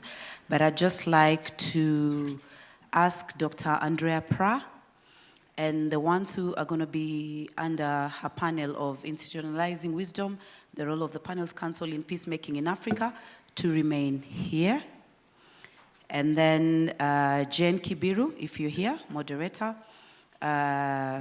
Trade and Development panel will move to room 2. Media Influence panel will move to room 3.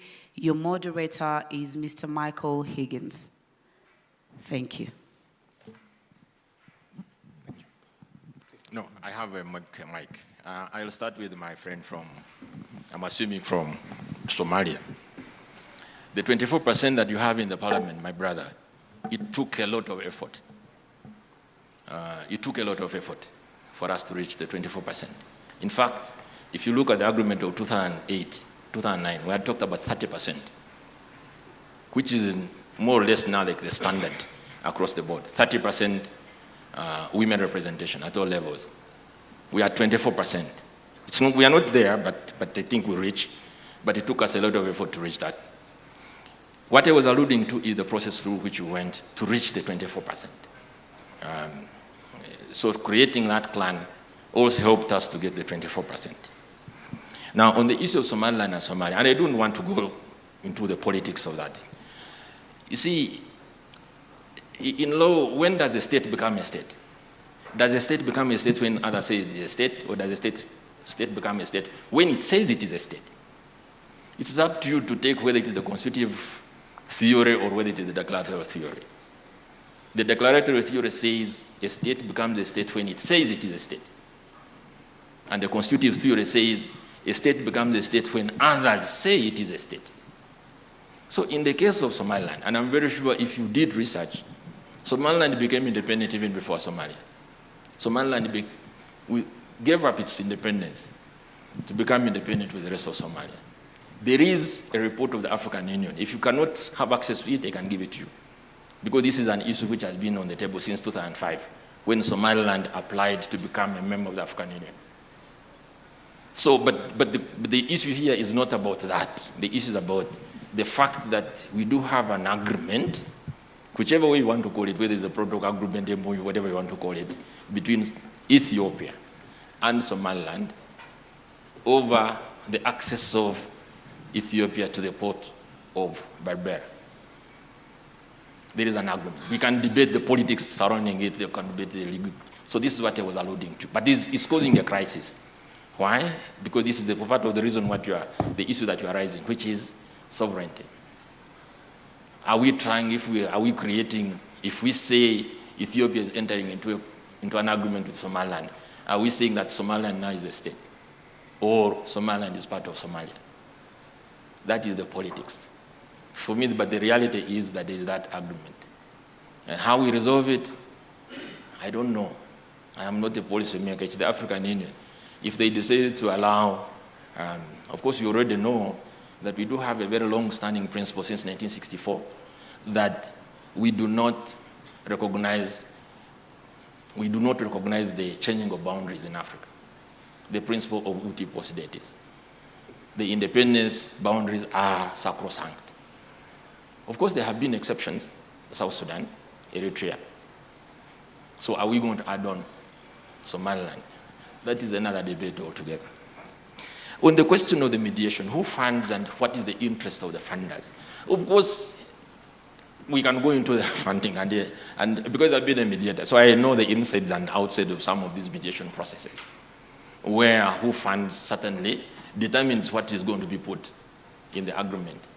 But certainly the extra-regional powers, the powers that fund, whether it is the European Union, whether it is the United States, whether it is the Troika, Norway, United Kingdom, and US, they have an interest. And the interest will be expressed through what the agreement that you reach. Because the reality simply is this, that we do not have, you see, we have this whole standing, this notion, African solutions to African problems. You've heard of that expression, first advanced by some Ghanaian called Afe, where we argue that we need African solutions to African problems. But we miss out, there are so many other things which we miss out. And we have redefined that now, where we say African solutions to African problems with African leadership and African money according to African values, norms, and institutions. Because minus that, we are just running in circles. Why? If you don't know, I will tell you. Africa has produced so far the richest man on earth. The person who has been so rich, who has walked the face of the earth, was African. If you go into history and you read the story of Mansa Musa, Mansa Musa was the head of the kingdom of Songhai. When Mansa Musa made his pilgrimage to Mecca, he caused inflation in Egypt because he had so much gold that he sold the gold and he caused inflation. When he went to Mecca, he came back, he bought and took back to Songhai. So how can it be possible that the continent which produced Mansa Musa, that today we depend on arms? You think about it. So we need to redefine that thing, African solutions to African problems with African money, African leadership, and in accordance with African values, norms, and institutions. Minus that, we are just running in circles. And this is why we are raising the question of who is funding all these processes. We can go again and can tell you who funds some of these processes. Now, lastly, the issue of liberal peace building and who we can tailor. I'm not saying that there's mutual exclusivity of peace building and building state institutions. All I'm saying is that we need to tailor the peace building to specific situations. In Eastern DRC, liberal peace building, the reality is it has failed. Why? Partly because of the absence of the state. The problem in Eastern DRC is not military, and I must repeat, it's not military. Let's trace the root causes. What is the problem between the people of North Kivu? What is the problem of the people of South Kivu? What is the problem of the people of Ituri? Is it because they are so conflictual that they are always fighting? Someone today told me there are tribes, there are ethnic groups in this region which like war. And he named the three. I will not know. Some of you may come from now. I will not name them. So this man told me that there are three ethnic groups which like war. If they are not at war, they feel very uncomfortable. Now, are the people of Eastern DRC so amenable to war that's why they have created between 200 and 500 armed groups, foreign and local? So we need to diagnose the problem. The problem is the politics. And what is the politics? The problem, we have to go back to colonization. How was the state formed in the Eastern DRC? Sorry, in DRC. Congo was founded as a free state, and it was given as a personal possession of the King of Belgium. This is the only place which a country, you imagine a country, being given to a person as his personal estate. And this is where the problem began. So the King Leopold went around, he exploited Congo. When he left in 1908, the Belgian state took over. They never changed the policy. When Mobutu came in 1960, first of all in 1960, because Mobutu took power 3 times, 1960, 1965, and 1963, and then of course eventually when he came, he didn't leave for the next 32 years. So what is the problem? What is the problem in Eastern DRC? Also, the other thing is, let us recognize that we do have many ethnic groups, and I want to put this in perspective, moderator. 2 years ago, when the Electoral Commission of DRC registered political parties, there were 910 political parties in DRC. This should give you an idea of what the ethnic problem is in DRC. 910 political parties. How many of our countries have 910 political parties? Because every ethnic group has its own political party. If you go and observe elections in the DRC, someone was telling me that their ballot paper is more than 100 pages. Why? Because every ethnic group brings a candidate. For one position, you have about 6,000 candidates. You can imagine, even to look for your candidate and to put there, this is the thesis. So what is the problem of the DRC? So we have to go and diagnose these problems. But this idea that it is the military, and this is what I normally hear people, because this is, and it goes back to what the liberal peace building does, because it is quick fix. My sister is talking about South Sudan. The problem with South Sudan is quick fix, because we wanted to get a peace agreement. What is the problem? Mashar, React, sit, we give you position, and the war ends. Has it ended? It hasn't, because we didn't go to the root cause of the problem. We have not looked at how was South Sudan, how was it created as a state? How was Sudan ruled as a condominium? South Sudan was ruled as a condominium from 1898 to 1955-56 when it got independent. The north was ruled by the Egypt, the south was ruled by the British. The two parts are not the same. But even within South Sudan, there are 3 distinct parts. Western Baragazal region, you have Equatorial, and you have the Upper Nile. So let's understand these things, ladies and gentlemen. Anyway. Thank you, Prof, so much. We couldn't intervene, but yeah. So everybody else, please keep it to under 2 minutes so that we finish on time. Thank you. Okay, thank you. I don't know if Dr. Sabala would love to add something before I give my conclusive remark. Okay, thank you. So I wanted to come back to the issue of DRC and to react to what Professor has said. Actually, I'm from DRC, and I am from that particular region of North Kivu. I was born in that particular region, and I did my primary school as an IDP. So I know what DRC is all about. And yes, partly the problem of DRC is about the fact that the government and the state is weak. But also, especially in Eastern DRC, we have to recognize that the problem is not the Congolese people, the tribes in Eastern DRC, but the problem is the neighboring countries that manipulate the armed groups in Eastern DRC. And they manipulate them because they need the resources in Eastern DRC. For example, the challenge today in Eastern DRC, in North Kivu especially, is M23 and ADF. M23 is not Congolese, M23 is Rwanda, and ADF is Uganda. That one everyone knows. So M23 is the biggest challenge. M23 in reality is not Congo or Congolese. M23 is Rwanda. So you put a Congolese face on a Rwandese group. You call it M23. And to say, okay, what I need is gold and all, the rest I don't care. That's why, for example, when you see how the M23 progresses, it does not attack big cities, but it goes to where the mining areas are. Mining area in the forest, in the park, where the tribes do not even exist. So you understand that this group is created, yes, to destabilize the country, to distract the country because the country is already distracted, but at the same time, there is an actor who needs the resources, and they are doing a political progress and a military progress towards accessing those resources. And today we know that M23 has occupied the mines in Masisi, they are going towards the Lubero area, they are going in the Walikale, but they are not going to Butembo and Beni, they are not going to Goma, because they do not care about the people, they do not care about the tribes, but they care about the natural resources. So that's also an important factor to take into account when analyzing the situation in DRC. Yes, the government is weak, but we know at the same time that neighboring countries have so many interests in Eastern DRC, and they have contributed to creating that unstable context where so many groups they can operate, because they know that if the context is not stable enough, you can manipulate any small leader who controls a mining area and give them weapons, and then you get what you want.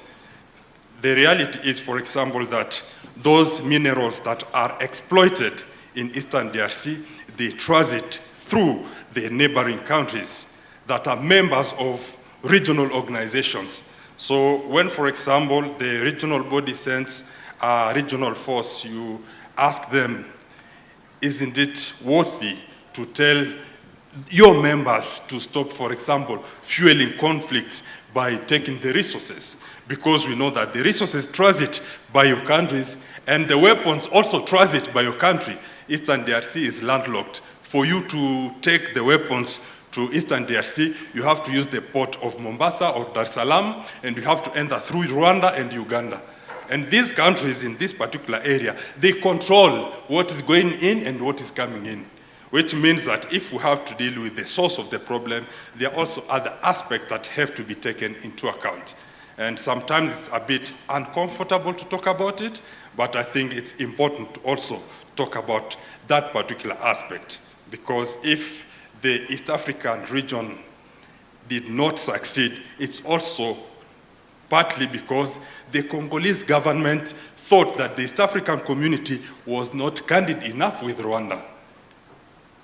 They were like, okay, you are dealing with the M23, you cannot solve the M23 issue if you do not talk to their boss, the president of Rwanda. So that's also something that has to be taken into account, which means that if we have to do the analysis of the complex problem, for example, in Eastern DRC, it's also important to take into account those external actors who contribute immensely to the situation in that country. I do not know if it's the same in Sudan or in other countries, but at least for DRC, I know that it's important to consider also those external actors who contribute to the situation and who sometimes manipulate the local context to their favor. So that's what I wanted to add regarding Eastern DRC.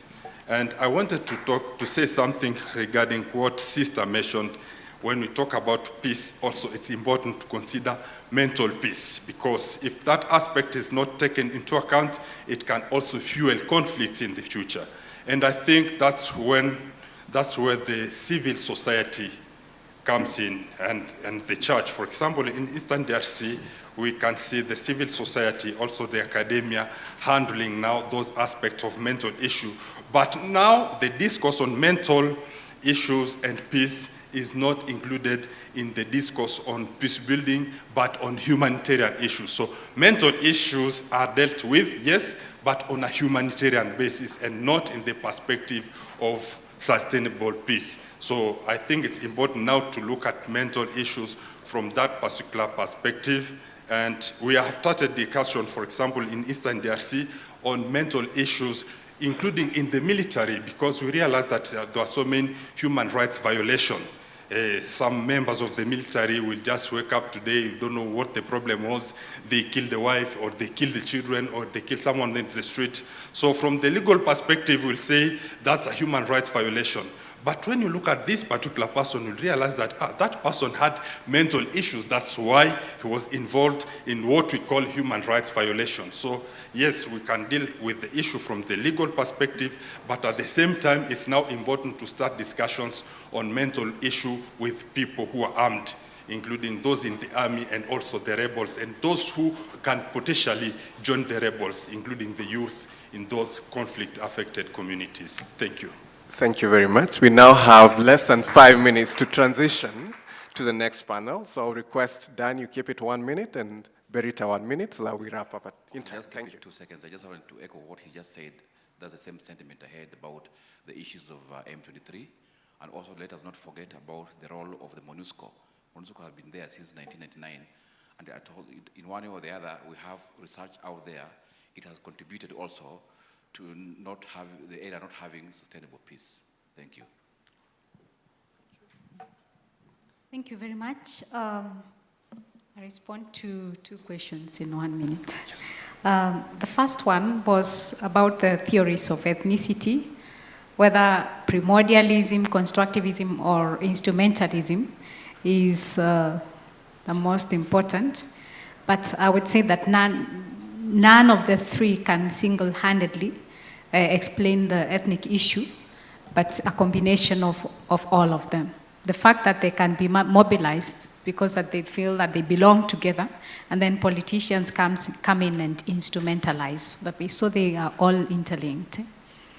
There is the question on, the liberal peace. I think my colleagues have said enough. I think we can't have enough of this. I think it's discussion to be continued. But I think also the issue of hybrid peace could also be considered, where we have the liberal and also taking consideration of local peace-building mechanisms, or even perhaps doing a survey to find out from the people on the ground what peace to them is and what they would like, what kind of intervention they feel would help them.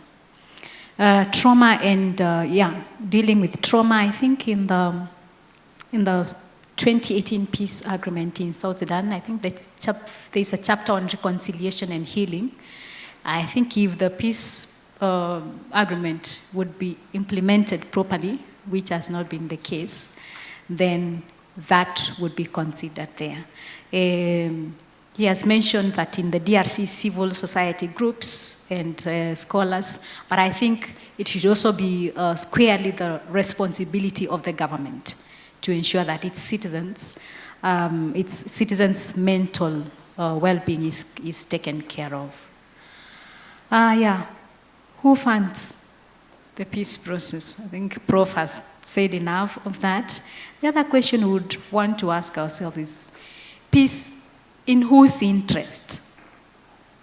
What do the local people want? What do the national leaders want? What does the international community want? What do they understand by peace? But then again, if we don't pursue peace processes, the other option then would be to explore Edward Luttwak's giving war a chance, which would be more destructive than pursuing peace. Thank you. Thank you very much. Okay. Just one final thing I could say is that I think it all borders on the structures that exist, and also as citizens, then it means we need to be involved and also seek to be involved. Because like it was said, it could be the leadership that is letting us down. So because we are the people who are directly affected, we need to be involved, forced to be involved in all this so that then our voices can be heard. Thank you. Thank you very much. Please join me in thanking the panelists, all of them, with a clap. Time is never enough, but we have to transition to the next one. Thank you very much, and thanks to the audience as well for participating elaborately. Thank you very much, and we transition to the next panel. Can we take a picture? Thank you very much. Check the program, check the room you're in, and let's excuse the ones who are outside so they can actually come and start the next session. Room 3, kindly move with your moderator. If you're going to room 3, Michael Higgins is already on his way out. Dr. Esther Mudhoni Kingori from Strathmore, Dr. Maureen Silo, Strathmore, Charlotte Irigoga, Aga Khan University, Uganda, Eliud Kibi, diplomatic reporter, The Star newspaper, and then discussant is Professor George Nyabuga. Let us move. If you feel you belong on that side, shall we? Dr. Andrea Price here. So, Professor Tim Murithi, if you're here, stay. Dr. Festus, Professor Kasaija, Dr. Tunji Namaiko, Dr. Oita Etiang, and Kujeke. If you're here, karibu sana.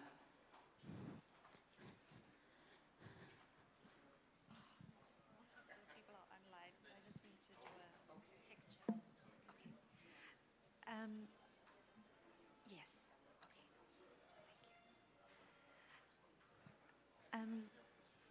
Paida, if I can kindly ask the participants who are here, Dr. Oita, Prof. Apuli, to please join me on stage. The rest of our participants are online, so we're just going to do a quick tech check while you find your seats. Thank you.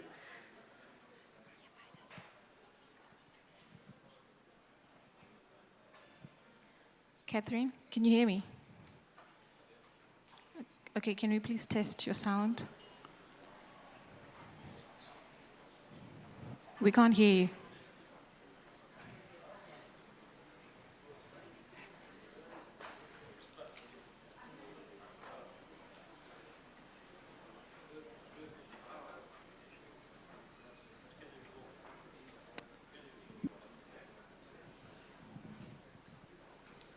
Catherine, can you hear us? Can you hear me now? Just show me a thumbs up if you can hear me. Okay, can you please say something? You can't hear me. We can't hear you. Okay, one minute. Oh, we can hear you now. You can hear me now? Yes.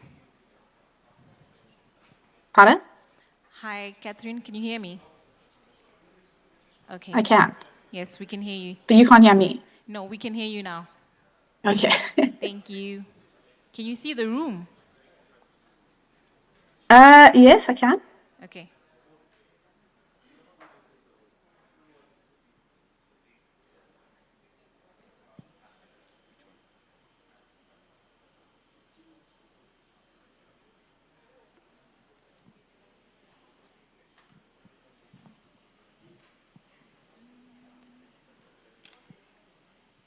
Recording in progress.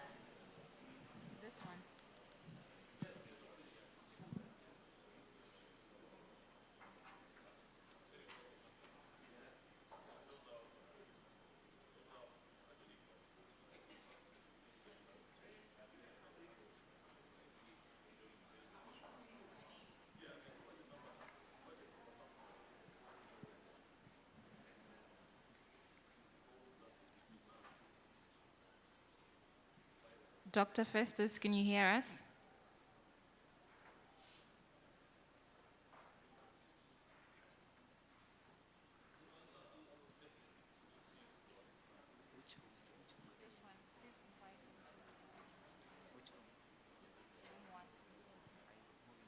Yeah, move on to room 1.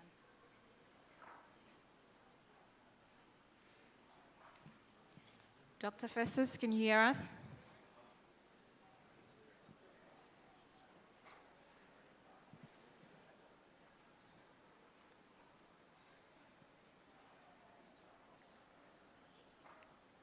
Dr. Festus? Not joined. He has joined, right? Dr. Festus, can you hear us?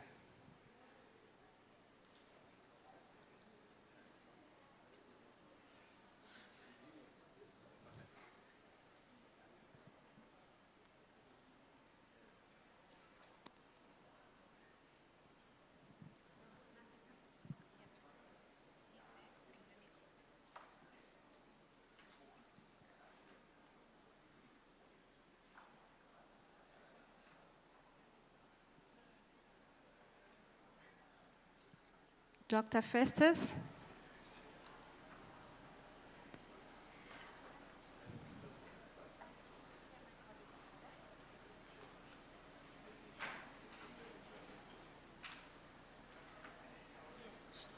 She's calling.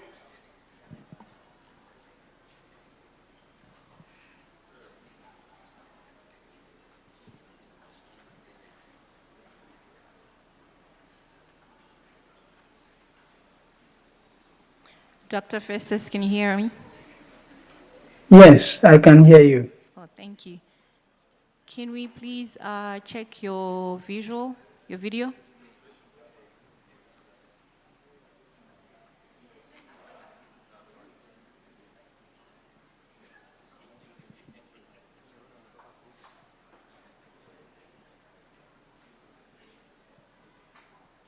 Oh, thank you. We can see you. Can you see the room? Yes, I think I can see the do you mean where you have the media support? I see 2024 IRSK annual conference. Yes, that's right. Thank you.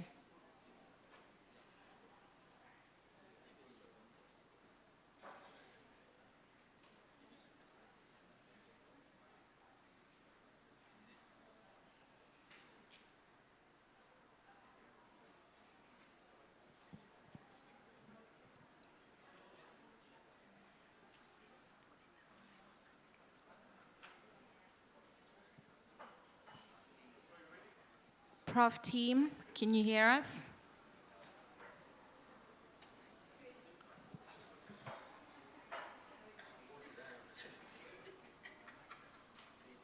Hello? Hello, Prof team. Can you hear? Hi, can you hear me? Yes, we can hear you. Yes, I can hear you. Yeah, perfect. Can we please Good. test your video as well? 100%. Oh, thank you. There we are. Thank you, Prof. I think we're ready to start. Okay, good afternoon, everybody who's joining us online and in the room. I do understand that this is the last session of day one, so energy levels are waning, but please bear with me. I promise you it's all worthwhile. Here I am back again launching another publication. This time it's our monograph called Africa Dialogue, Institutionalizing Wisdom, the Role of the Panels and the Councils in Peacemaking. I've had several people ask me what on earth these panels and councils are. I don't know if that's a good thing or a bad thing, but we're very happy to be speaking to you about them today. So this monograph is part of a series that we're doing at Accord, looking at the different institutionalized peacemaking mechanisms on the continent. So last year at the IRSK conference, we launched the monograph on the mediation support unit. And closely related to that are these panels and councils in peacemaking. So we are joined today by the various authors of this edited volume. Unfortunately, we were not able to have all the authors with us in person, but as you would have seen, several are already online. So with us today, I'll start with our online participants. We have Prof.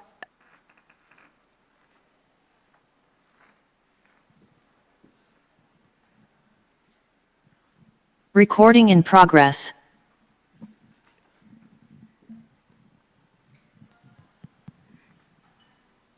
Hi, Catherine. If you can hear us, go ahead.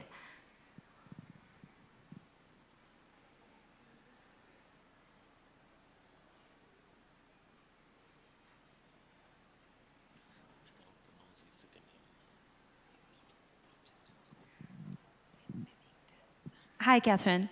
Can you hear me? Hi. Yes. Yes, I can. Yes. Okay. Sorry, our tech is also tired, I think, this afternoon.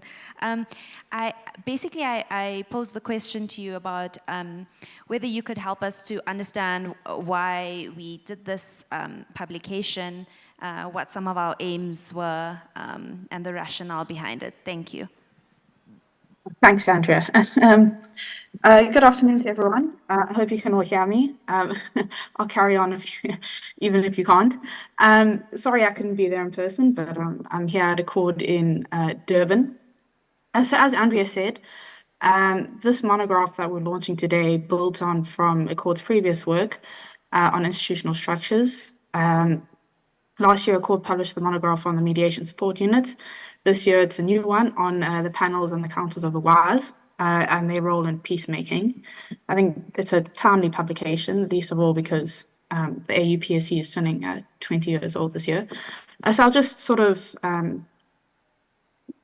not structure, but I'll place the reasoning behind why we undertook this monograph. So the AU and the REX panels, councils institutionalize or formalize an aspect of African culture that I think is ubiquitous across the country. Across the continent, sorry. Elders play a key role in society, not only guiding younger generations, but also playing an active role in conflict resolution in their communities. Elders are often called upon to intervene and mediate in disputes at various levels of society. Often at the community level, elders are called upon to intervene or mediate through traditional mechanisms, but this has been translated into different levels of society, and it's indicative of the role that elders play in African societies. This respect for the role of elders that they have in society can be found in every country and every region across the continent. So it's this thinking that, in part, underpins the councils and the panels that have been created by the AU and the various RECs. The panel councils of the WAS are tools for conflict management that seek to implement the technical approaches that exist.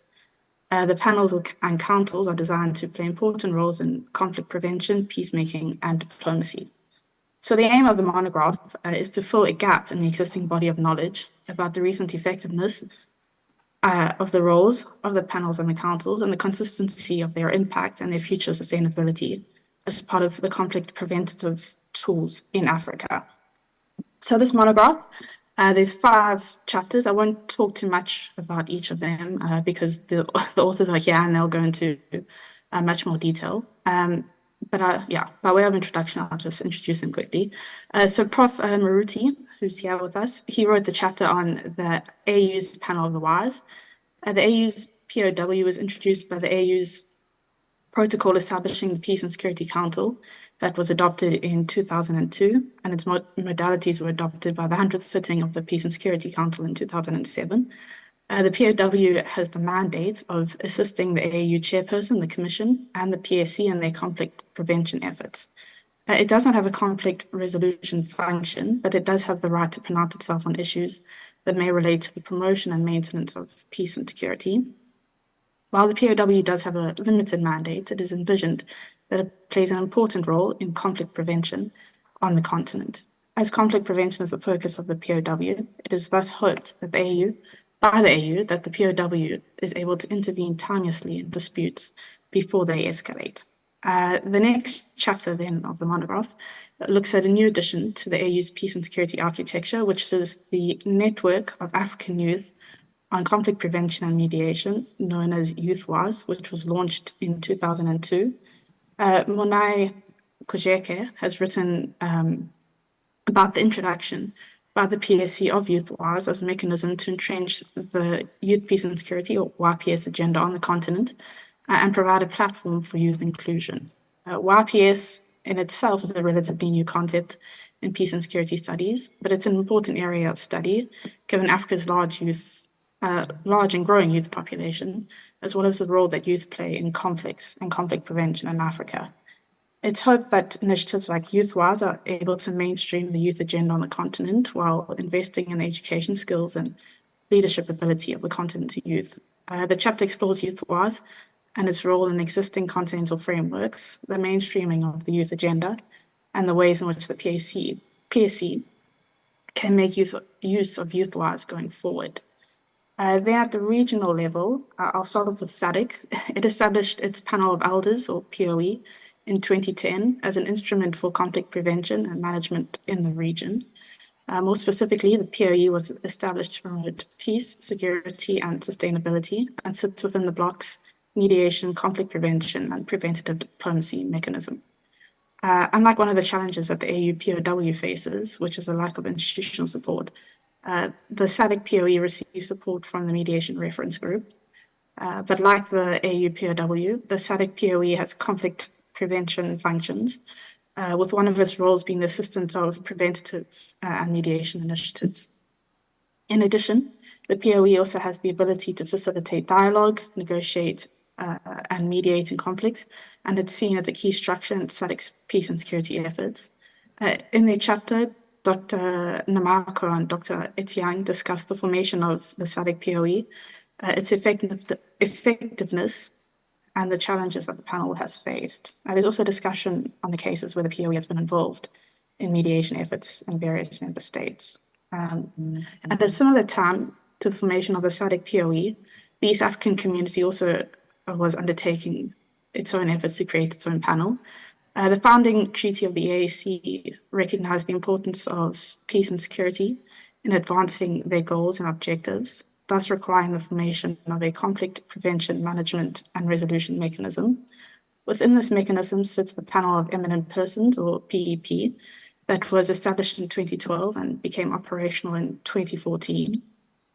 The PEP was established to advise the summit on issues that relate to the promotion of peace and security, the protection and promotion of human rights, and the rule of law in East Africa. Unlike other panels, the PEP is not a standing structure where members of the panel serve for a specific term. Instead, the EAC PEP members are appointed on a case-by-case basis, with the EAC member states determining the situations where the PEP can intervene. This limits the PEP's effectiveness, which, unlike the SADC POE and the AU's POW and YouthWise, it does not have a standing budget. So Prof. Apuli discusses the formation of the PEP, where it sits within the EAC structures and various instances of the PEP involvement in crises in the region. And then the final chapter was written by Dr. Obiang and Dr. Ezer on the ECOWAS Council of the Wise. So the COW, like other panels, is a key pillar in ECOWAS's preventative diplomacy mechanisms, supporting the Mediation and Security Council.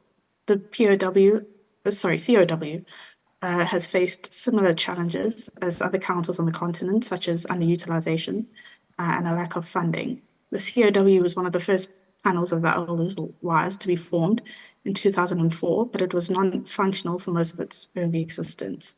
It was not until 2016, as the West African region faced growing security challenges, that the POW became more active. In 2021, the COW was reconstituted in order to address some of the challenges that the mechanism faced. Since its reconstitution, the COW has been involved in a number of crisis situations, such as the crisis in Mali, where former President of Nigeria, Goodluck Jonathan, was deployed as a special envoy to head mediation efforts. This monograph explores all of these councils in further detail. The panels are important structures in the AU and REC's various early warning and conflict prevention mechanisms. And it's important for Africa to draw on all the resources available to it in order to deal with peace and security challenges that the continent faces. I'd just like to say thank you to all the authors who contributed chapters to the monograph. I learned a lot reading them, and I hope everyone who reads the monograph also learns as much as I did. So thank you very much. Thank you very much, Catherine, for laying the groundwork and giving us such important context as we delve into some of the issues around these panels and councils. Let's start off, from the outside in, and maybe we can go to Prof. Tim Murithi at this point, who, as mentioned, has done the chapter on the African Union Panel of the Wise. So, Prof, you describe how the Panel of the Wise has the mandate of assisting the African Union chairperson, the Commission, the Peace and Security Council in conflict prevention.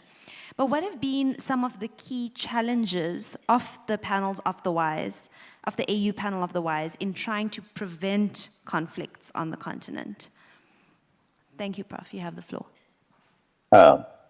Thank you very much, Dr. Pra. Greetings, colleagues, and I hope you can hear me clearly from where you are. Very pleased to be joining you from the Institute for Justice and Reconciliation in Cape Town.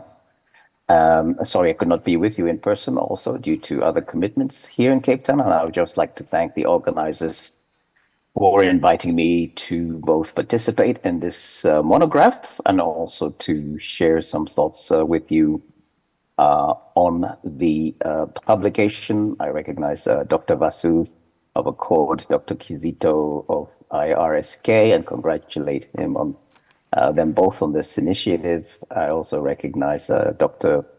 Wekesa Advits, Prof.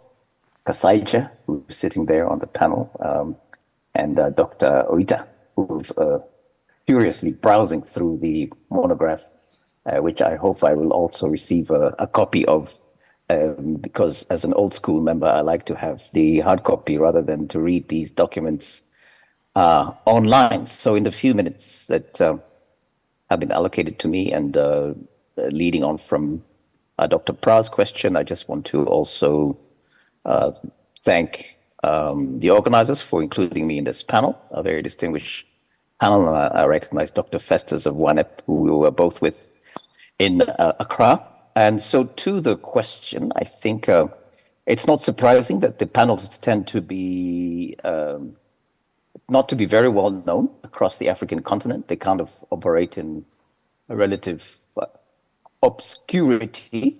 But these, as Catherine has mentioned, and Catherine has done a great job in summarizing this, are very, very important structures of the African Union.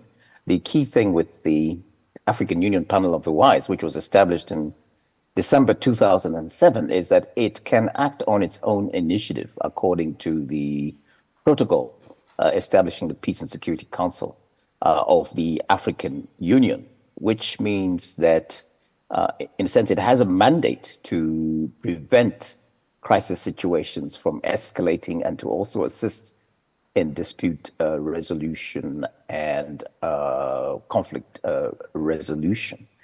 So the panel can engage in quite a bit of shuttle diplomacy, behind the scenes confidence building. There have been instances where it has done this in the Central African Republic, Ethiopia, Nigeria, South Sudan.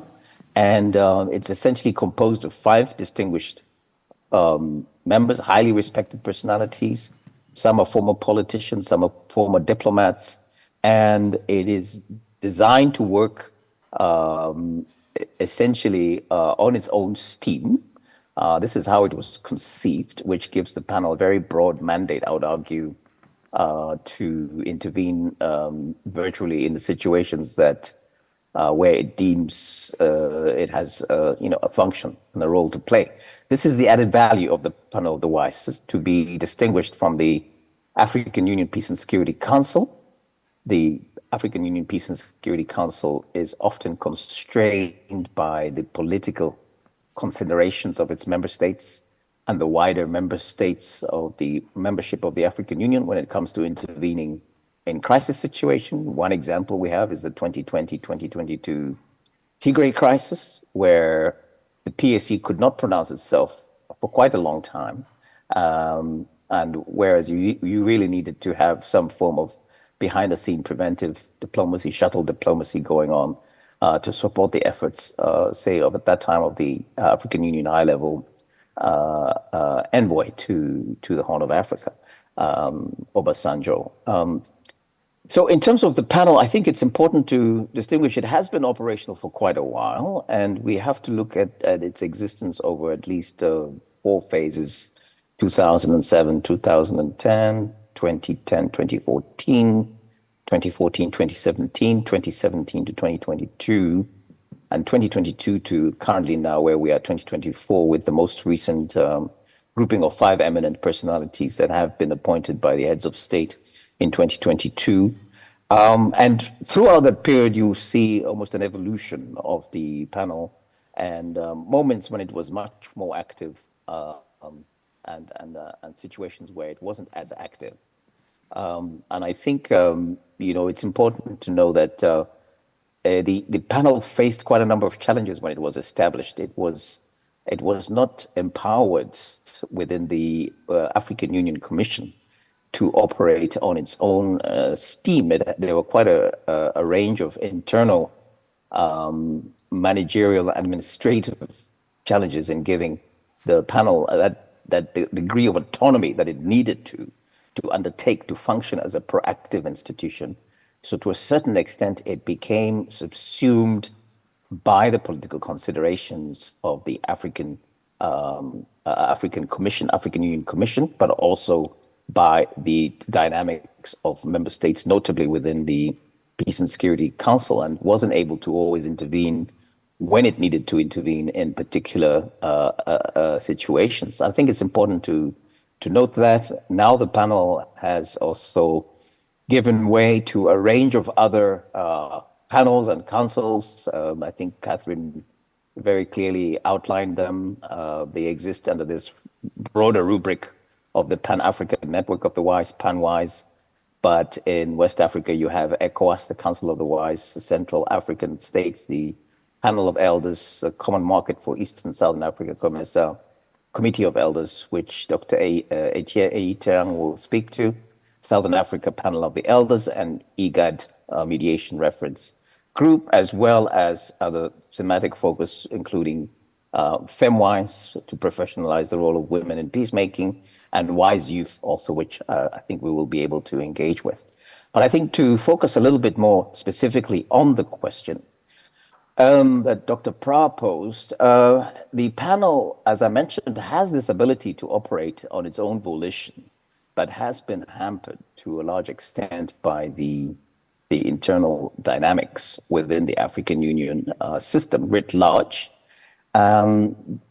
Despite that, there have been instances where it has undertaken interventions, either to complement ongoing in the peacemaking processes, or to also undertake fact-finding missions. A key point, May 2023, a fact-finding mission to Chad that the panel undertook, and also in December 2003, supporting the Sudanese efforts to implement the revitalized agreement on the resolution of conflict in South Sudan. And also a panel member was involved in the effort to promote the cessation of hostilities agreement between the government of Ethiopia and the Tigray People's Liberation Front. Dr. Phumzile Mlambo-Ntsuka, former deputy president of South Africa, also member of the panel, was involved quite proactively in that intervention.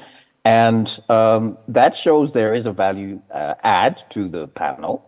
Panel can increase and enhance its abilities going forward in terms of further outreach to African civil society. And this is part of the reason why we don't hear very much about the work of the panel. The communications often tend to be within the circles of the African Union ecosystem. And I think there is a strong case for the panel going forward to strengthen its interface with particularly knowledge management institutions and structures, including African think tanks, civil society actors.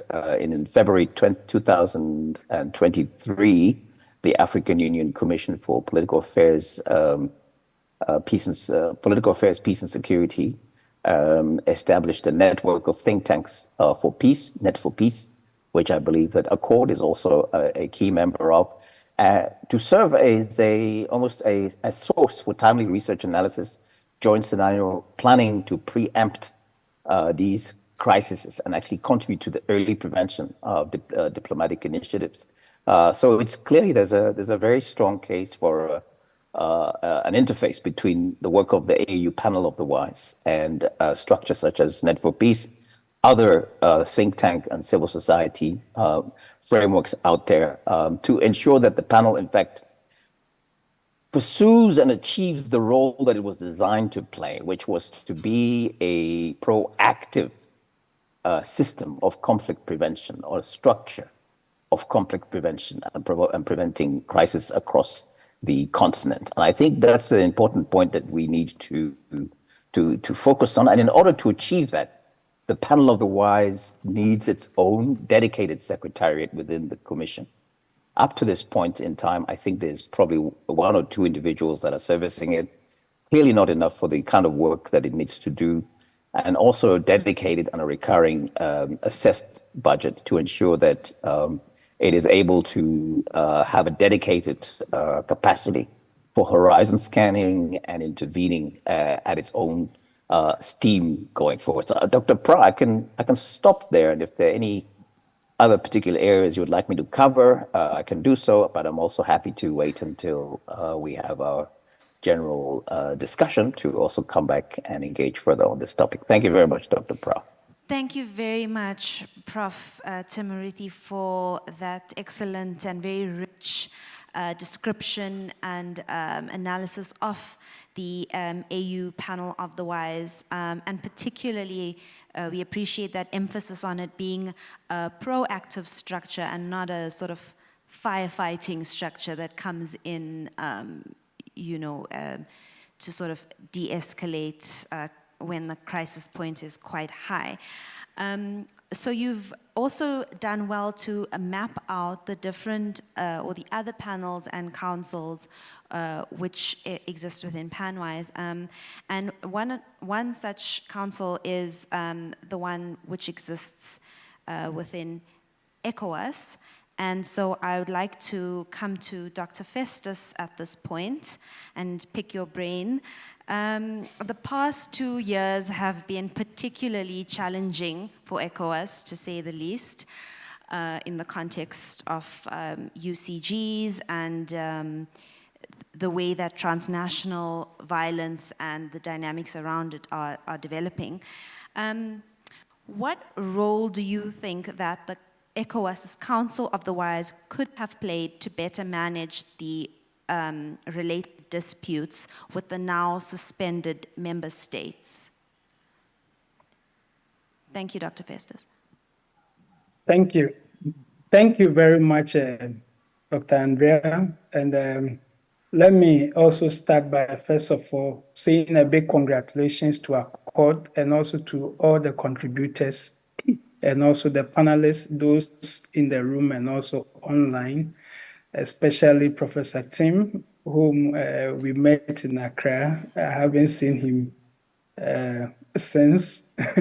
But thank you. Just by way of background to help me respond to your question.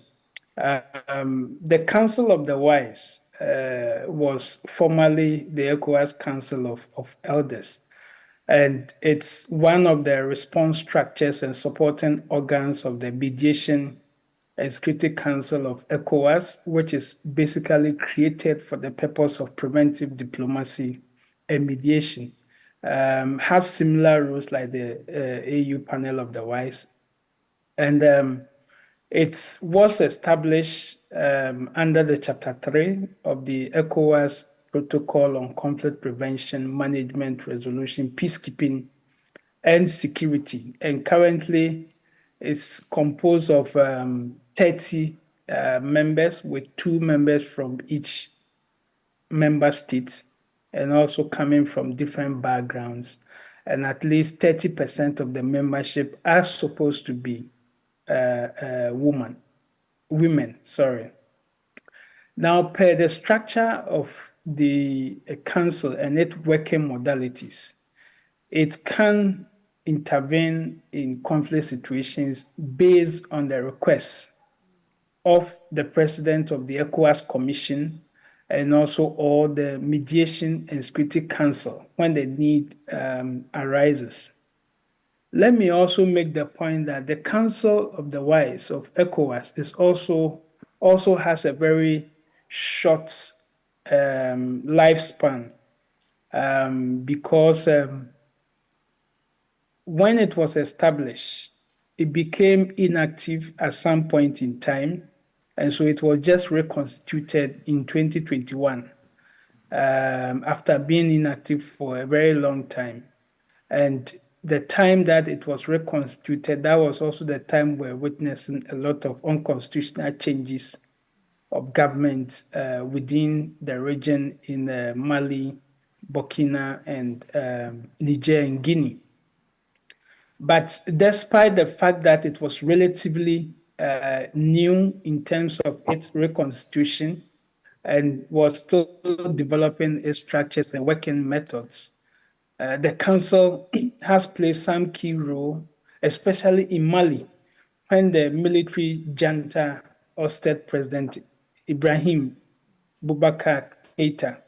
The council, through its chairperson, who is the former president of Nigeria, Dr. Goodluck Jonathan, was appointed by ECOWAS as a special envoy to head the mediation mission in Mali.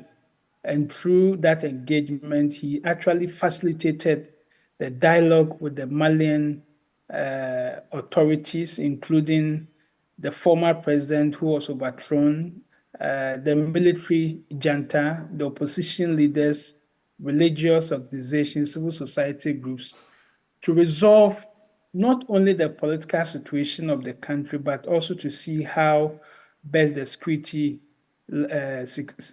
situation could be addressed.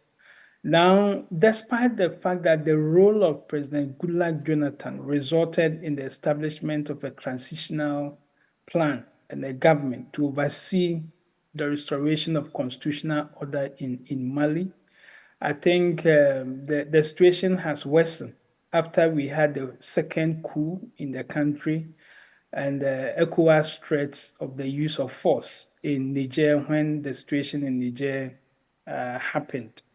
In Burkina Faso and Niger, we haven't seen much involvement of the Council of the Wise. But if you look at the pool of eminent personalities constituting the Council, one would have expected that they would have played a very more active role as mediators, as facilitators of the political impasse, especially between ECOWAS and these countries.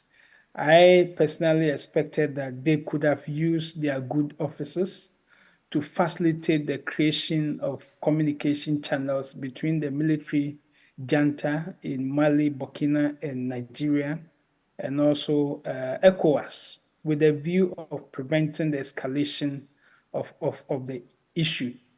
And more importantly, now their role is even more pertinent because, as you are aware, the notice of withdrawal from ECOWAS is fast approaching in January 2025.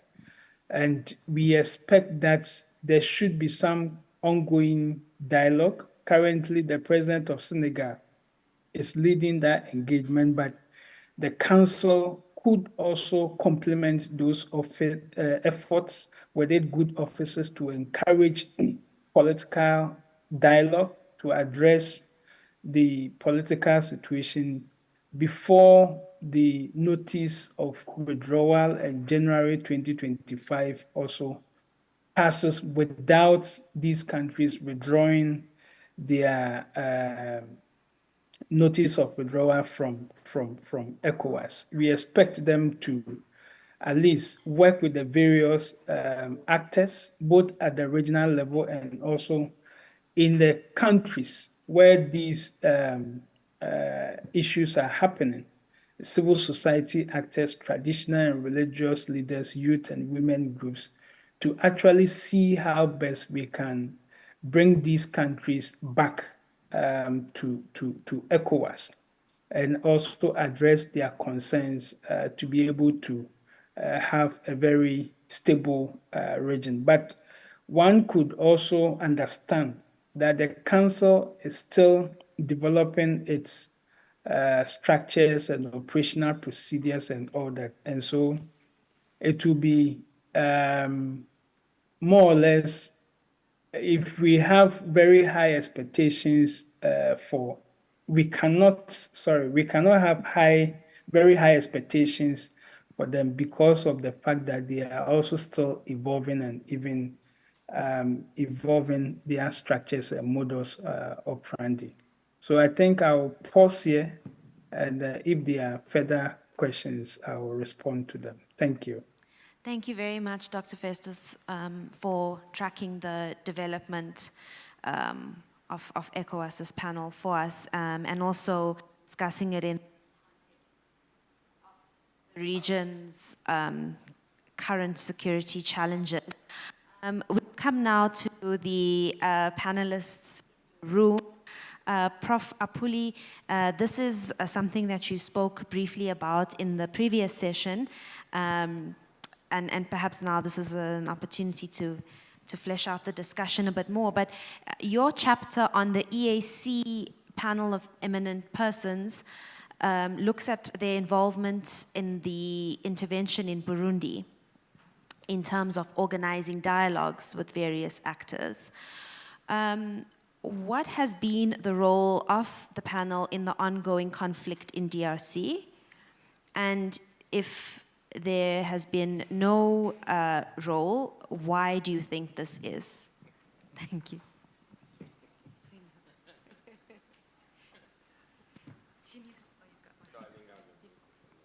Okay, thank you very much, Dr. Pra.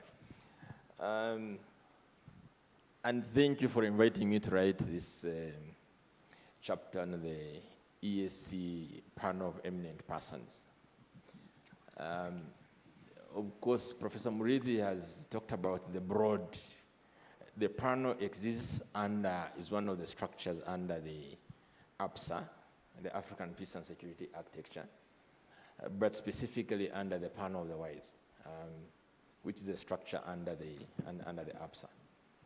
So, and if you remember, the regional economic communities are supposed to be the building blocks of the African Union. So the panel is part of that brick that we need to put on the AU.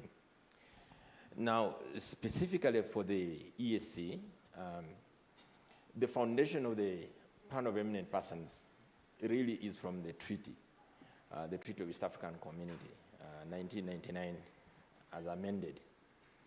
And specifically Article 123, which talks about peace and security being prerequisites for regional integration. Now, when the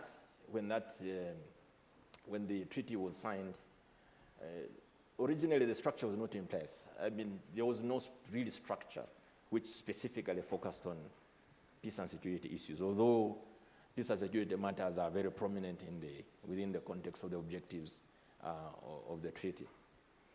So the first time when the issue of establishing a panel, in fact, it was supposed to be called the Council of Elders.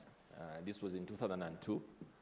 But for one reason or the other, but mainly structural, the Council of Elders was not established. So it was not until the beginning of the second decade of the 21st century, around 2012, when the specific law, which is the East African Community Conflict Management Act, when it was enacted by the East African Legislative Assembly, and then, of course, also the conclusion of the protocol on peace and security, when it was concluded that actually the panel was actualized. So in 2014, the summit, which is, of course, the main policy-making body under the EAC, comprised of the heads of state. So they did adopt the modalities of appointing a panel of eminent persons. And the idea, when you look at the law, it is supposed to do preventive diplomacy, advising the summit on preventive diplomacy. So we prevent. And those of you who may know the current agenda, especially under Secretary General Antonio Guterres, he has been talking about prevention. Because the idea is that when we prevent, we don't spend a lot of money. If you react, then you're spending a lot of money. So really it's about prevention, and that's why these institutions are quite important. So in 2014, the modalities were adopted, and then subsequently, of course, the crisis in Burundi cropped up. The crisis in Burundi, of course, was occasioned by an attempt to change the constitution for the then President Pierre Nkurunziza to run for a third term. Some people thought that this was in contravention of the 2000 Arusha Peace Agreement and also the Constitution. Specifically, the Arusha Peace Agreement in Article 302 talked about, 96 and 302 talked about a person not standing for more than 2 terms, twice for the presidency. And this was again emphasized in the Constitution of 2005. But then the agreement itself also said that the first election in the transition period shall be, the first election of the president shall be through an electoral college. It will be the parliament to elect the president. So technically, in 2010, so Nkurunziza was elected president in 2005. So he served five years. So in 2010, he stood and he was elected by everybody. So there was universal suffrage. When the second term was coming to an end in 2015, he argued that he was eligible to stand because the term of 2005 to 2010 could not count. Why? Because he was not universally elected by everybody. So he had technically not served 2 terms. So then what he did was to say he was going to stand. And his party, the CNDD-FDD, agreed with him. And of course he went to the Constitutional Court, and the Constitutional Court ruled in his favor. Although the president of the court had to run away from Burundi and announced that the court had been manipulated. Now, the interesting bit about Burundi is that the ESC heads of state asked their attorneys general to write an opinion. That opinion, even up to now, I don't know whether have you ever seen it? That opinion of the attorneys general of East African Community Partner States has never been seen. But I have heard that actually the attorneys general advised against Nkurunziza standing for a third term. But anyway, so he stood for a third term. And this caused a lot of problems. There were issues of instability in Burundi. And so eventually using this tool of the panel of eminent persons, which had been established previously, under the former Tanzanian Prime Minister Warioba.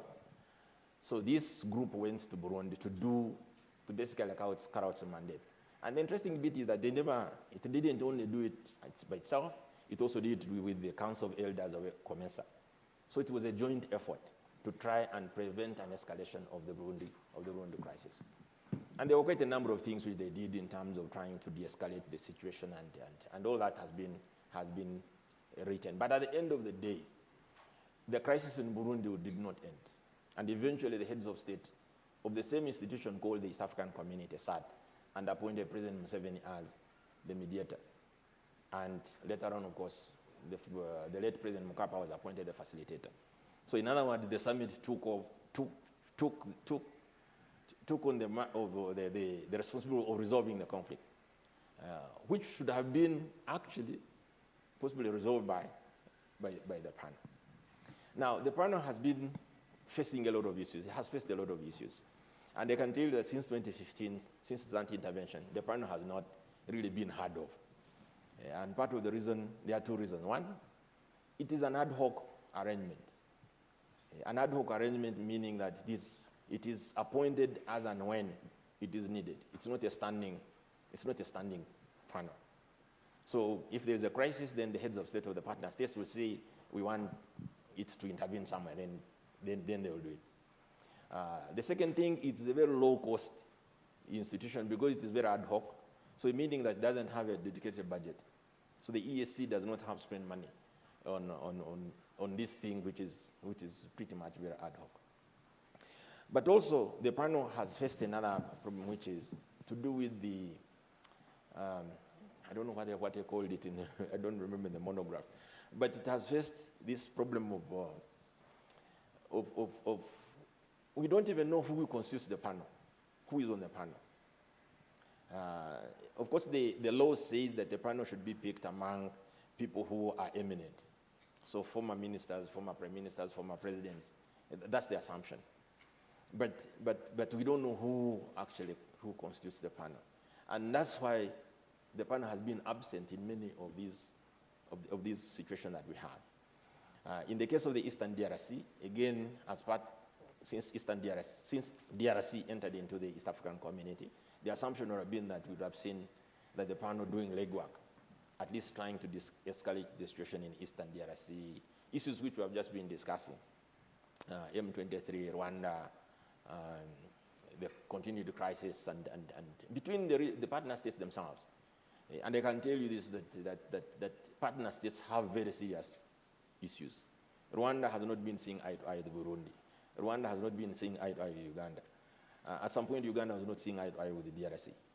And these are issues which possibly you'd expect that the panel to involve itself on its own initiative, but also it could, because really it should be on its own initiative, comprised of eminent person, but it has been very absent. And the question then would be, why has it been absent? And the absence simply is that, one, it is pretty much very ad hoc. Secondly, the appointments, we don't even know how these people are appointed. But also equally, the other bit, which is, if you live in this region, and also live in Africa, we will know that there are issues to do with national interest. National interest drives many of the decisions of whether it is the summit or council of ministers. And if it's not your national interest to invoke the panel, then you will not invoke it. But it is a structure which is really pretty much moribund. And the conclusion that I make in the chapter is that it's been, to make it effective, to make this institution to be what it should be and what it was contemplated, or what the law contemplated it to be, there are two things which actually need to be done. One, first of all, it needs to be a standing body of the East African community. We do have East African community bodies, EALA, East African Court of Justice, the panel of the Bureau of Speakers. We do have East African Kiswahili Commission. We have all these things. So in terms of conflict prevention, management, and resolution, we need to have a standing body of the PEP. But also it has to be resourced. So in other words, when we are budgeting in the EAC, we should also put a budget line for the PEP. This is what the African Union actually did with the panel of the wise. That when you look at the budget of the African Union, there's also a budget for the panel of the wise. So yes, I don't know whether Dr. Yeta will add on the role of that joint mission of the ESC and COMESA in Burundi. But I'm one of those I'm not cynical, but I'm very realistic in terms of these bodies, that yes, we do have it on paper, but we'd want to see more of this panel, whether it is in South Sudan, whether it is in Somalia, whether it is, because the panel can use its own powers. It can use its own initiative, and nobody is going to stop you if you are going to do mediation. Thank you.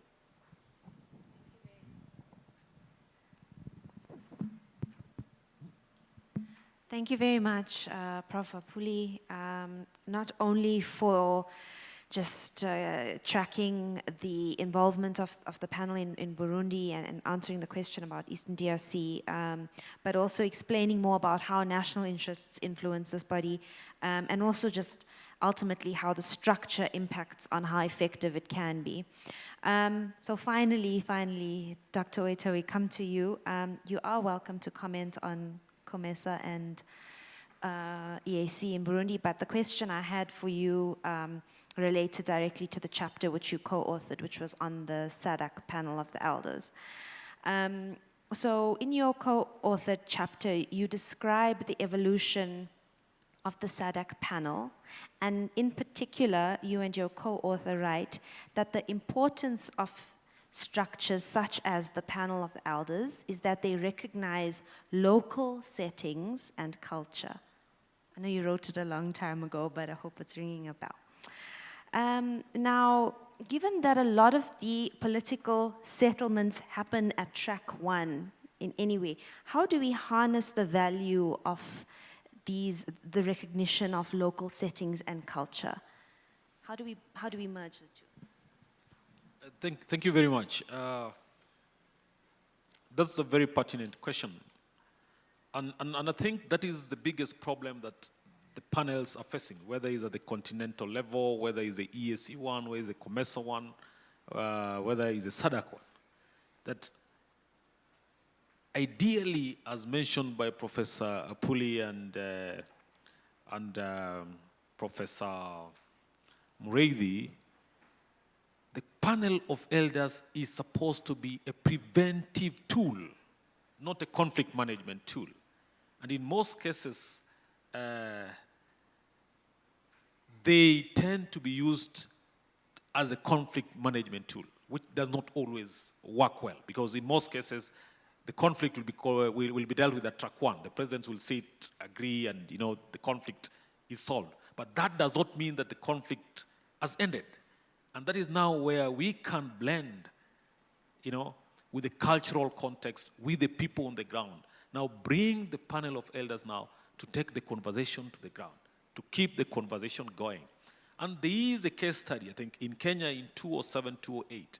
The reason why that peace accord withstood the test of time was because the panel under Kofi Annan continued following up, continued engaging with the stakeholders, continued engaging with the community, continued tracking progress in terms of implementation. And I think that is where we can use the panel of elders in terms of ensuring lasting peace, ensuring that we continue tracking these processes until they are completely, solved. And that is also one way of engaging the communities within that context. Yeah. Thank you very much, Dr. Etiang. Ladies and gentlemen, a round of applause, please, for our authors and panelists. Thank you very much as well to those online. I think we have a little bit of time to take a round of questions or comments from the floor as well as online. If you do have a question online, you're welcome to post it in the chat and we will read it out. And then in the room, please indicate if you have a question. You can please briefly introduce yourself and keep the questions short and sweet or not sweet. So Prof, I see you here, my brother in the front, 1, 2, 3, 4, George 5, and my sister 6. Thank you. I think to all of the panelists, what I want to ask is, one is the independence of this panel of elders. Are they independent from the state or from the regional economic communities? But the second aspect is also whether they could be conceived as part of the indigenous traditional institutions and authorities. I remember Apuli, you were in the previous panel, just mentioned the root causes of the problems we have.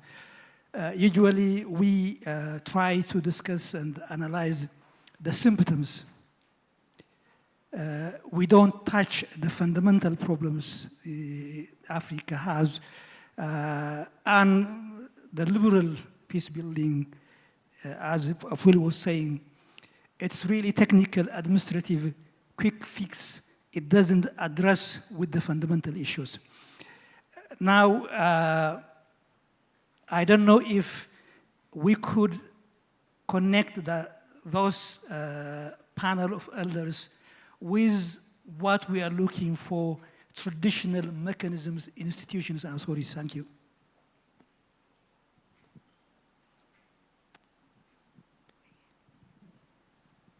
Okay, thank you very much. My name is Emmanuel Busara Mohammed. I'm from the Afro-Asia Institute of Strategic Studies.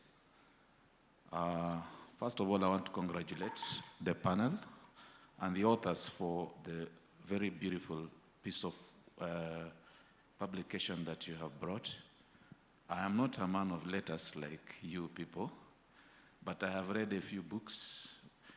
And one of the books that has captivated my mind lately, and I've been meditating on it, is The Decolonization of the Mind by Professor Ngugi wa Thiong'o. And so in reference to the preventative work of these eminent persons or the panel of the wise, I would want to understand, because our problem is psycho-philosophical and ideological. And when we're talking about these conflicts, we are talking about the fruits. But how about thinking about the root? Because all these issues have got a genesis. And we are all aware of this genesis. So in terms of collaboration between our member states and probably academia, because in this room I see very powerful presence of academia, how are we going to move forward in ensuring that in the curriculum development, because the panel of the wise would need tools to go out there to change, first of all, the perceptions and the mindset of our people, because this has been a colonial and post-colonial issue, and these conflicts revolve around resources, and some of these conflicts around resources are because of the historical problem that came about because of the disenfranchising our people, demarcation, and all these subdivisions, the so-called scramble for our regions. So now, what would you propose to be a way forward in terms of, first of all, re-educating our people, and most importantly, I would want to get an understanding of where is the place of the independent school systems that are first of all going to give our people the historical background of what is going on before we move into the solutions. Thank you.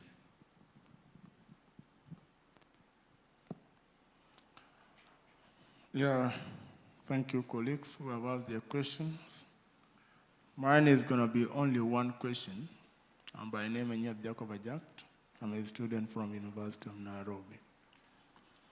So, pertaining the issue of panels, which our moderators are talking about, if you look at it, okay, let me just start with the experience. This one happened in my country when the country was already spilled by the conflicts. So the leadership in power came out with that modality of forming a council of elders from different tribes, mostly within the country, to make the assessment, to make the consultation with the grassroots, to see exactly what are the challenges.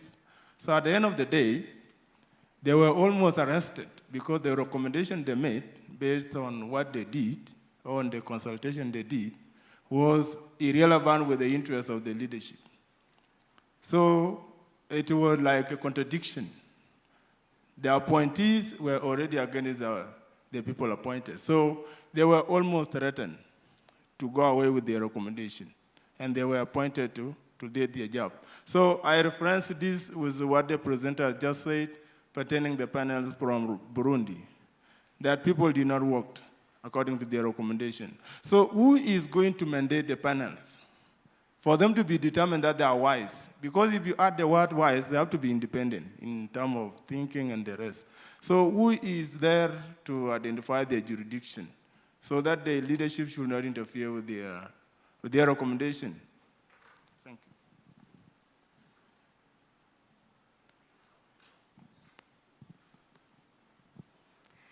Afternoon, everyone. I am Dr. Shukriya Mahat, a doctor of medicine in the field of psychological analysis and functional medicine. However, I'm also an advocate for policy and preventive in all matters that govern the human nature, from health to geopolitical to economical to environmental. And I really do appreciate the fact that I always wanted to know, what do these councils of elders do? Because coming from an African culture, we have always had elders. Every community has their own, every family has their own, every tribe has their own. And they serve the purpose to kind of be legislative, but at the same time have a preventive approach, because our elders know us better than the government that govern us. However, as you have said, we have all these councils and we have these panels, but there's a crisis because they're not doing the job they're supposed to do at the most effective level. And as someone who advocates for preventive ways, What I wanted to know is, as the policymakers, as the academics, as the people who study this political dynamics, what can we do on an individual level? Because systemically, it's not working. So what can we do on the ground as the people these legislations will govern to help the legislators and the policymakers make it a reality for Africa? Because we have to think ahead instead of thinking backwards. We are looking at the problems that have been present, but we need to see what can we change today to make a difference tomorrow. But I'm asking, as a youth today in Africa, what can I do to make it possible for the policymakers, for the Council of Elders, for the governments to make it easier and to make Africa peaceful and prosperous as we all dream for it to be?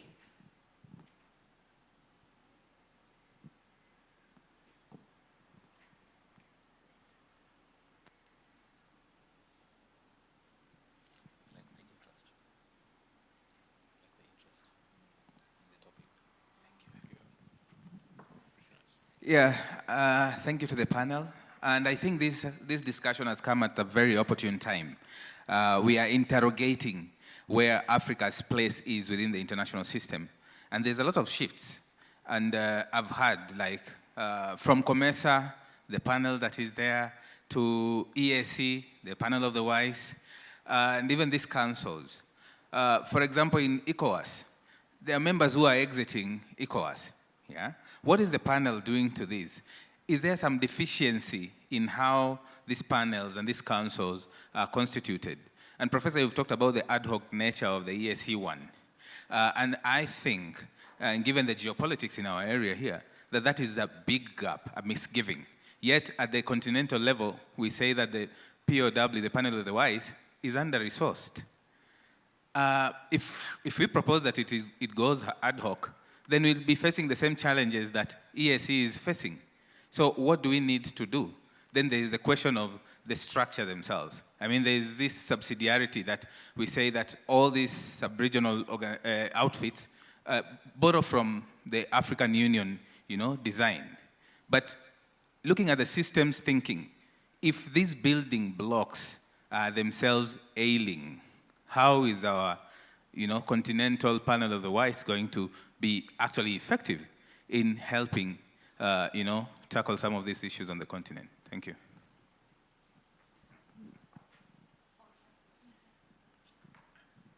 Good evening. My name is Diana Katundu from DevKey Group. My question is, how can regional organizations better engage communities and civil societies in peacemaking? Thank you.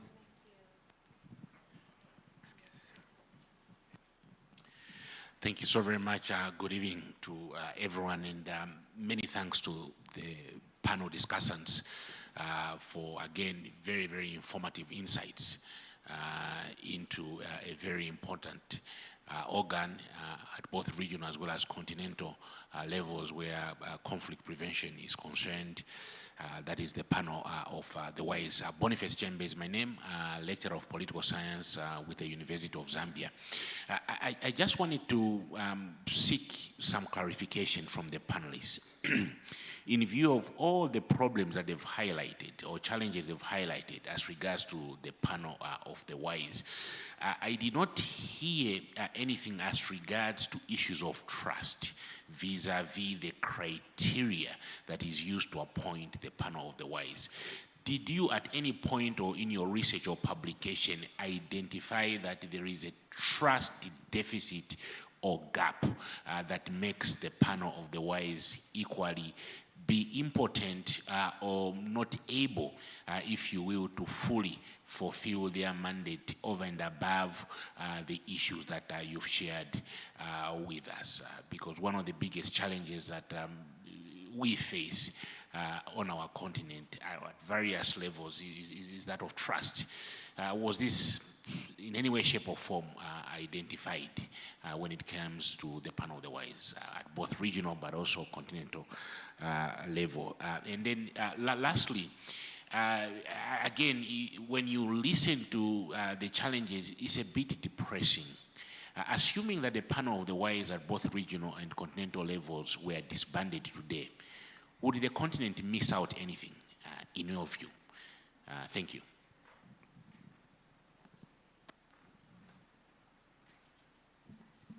Thank you very much. Thank you for your questions and your comments. Paida, I'm just checking, are there any questions or comments online for us? No, okay. So if it's okay, I'll turn to the online participants. Prof. Tim, Dr. Festus, Catherine, if you can still hear me and if you're still there, please feel free to respond to any of the questions. I have noted them if you didn't hear them correctly.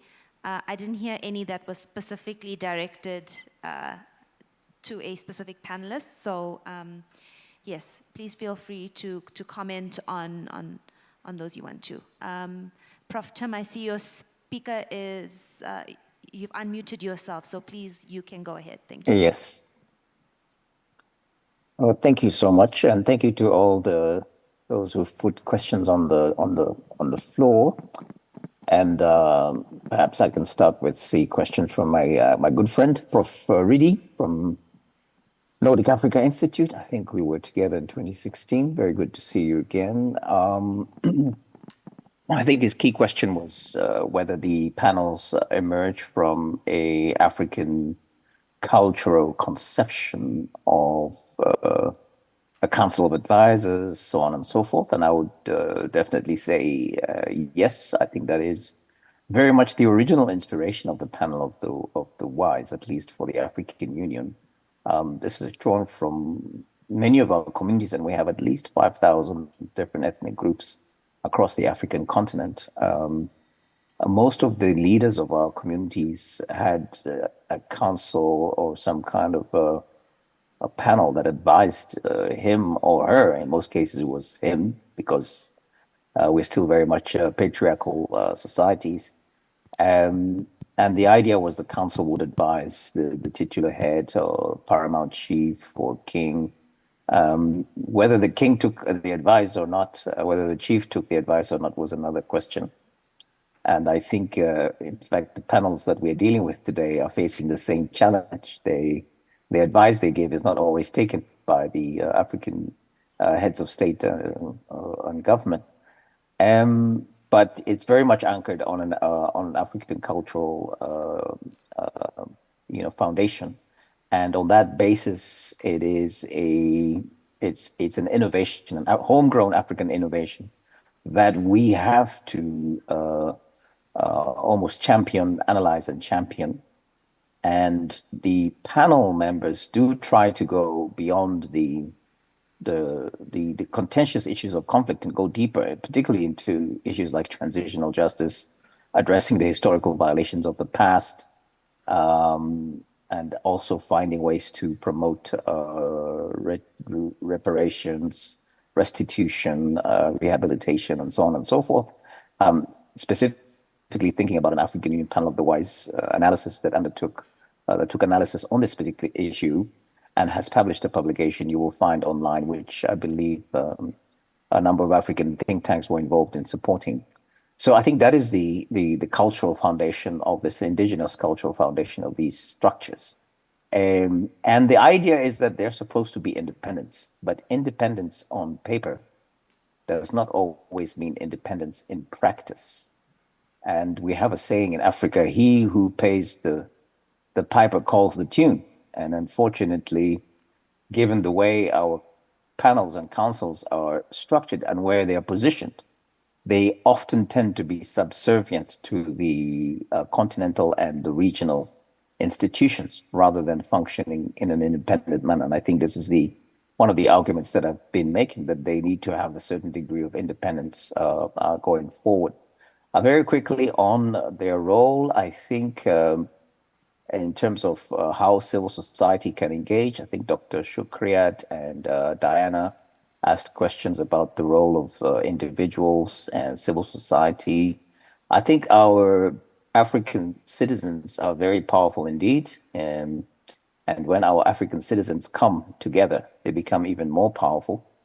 just gave a case in point, the Gen Z movement in Kenya. So I think individuals can play a very important role. The key issue is to familiarize yourself with these panels, these structures, the African Peace and Security Architecture, the African Union Peace and Security, the protocol establishing the Peace and Security Council. Because if you don't have this information, you cannot know how to then utilize and leverage these institutions. So inform yourself, engage also the policy makers directly. I say find out when the panel is coming to your city and actually try to make an appointment to meet them. Then use your social media presence to actually, spread the message going forward. So I think there's a lot that we can do as individuals. And as I conclude around the questions from Boniface on trust, I think the idea is that the panel members are supposed to be women and men of integrity, and therefore that they elicit trust from those that they seek to engage. But invariably, quite a number of them emerge or are selected from the political sector. And so they have had some form of political engagement in the past and may have had political openness. So in that sense, these structures can also become politicized to a certain degree, which in effect undermines trust and challenges their ability to move forward. But the criteria, I would say, is there. It's available to access and find out what criteria is utilized. The key point is that when they're engaged in these panels, they're not supposed to be also engaged in political action and political interventions. And the jurisdiction, for example, of the panel of the wise of the African Union is established quite clearly by the protocol, Peace and Security Council protocol, and also the modalities of the operationalization of the panel. So let me stop there, and happy to listen in and also respond if there are further questions. Thank you, Dr. Pra. Thank you very much, Prof. Tim. Dr. Festus, if I can come to you at this point, if you have any responses to any of the questions. Thank you.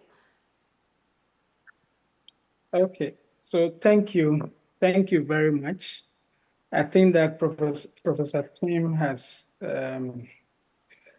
tried to respond to most of the points, but I think there was an issue about how the councils are constituted, and I want to share the experience of the ECOWAS Council of the Wise. So in the West African region, what happens is that every member state is supposed to appoint 2 personalities to the ECOWAS Council of the Wise. And so, there are 30 coming from the 15 member countries. But one of the challenge of the council is that it intervenes in situations when it is called upon by the president of the ECOWAS Commission or the Mediation and Security Council. They cannot on their own just engage in any preventive diplomacy processes. And that is also kind of constrained because they need the administrative support and also the financial support from ECOWAS to be able to carry out the work that they do. And then also in terms of their independence, like Prof. Tim said, in theory, they are supposed to be independent. They are supposed to provide independent opinions and advice on issues of peace and security around the region based on their fact-finding missions and also their mediation interventions. But in practice, the situation is a bit different. Sometimes the political interests take precedence over some of these opinions that are shared by these members. Then the issue of trust in the appointment of the members. In West Africa, the issue is not so much about trust. The issue is sometimes the tensions between the appointer, which is ECOWAS, members of the council, and also the government who have appointed these people. And I'll give you an example, which is also an allegation that is, happening, that when you take the council members from Nigeria,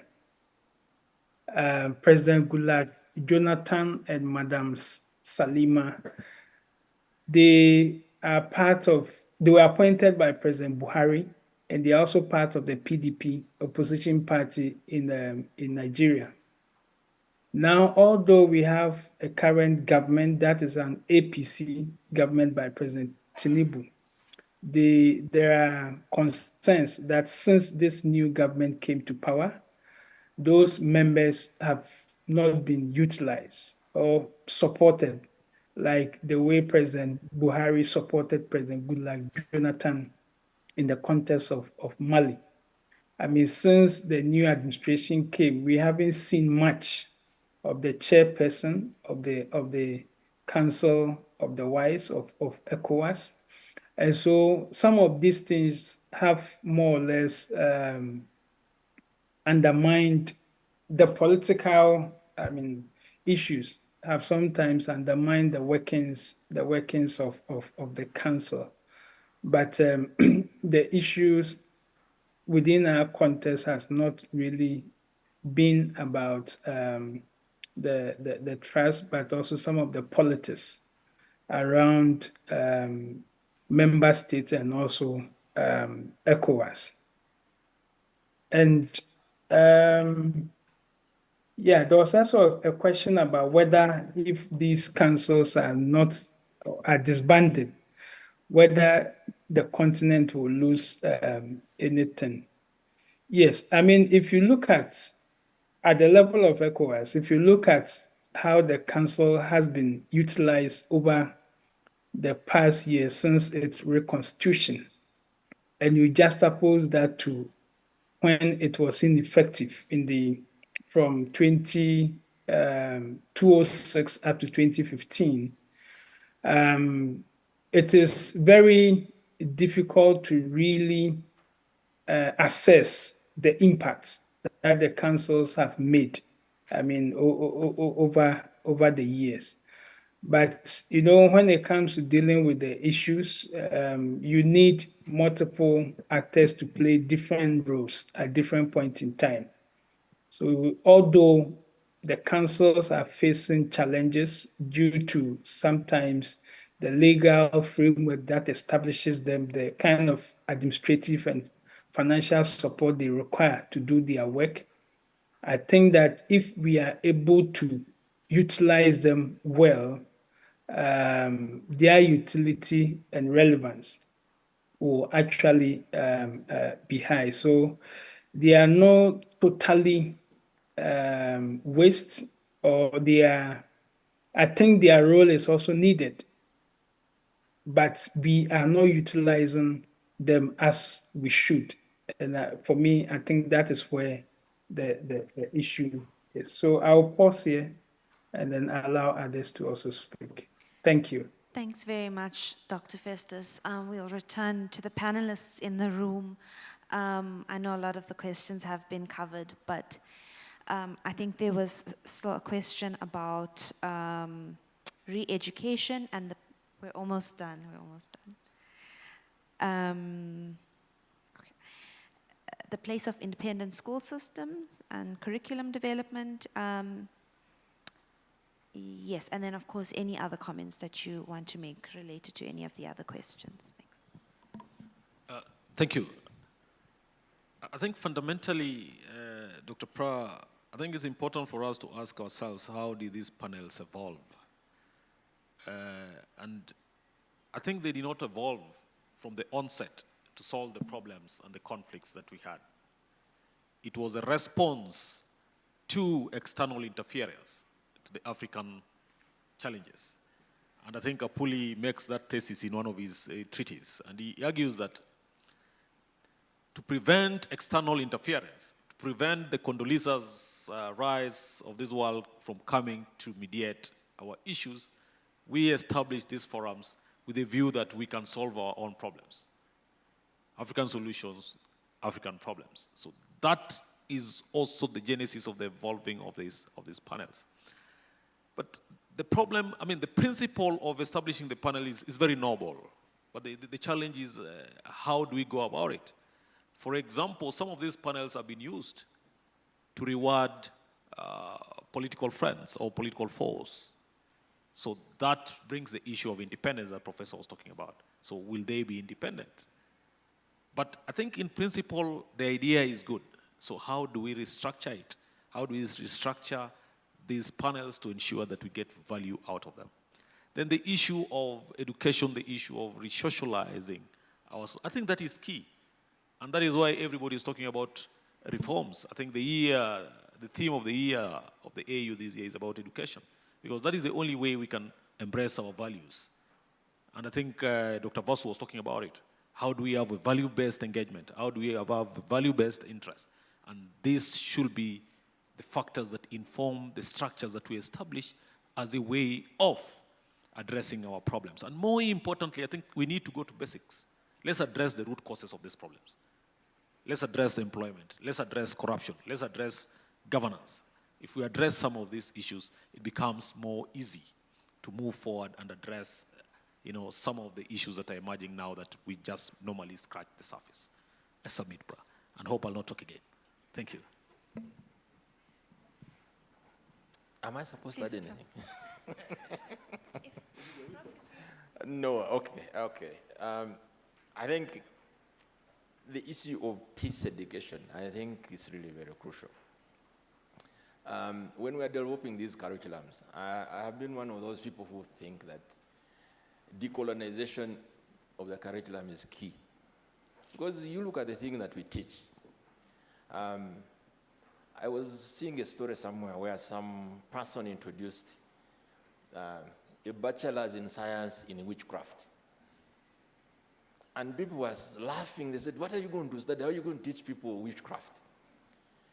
But the reality is that in this continent, if you have ever watched a Nigerian movie, those of you who are want of, I'm not encouraging you to watch Nigerian movies because it can be very addictive. The plot is always the same. You start out, you go to religion, you go to it, but eventually, you'll go to a witch doctor. There will be some witch doctor somewhere. So someone introduced a course to teach witchcraft. And people were laughing and saying, what are you going to teach in these things? But I think that's also part of, because this is our culture. So for me, peace education will be key. Let's teach peace from the nursery. Let me put this, from the nursery. But also that would involve, of course, getting the policymakers to buy into some of these things. Because sometimes you develop your course and someone will tell you, what are you going to be teaching in there? We learn all sorts of all these things. And it's good that you are mentioning Ngugi wa Thiong'o's decolonizing the mind. And I would add also, we need to decolonize very many other things. I can tell you this. So for me, peace education is key. And peace is defined not in the negative sense, because we have two types of peace, negative peace and positive peace. Negative peace is peace without violence. Many of our countries actually experience negative peace. Positive peace is peace with the development, is peace with the reconciliation, is peace with justice. And most times that one we do not have. So for me, curriculum development would involve teaching these things. I will comment on two other things, the issue of involvement of CSOs in these processes. Now, when you look at these wonderful documents of ours, the Constitutive Act of the African Union, if you go to the protocol establishing the PSC, but even including our own East African community, because we're in East Africa, East African Community Treaty, it talks about the involvement of the civil society, involvement of all these other sectors, the business community, the academia, all this. But does it really actually happen? This is where there is a crisis. Because even when you look at the African Union, how often does the ECOSOC, because there's that structure called ECOSOC, Economic and Social Council, which is supposed to coordinate the activities of the CSOs in terms of informing, especially the CSOs, for example, briefing the Peace and Security Council of the African Union on matters of peace and security. How often does it happen? And how often does it influence? How do the civil society influence the decisions of the PSC? So this is the challenge. But the documents which we have provide for most of these things. The whole of Article 127, if I remember off my head, Article 127 of the South African Community Treaty as amended, talks about civil society. There is even a civil society, I think it brings together all the partner states, civil societies. It's right now headed by someone from South Sudan. But the last time I talked to Edmund, it's called Edmund Wakawa, or something. Yes, the guy from South Sudan. He's the one who's heading the East African Community Civil Society, Yakani, yes, Yakani. Yakani's job now is to go around and introducing himself as the chairman. So he was asking him, so you're chairman of what? He said, I'm chairman of Civil Society of East Africa. But even within South Sudan itself, he was being fought. Because they said, you see, you man, you're masquerading. So these are some of the issues that we are facing. And lastly, the independence and someone has to appoint someone. Because this is what the policy documents say. You have to be appointed on the thing. And what we look for, or what the powers which are going to appoint, which are looking for, they're looking for someone who has, either as Dr. Ita has said, you're looking for a person whom you have known. It's a person who is your friend. It's also part of patronage system. And we know in this continent, patronage, now let me take less. Patronage is what drives many of these governments. It's about the old boys network. Leave alone the old girls network. It's most often it's the old boys network. So someone has to be appointed and someone. And I'll give you the story of President Festus Mogae. When President Festus Mogae was appointed as the chairman of JMEC, Joint Evaluation Monitoring Commission for South Sudan, RCs, in 2014. So they wanted someone who could open doors. If they appointed Kasaija, how many heads of state in East Africa know me? You have to be able to go and knock on the door and say, look, I'm the president this, and they'll open the door. So President Festus Mogae went to visit President Museveni. And so when he was walking in the room, so Museveni was observing President Mogae. So he said, I'm the chairman of JMEC. So Museveni remarked, he said, but even the way you walk, you don't have energy. Can you do this? Really, even I've seen you from there. You seem to be weak. You are old. And then, of course, it's, you know, when the pot is golden, I don't know, whatever black, there's that expression. So Mogae also asked them, but I look at you, you are not in your... What are you still doing around? So the thing is here is to do with that old boys network, and someone has to be appointed somewhere. But also this idea that we have, especially in this region, that we have to get someone who can open doors, but there will equally be people who can do fantastic work, who may not necessarily have been part of the government, and we can cite very many of these people. I mean, General Sumboyo has done fantastic work in terms of driving the process in Sudan, CPA, and South Sudan with all this. So we can get people who are, but you also have to be able, you know, the people have to know you. This is the problem. And the issue of trust, certainly, I can tell you, coming from this region, there are so many things which the partner states will not want the EAC to get involved in, especially on matters of peace and security. There is no head of state in this region who is going to say, EAC, please. Secretary General, we used to have a gentleman from here called Matuki. Yes, Matuki, please come and help me on this.